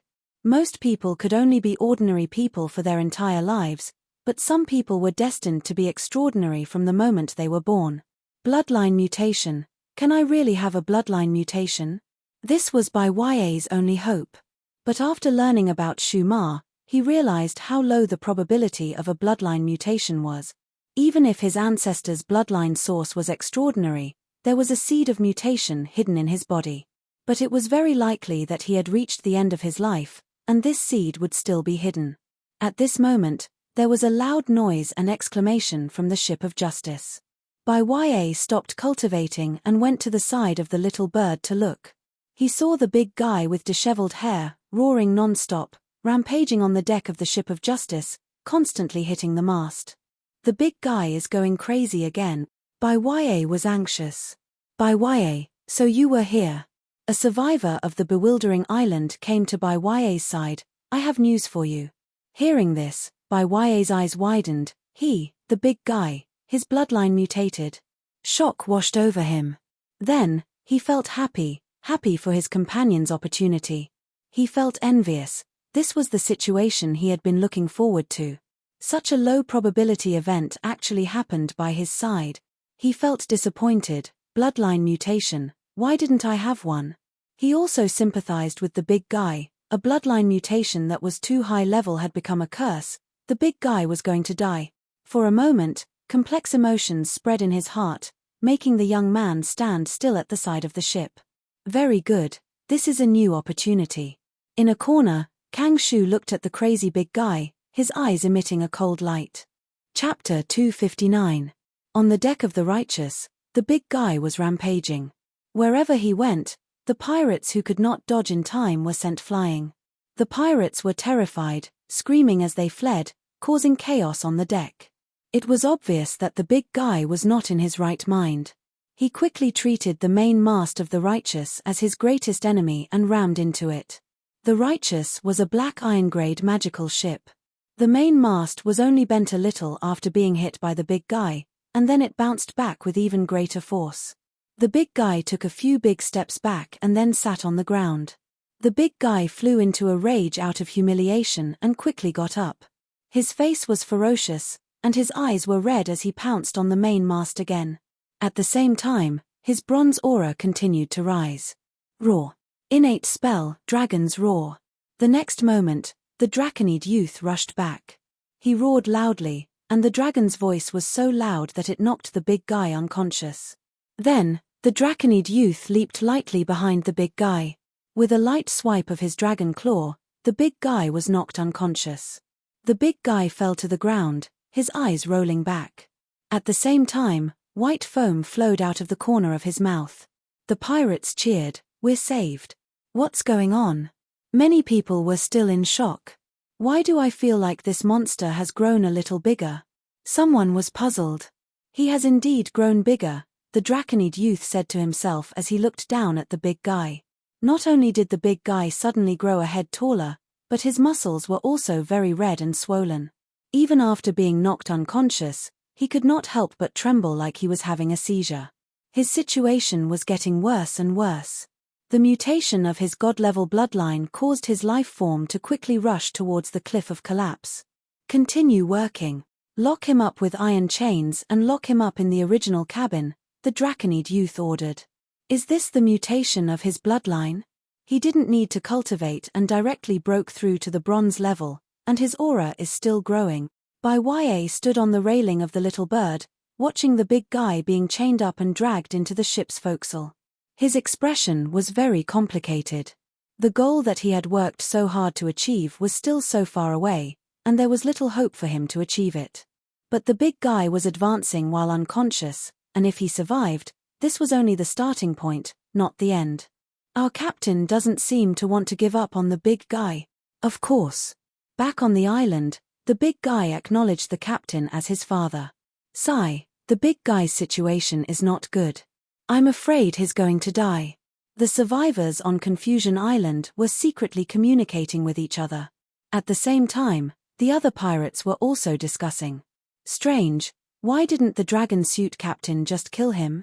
He injured many of us. It's too terrifying. He suddenly went crazy, and a few people even lost their lives on the spot. He even attacked the main mast. This is the most unforgivable crime. The big guy suddenly went crazy and exposed himself, causing him to be criticized by almost everyone. Kang Shu was secretly adding fuel to the fire. Very quickly, public opinion surged. Kill him. He must pay with his life. He's too terrifying. He's not human at all. Think about it carefully. From the moment he boarded the ship, he hid in the forecastle and slept. They don't work at all and contribute nothing to the pirate. He even wants to eat people. That guy called Waffle was almost eaten. The pirates' communication became more and more outrageous, turning the big guy into a monster. In order to prove their words, a few fierce pirates even surrounded Waffle and forced the old man to testify. Waffle was threatened and warned. He trembled and wanted to refute. But before he could speak, the pirate beside him impatiently announced, "Look, this poor old man is so scared that he can't speak. I think we shouldn't force this old guy anymore. Yes, this way, what's the difference between us and that monster?" Everyone felt that this was the truth. They condemned the big guy's crime and gradually reached a consensus that he should be quickly executed. The Draconid youth noticed the surging public opinion. He quickly walked out of the forecastle and gathered almost all the pirates on the deck. At the same time, the Little Bird and the Rapid were also next to the Justice. The three ships temporarily anchored on the sea. "Listen to me," the Draconid youth roared. His loud voice clearly spread to the three pirate ships. "This half-giant is my crew member, my subordinate. He's a lucky man, but also a pitiful man. His bloodline mutated, but because of this, his life is in danger. He was tortured to the point of insanity, and this was not his intention. If we don't help him now, he's dead. We don't need to do anything. But I won't kill him, and I won't sit by and watch him die. I will help him. There was a commotion among the crew. Why? The Draconid youth asked and answered himself, because we are the Justice Pirates. Look at the pirate flag flying above our head. Justice. Yes, who would add the word justice to the pirate flag? We are different from most other pirates. When we first set sail, I said that we are not plundering merchant ships, but pirate ships. I don't care what other captains do. But on my ship, I don't care if you are a human, a goblin, or a hybrid between a giant and a human, I will treat you the same. Because as long as its life, any life, is worthy of being treated seriously. The pirates quieted down, and when Waffle heard this, his whole body shook. As long as you are on my ship and recognize me as the captain, I will take care of you. My sword will not be easily pointed at my own people. Think about it, everyone, if one day you have the same situation as him, and your bloodline also mutates. You go crazy because of this and hurt other companions. What do you desire? To be killed, or to be helped? But I know that this big guy has hurt a lot of people, and even killed a few lives. So, we have to help him, we can't let him die so easily. If he survives, he will be a bronze fighter, or maybe a black iron fighter. He needs to atone for his sins and fight on the front line when the war starts. He needs to contribute to us and make up for our losses. He needs to make money, and the money he earns will be used to compensate the families of the victims. It's more advantageous for us to do this, isn't it? The pirates nodded, the dragon captain's words made sense. But they were still worried. The dragon youth knew what they were thinking, and immediately announced, "Next, I will personally take charge of the ship's bow and watch over this guy. You don't have to worry about him going crazy again. With me here, what are you afraid of?" Oh. The pirates raised their arms and shouted. The captain is right. This is the dragon captain. He is too loyal, just like Firebeard. Waff used a different gaze to size up the Draconid youth standing high above. Many of his new companions on the pirate ship had the same thought as him. This was a different pirate captain. A speech that turned the tide. In the dark, Kang Shu laughed helplessly. It seems that I have underestimated your leadership ability. My captain. On the bow, the dragon youth and the big guy were alone. The big guy's breathing became more rapid, his breath strong and weak. The dragon youth began to use medicine on the big guy. Bottles of healing medicine. Under the effect of the medicine, the big guy's terrible situation was obviously alleviated. For example, he was originally running towards the cliff, but now he was walking. The medicine could buy him some time, but it could not really solve the problem. Falling off the cliff was still the biggest trend. As time passed, a situation that left the Draconid youth even more anxious appeared. He found that the effect of the healing medicine was gradually weakening. Originally, he used bronze medicine, but gradually, he had to use black iron medicine to achieve the same effect. The dragon youth secretly returned to deep-sea monster fish. However, the Tower Genie did not respond to his request and call. Only ZDI had the authority. Although the youth had been modified, he did not have the authority to do so. The only thing that made the dragon youth happy was that he still had a lot of healing medicine in his hands, and there were gold and even holy medicines. These were all from the war traffickers. Although this legendary alchemist was not good at making medicine, and had engaged in a life-and-death battle with the strong team of the Bloodbath Sanctions Institution, there were still some remaining in the relevant inventory. The dragon youth ordered Kang Shu to take some gold medicine from deep-sea monster fish. "Dragon Captain, our ship is heading to White Wing Harbor, everything is going well," Kang Shu reported. "Very good." The dragon youth took the medicine, but his eyes were fixed on the unconscious big guy. "There is the Church of Life in White Wing Harbor, and the nearest bishop of the Church of Life is there. He can help the big guy. Before asking for help, I will use the device that makes memory crystals to make both me and the big guy lose our memories, and forge a memory." The Draconid youth revealed his plan. Kang Shu's expression was ugly. This is still very risky. First of all, the memory device is not stable and reliable. Secondly, forging memories requires exquisite alchemy techniques, which we do not have at all. Finally, even if we succeed in forging memories, will the gods not notice? Perhaps that was the case before, but now that the technology of memory crystals is known to the gods, they will definitely be on guard. If you bring the big guy with you, you will most likely be walking into a trap. The dragon youth shook his head and waved his hand. I have already made the decision, carry it out. Kang Shu sighed and retreated. After retreating, he immediately sought the cooperation of Zhong Ji, and secretly gathered the survivors of Bewilderment Island when they were anchored at night. The thing I was most worried about still happened. Kang Shu told everyone about the dragon youth's decision. He is a good leader, and that is why we love and respect him. But it is undeniable that this is also his weakness. He is risking his life to save a fool, a mixed-blood monster. And it is very likely that all of us will be taking a huge risk because of this. Let's vote. Those who do not agree with the captain's actions, raise your right hand. Those who agree, raise your left hand. We need to let the captain know our thoughts. I still trust him and believe in him. He is a wise leader with high morals. Now, he needs us to help him cross this moral hurdle. Kang Shu raised his right hand before he finished speaking, clearly expressing his attitude. Some people quickly raised their hands. There were also some who hesitated. Bai Ya was one of them. The big guy will always be our comrade. Now, are we just going to stand by and do nothing? The captain's speech during the day was very right. If it happened to me, I would rather be helped and saved. Bloodline mutation, why didn't it happen to me? Bai Ya could not make up his mind.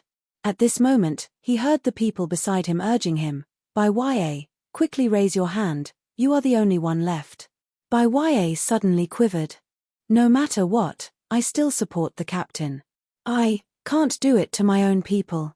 Bai Ya quickly raised his hand. Then, in the next moment, he was stunned. The young man's eyes revealed a hint of fear. Why? I raised my right hand. Bai Ya could not believe it, and for a moment, he was at a loss and did not know how to salvage the situation. Kang Shu's indifferent and cold voice immediately sounded, everyone's right hand, very good. Chapter 260. It was hot and stuffy in the forecastle. The biggest source of heat was Big Guy.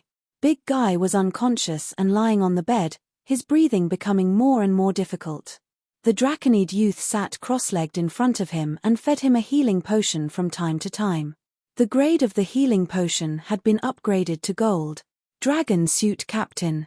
At this moment, Kang Shu's voice came from outside the door. Come in. The Draconid youth said. And so, Kang Shu, Fat Tongue, Bai Ya, Lan Zhao, and the others walked into the cabin one after another. Their gazes were first attracted to Big Guy. Bai Ya let out a low cry, and Big Guy's body almost doubled in size. His entire body was dripping with blood, his flesh and skin were chapped and bleeding, and he could only rely on healing potions to keep him alive. Are you here to persuade me? The Draconid youth said faintly. Captain, you are still as wise and benevolent as ever. Kang Shu sighed. We are indeed here to persuade you. But more accurately, we are here to help you. Big Guy is not the only one in danger. You are also in danger, our leader. At this moment, you are also in some kind of predicament. The Draconid youth turned his head slightly. What do you mean? Kang Shu said sincerely, you are our leader. You are outstanding and fully deserving of this title. You treat people fairly from the bottom of your heart, there is no hypocrisy in this. You want to take care of every one of us, and bravely shoulder the responsibility of a leader on your own shoulders. However, everyone's strength is limited. My lord, you are the same. Big Guy is in a desperate situation. You want to save him, but don't you realize that you are also in a desperate situation? Asking for help from divine arts is risky, almost like walking into a trap. But your noble sentiments let you ignore these dangers. Nobility is the epitaph of the noble, and despicableness is the passport of the despicable. My lord, before we came, we secretly gathered all of our people. We held a vote and asked for everyone's opinion. At this point, Kang Shu looked at Zhong Ji. Zhong Ji's face was solemn as he announced the result of the vote. No one supports your plan, Captain. Is that so? The Draconid youth lowered his head, looking disappointed and helpless. Master, Lan Zhao said, if you want to take the risk and insist on going to the temple, then I will definitely follow you. Even if it means death, please let me die first. However, I implore you not to do so. Your life is more precious than mine, more precious than the big guy, and more precious than anyone else. At this point, Lan Zhao fell to his knees with a plop, his face full of pleading.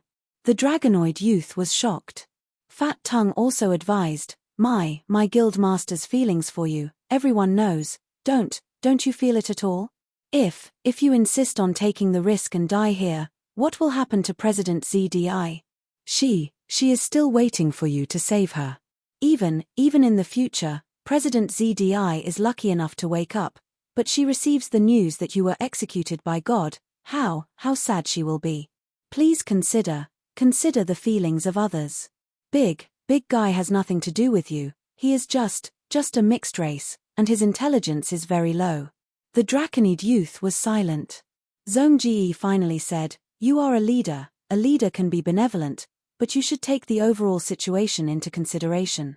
The Justice Pirates were formed by you, all of us act around you. If we lose you, do you know what will happen to us? Who can listen to me, a half-orc's orders? Who will really trust Kang Shu, a necromancer? You are more important than you think.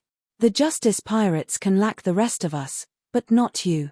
If you ignore the others for the sake of the big guy, is this what a leader should do? The Draconid youth shook his head slightly, and his tone was low. Everyone, I am not as great as you say. I just don't want to see the big guy die like this. I am a half-orc, or even a human-shaped magical beast transformed by a warmonger. And since he was young, he was also a monster that was not tolerated by the people around him, whether it was on the Pig's Kiss or on the Island of Confusion, he was ostracized and doubted. So, looking at him, to some extent, is like looking at myself. In fact, everyone, I don't want you to give up on him, I especially don't want to see this happen. If you are the big guy, do you yearn for the abandonment of your companions, or help? Should we give up on him? According to your analysis, that seems to be the case. But I have a different idea. Among us, there are half-orcs, goblins, necromancers, mixed-race giants, and humans, and there are half-orcs like me. How can we trust each other and rely on each other? Kang Shu and Zhong Ji could not help but change their expressions slightly. What does the Justice Pirates need the most? Is it pearl foam? Is it time? No. It's our trust in each other. What's the difference between us and the big guy? We all have our own specialties, and we are not tolerated by others. Today, if we give up on the big guy, this is indeed the easiest action to take. Then in the future, what confidence do we have that others will not abandon us? The big guy. Although he is ugly and his IQ is not high, his character is more noble than mine. He is willing to use his life to protect his loved ones. Because of the words of the old shipwright, he sacrificed his life to protect our newly built ship. He trusts me, relies on me, and treats me as his last family, the only person in the world to rely on. He never builds his own happiness on the pain of others. He never lied or deceived us. In this regard, I can't compare to him, because I also hide a lot of things from you. Is such a person not worth saving? He is the most worthy person among us to be saved. Because he has a heart as sincere as gold. We have all committed great sins, and we all yearn for redemption. But if we don't save him, our companions, what face do we have to fight for our own redemption? There was silence in the cabin, facing the Draconid youth's rhetorical question. Everyone was speechless. The Draconid youth continued, although the big guy is unconscious, he must be convinced that I can help him, just like he always wanted to help me. I am willing to take the risk. Not just for him, but for all of us. I hope to use my actions to practice my way of the night. After a long time, Kang Shu sighed, Sir, I have already seen a knight's flag flying high behind you. You see further than us. We have no reason to stop you. On the contrary, you have convinced me. Please let me use a small spell to stimulate the big guy's spirit and wake him up. If he stays awake, he will be able to operate his Do Chi and stabilize his injuries. The Draconid youth was a little doubtful. There won't be any side effects, right? Kang Shu said, Don't worry, sir. This is not a necromancy spell. Even if the Life Church's bishop sees some clues, he will not think that the big guy is evil. The Draconid youth no longer had any doubts. After Kang Shu cast the spell, the big guy quickly woke up, but his mind was still a little dazed. Kang Shu changed his attitude from before and spoke gently to the big guy. Soon after, everyone left the ship's forecastle, leaving only the Draconid youth and the big guy. Fat Tongue sighed. Are we just going to watch the captain throw his life away? By YA. But I think the captain is right. Kang Shu smiled and looked at Lan Zhao. Are you willing to sacrifice your life for your master? Of course.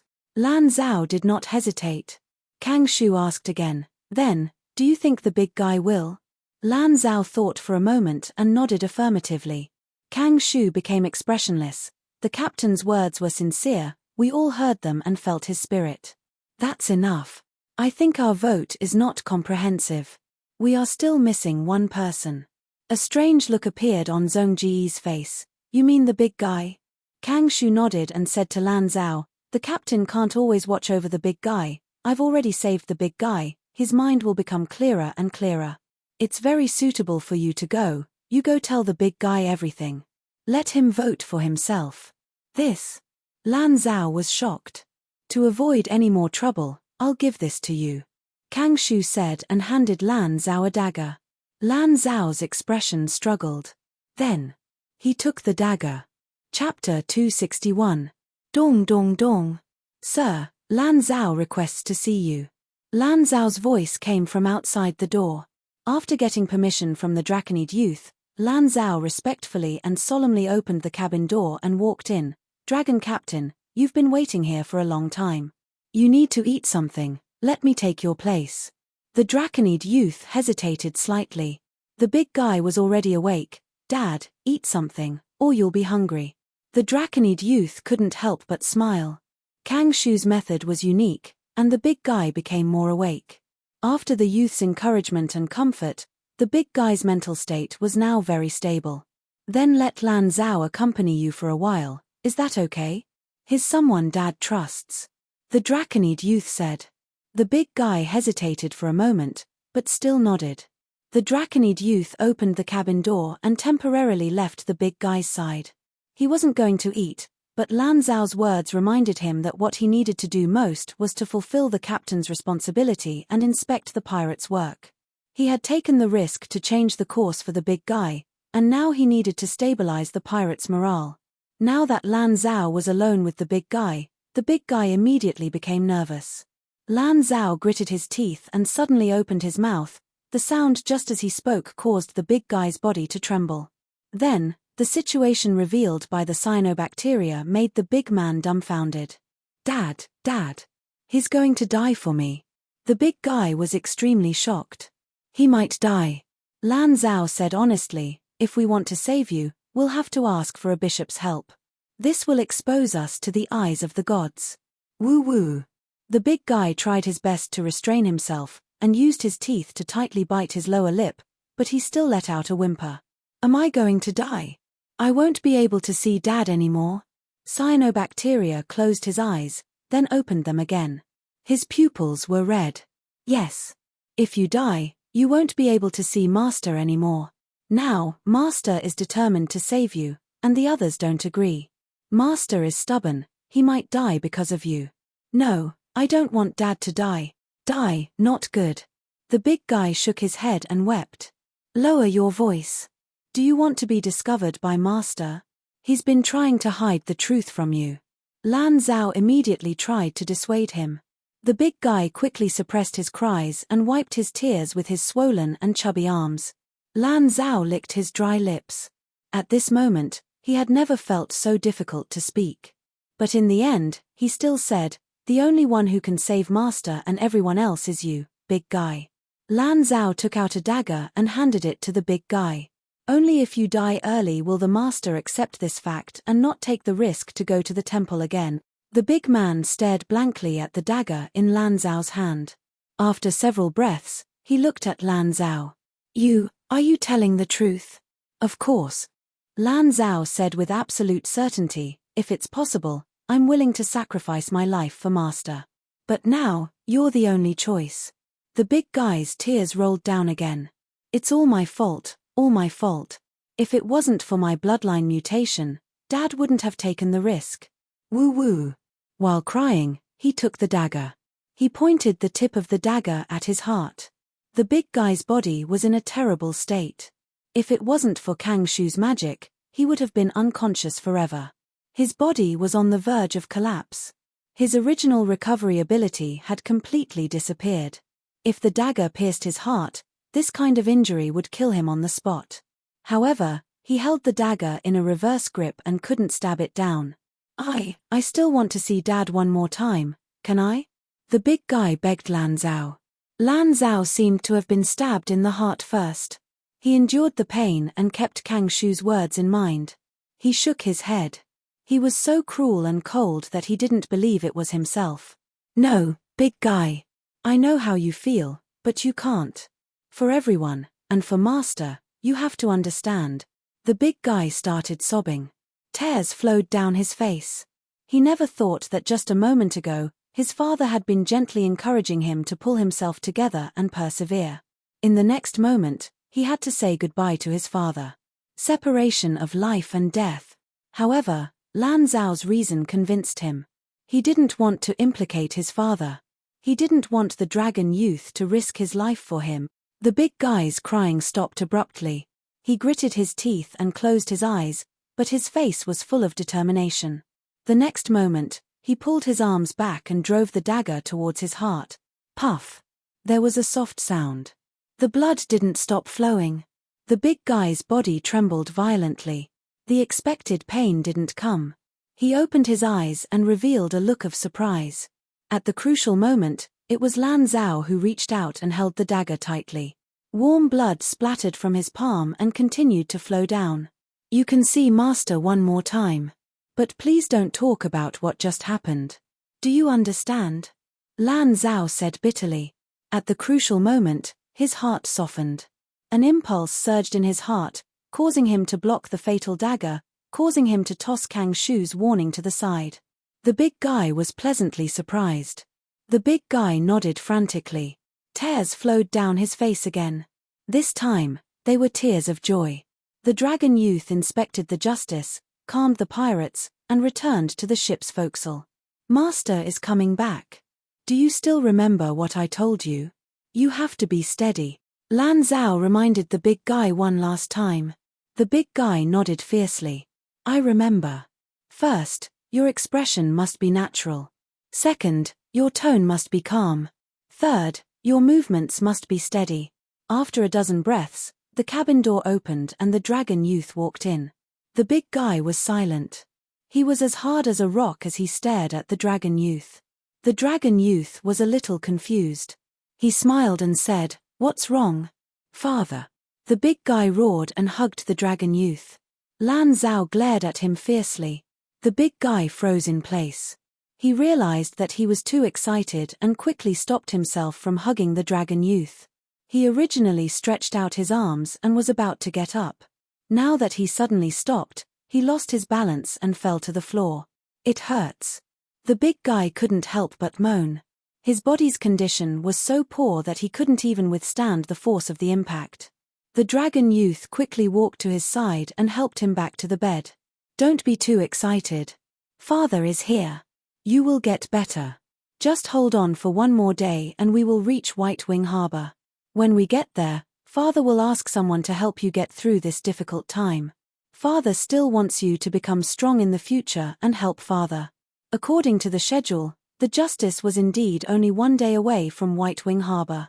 However, even if the dragon youth entered White Wing Harbor, he still had to spend time to find the life sect's bishop and persuade him to help. The real time spent was definitely longer than 1 day. Of course, this included the possibility of using force if he couldn't persuade him verbally. Looking at the youth in front of him, the big guy bit his lip and let out a sobbing sound. Lan Zhao walked up and glared at him fiercely again. The big guy was reminded and quickly covered his mouth with his hand. But the tears couldn't stop flowing. He hurriedly covered his eyes again. Lan Zhao was speechless. The dragon youth gently brushed away the big guy's hand. Is it too painful? Hold on, Father will help you. The big guy froze for a moment and quickly nodded. Father. Thank you. Father will be fine too. Of course. The dragon youth touched the big guy's head. The big guy narrowed his eyes and was immersed in this happiness. But the next moment, the youth's dragon claw suddenly slashed down. The big guy's neck was hit. This familiar feeling, the big guy fell unconscious. The dragon youth's face was heavy as he turned to Lan Zhao. Does he know all the facts? Lan Zhao immediately half-knelt on the ground and lowered his head. Yes. I told him. The dragon youth snorted and was about to speak when the lookout's alarm came from outside the door. Pirate ship found. Many ships. Oh no, it's the Silver Hook. The Silver Hook pirates have been found ahead. The dragon youth's heart sank. At this time, he hurriedly ordered the fleet to avoid them. We can't avoid them, they have found us and are coming at us. The helmsman reported. There was no other way. The dragon youth could only lead Lan Zhao out of the cabin and to the deck to face the Silver Hook pirates. Chapter 262. The sea breeze whistled and the waves surged. The Silver Hook led more than a dozen pirate ships and quickly approached the Justice ship. Gulp. Many of the pirates on the Justice ship swallowed their saliva as a chill ran down their spines. The other party was aggressive. Just by looking at the number of ships, it was clear who was stronger and who was weaker. The Justice pirates only had 3 ships, and one of them was a normal ship. The Silver Hook had 16 pirate ships, and 6 of them were Magic-class ships.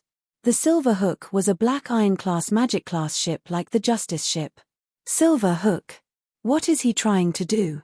He won't start a war, right? He shouldn't. Our ships have a shallow waterline and have just rested. There are no traces of battle. This means that we didn't rob anything. We are all pirates. According to common sense, the Silver Hook won't attack us. But why are they attacking us? Compared to this, I believe they are more worried about our dragon captain. Didn't he say that we were hunting the other pirates? The Justice pirates generally had low morale and were unwilling to fight. The Draconid youth was also unwilling to fight.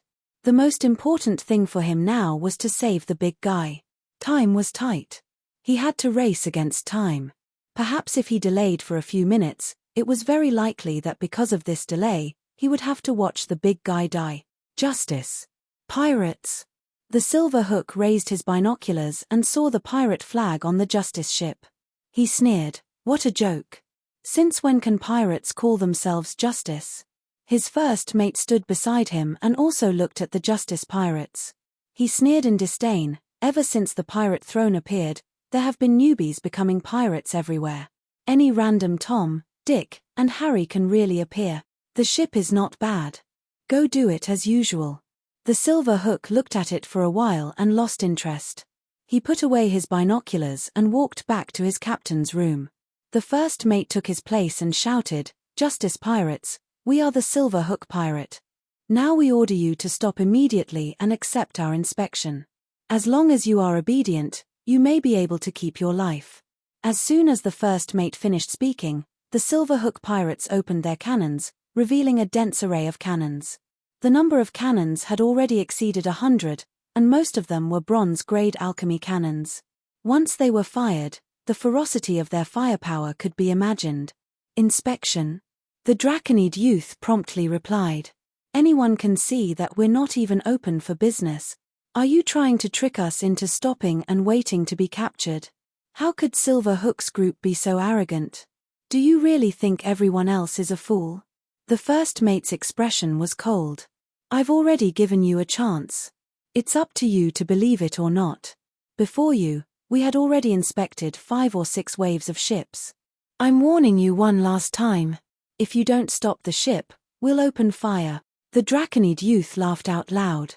"It seems that there really are fools who listened to you. So, you added a few more ships. The sea is vast.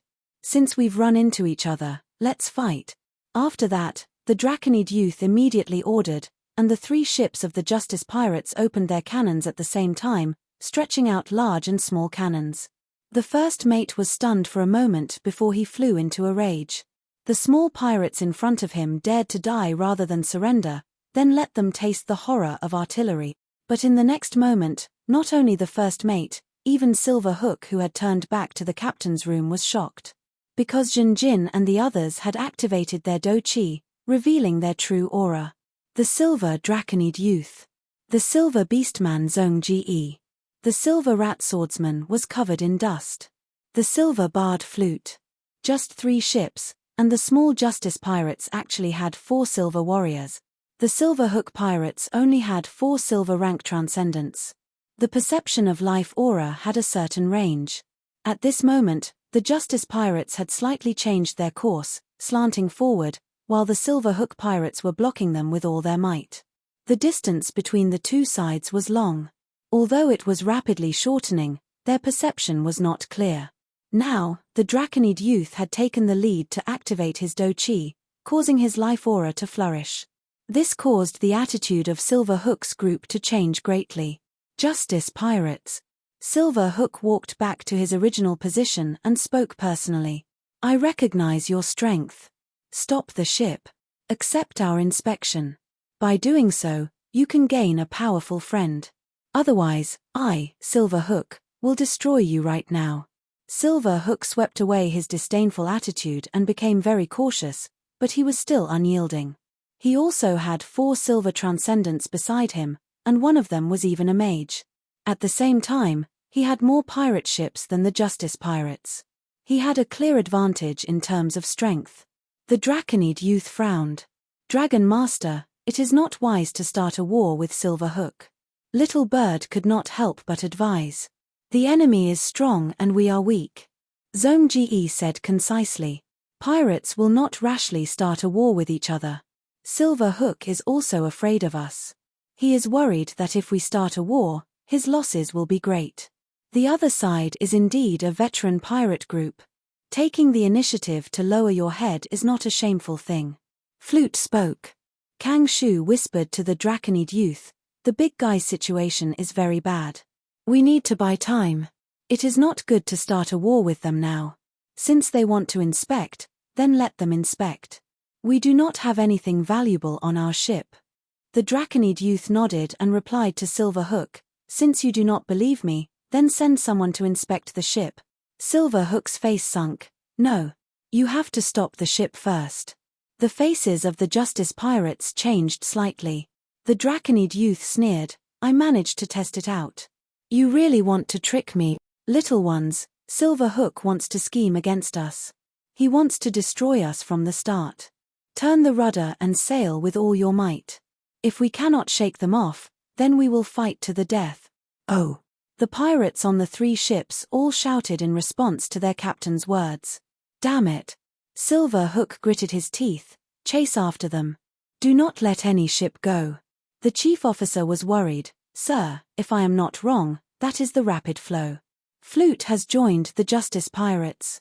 With our position and speed, even if we catch up to them, we will be very close to the Empire's coastline. At the same time, the Rapid Flow. It will be very difficult for us to intercept them. Silver Hook frowned and roared at the chief officer, then tell me what to do.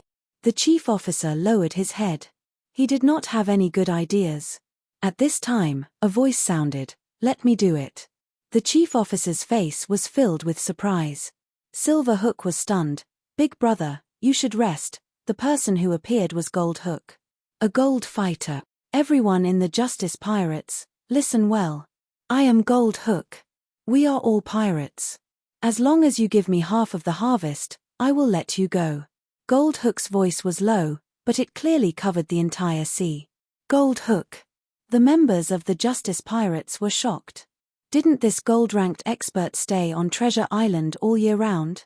Why was he on Silver Hook's ship? This is bad. Gold Fighter, we are finished.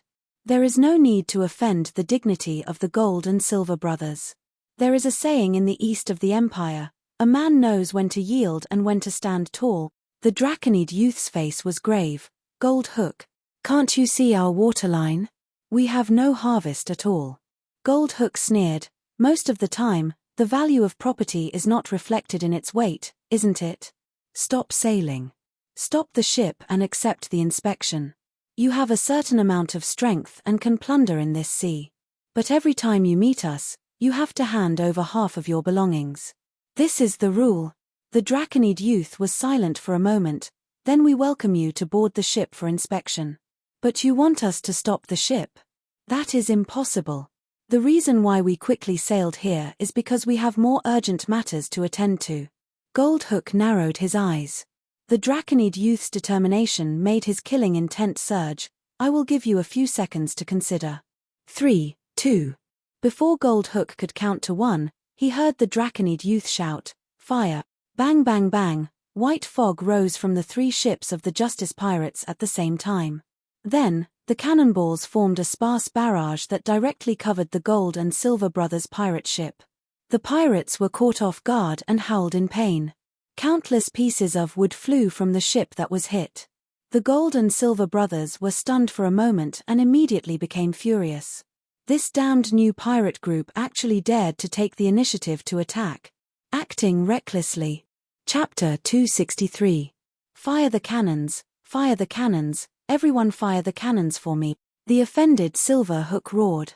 After suffering a round of bombardment from the Justice Pirates, the Gold and Silver Brothers quickly launched a counterattack. The 16 pirate ships turned their rudders slightly, trying to aim the side of the ship at the Justice Pirates. As for the bow of the ship, they rotated the muzzle position. Bang bang bang, a series of white mist rose, and hundreds of cannonballs flew into the air one after another. The cannonballs penetrated the air and whistled together, like a rainstorm, bombarding the Justice Pirates. Dodge the cannonballs. The pirates of the Justice Pirates quickly looked for cover and tried their best to dodge. Boom boom boom. Most of the cannonballs bombarded the sea, stirring up a column of water into the sky. A small portion of the cannonballs hit the hull of the ship. Some created a hole in the side of the ship, some landed on the deck and exploded, sending shrapnel flying everywhere. There were also some that exploded in midair, turning into a rain of acid that corroded the sails. Some of the unfortunate pirates were blown into pieces on the spot, some screamed as they were corroded by the acid rain, and some fell into the sea. Everything pointed to disaster. On the Little Bird. Bai Ya's ears were buzzing. He shook his head with all his might before standing up from the pile of broken wood. Looking closely, Bai Ya found that the cannon he was operating had been deformed by a solid cannonball and could no longer be used. Of the pirates he worked with, only one survived. Scattered flesh and blood, the pungent smell of gunpowder smoke, and a faint pain on his cheek. Bai Ya stabilized his staggering body and tried to touch his cheek with his hand. Hiss. He took a deep breath and the pain suddenly intensified. He carefully tested with his hand and finally reluctantly pulled out a piece of wood slightly smaller than his little finger from his cheek. The piece of wood was stuck in the flesh below the young man's cheekbone. Bai Ya pulled out the splinter and quickly took out the wound medicine from his arms. He held a small piece of powder in his trembling hand and then rubbed it on the wound on his cheek. Although the medicine produced by the Empire was ordinary, it was still very effective, and Bai Ya's face immediately stopped bleeding. After this buffer, Bai Ya's hearing gradually recovered. The buzzing sound from before faded away, and he heard the screams around him. He heard the pirates shouting, get up, load the cannonballs, and return fire. Return fire. Bai Ya gritted his teeth and hurriedly dragged his body to the nearest cannon. A pirate had been sacrificed at this cannon position, and the rest were urgently reloading shells. Bai Ya immediately filled in the gap. Similar scenes kept happening on the 3 pirate ships of the Justice Pirates. The Gold and Silver Brothers had many ships, and their number of cannons far exceeded that of the Justice Pirates. In just one round of confrontation, the Justice Pirates fell into an absolute disadvantage. However, the Gold and Silver Pirates were even more anxious. The 3 ships of the Justice Pirates still haven't slowed down, and the wind is in the favor of the Dragonborn boy and others. If this continues, the distance between the 2 sides will widen, and the Gold and Silver Pirates can only watch the Justice Pirates escape. At the crucial moment, the only Silver Sorcerer of the Gold and Silver Pirates made his move. Wind Spell, Gale Blast. After accumulating power for a while, the Silver Sorcerer successfully cast the spell. The Justice Pirates were originally following the wind, but now the wind suddenly changed direction, and the 3 ships' speed dropped to the bottom. On the other hand, the gold and silver pirates' fleet had half of the wind, and their speed increased. Well done. Silver Hook was overjoyed. The silver sorcerer smiled proudly, and focused on maintaining the gale, his magic power dropping rapidly. We have to get rid of the opponent's sorcerer. Zhong Ji's face was serious. When the war started, it was common sense to first get rid of the opponent's extraordinaire. A sorcerer had more means than a fighter, and what was more terrifying was that the opponent's sorcerer had reached the silver level. His existence was a high threat to the Justice Pirates. However, Gold Hook didn't show any signs of making a move.